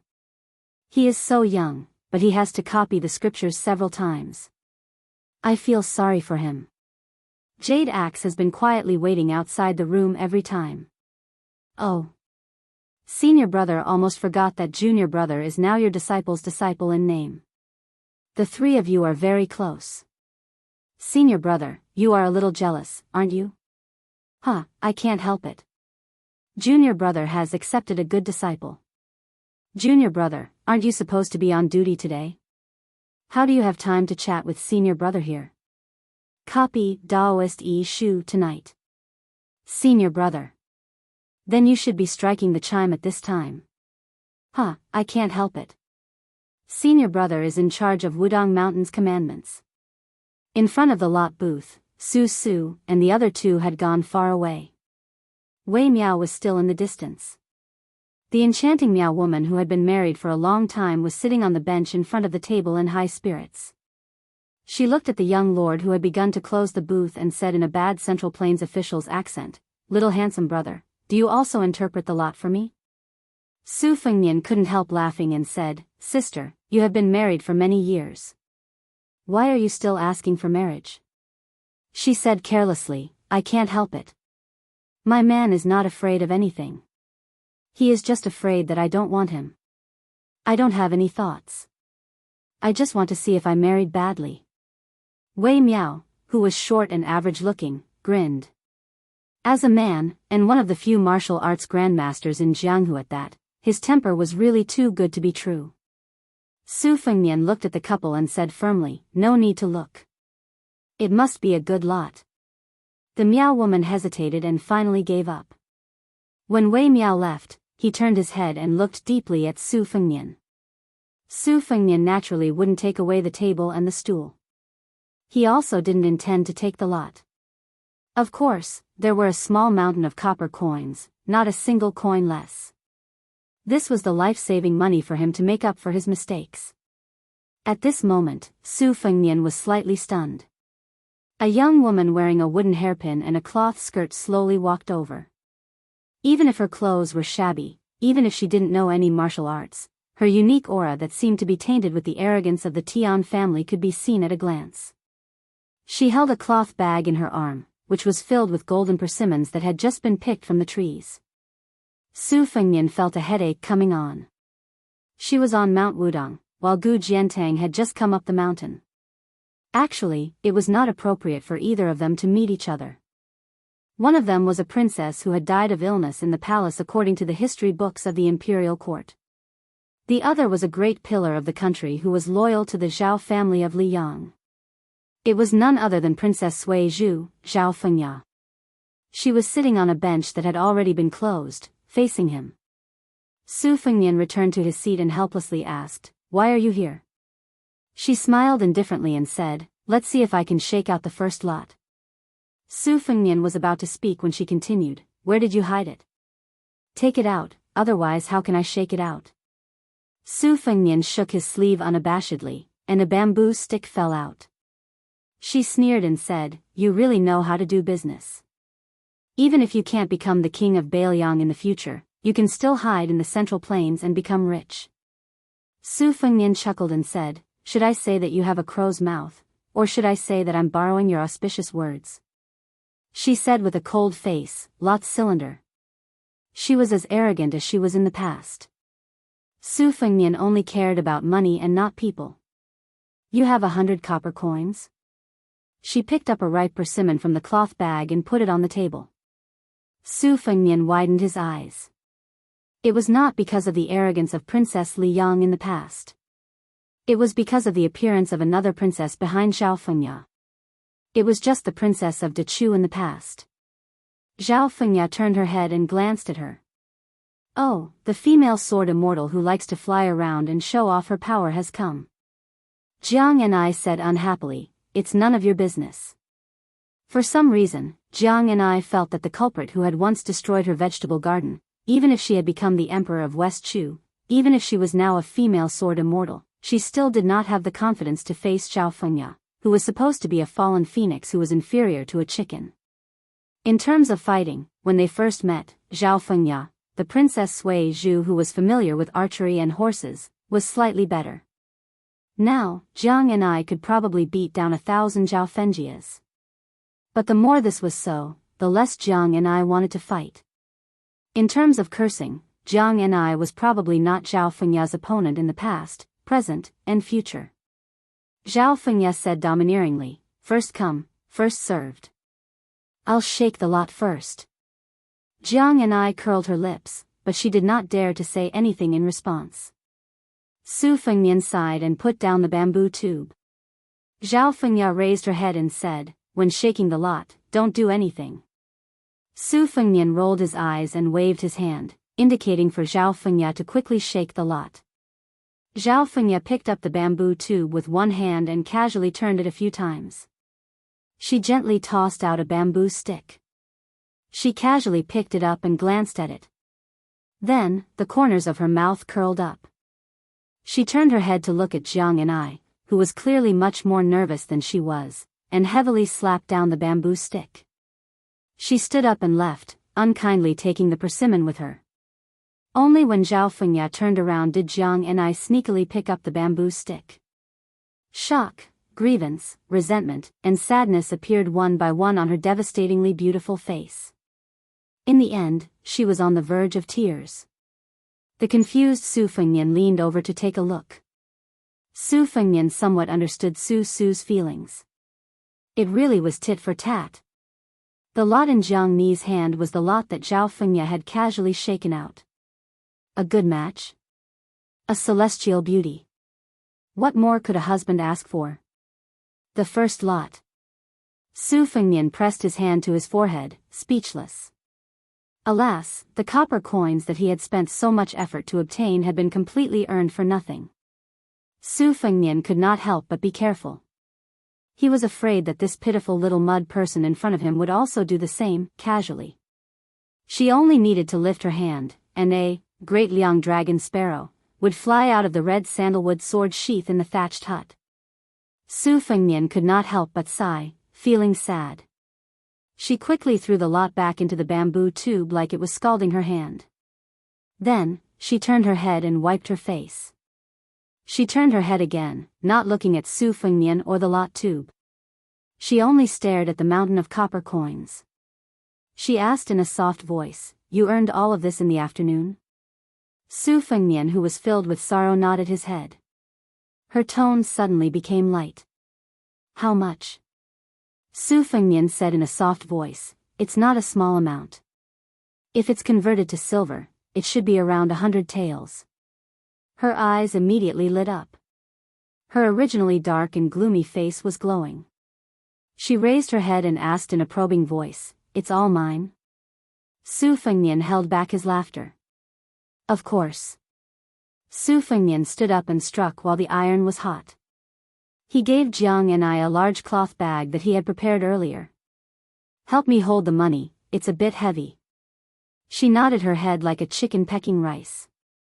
She quickly stood up and walked around the table, standing beside him. She bent down and opened the bag with both hands. Her eyes were very serious, and her face was filled with anticipation. Su Fengnian placed his elbow on the table and swept the money into the bag.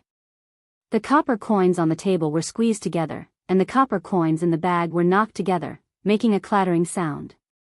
In the beginning, her smile was still reserved, but she did not hide it anymore. His hands did not stop moving. He only secretly turned his head to look at the side of her face, looking at that dimple. Being liked by someone was the most joyous thing in the world. She did not look away as she said with a smile, "It's really heavy." Su Fengnian replied, "When we go back, I'll carry the bag." She nodded her head and said, "N."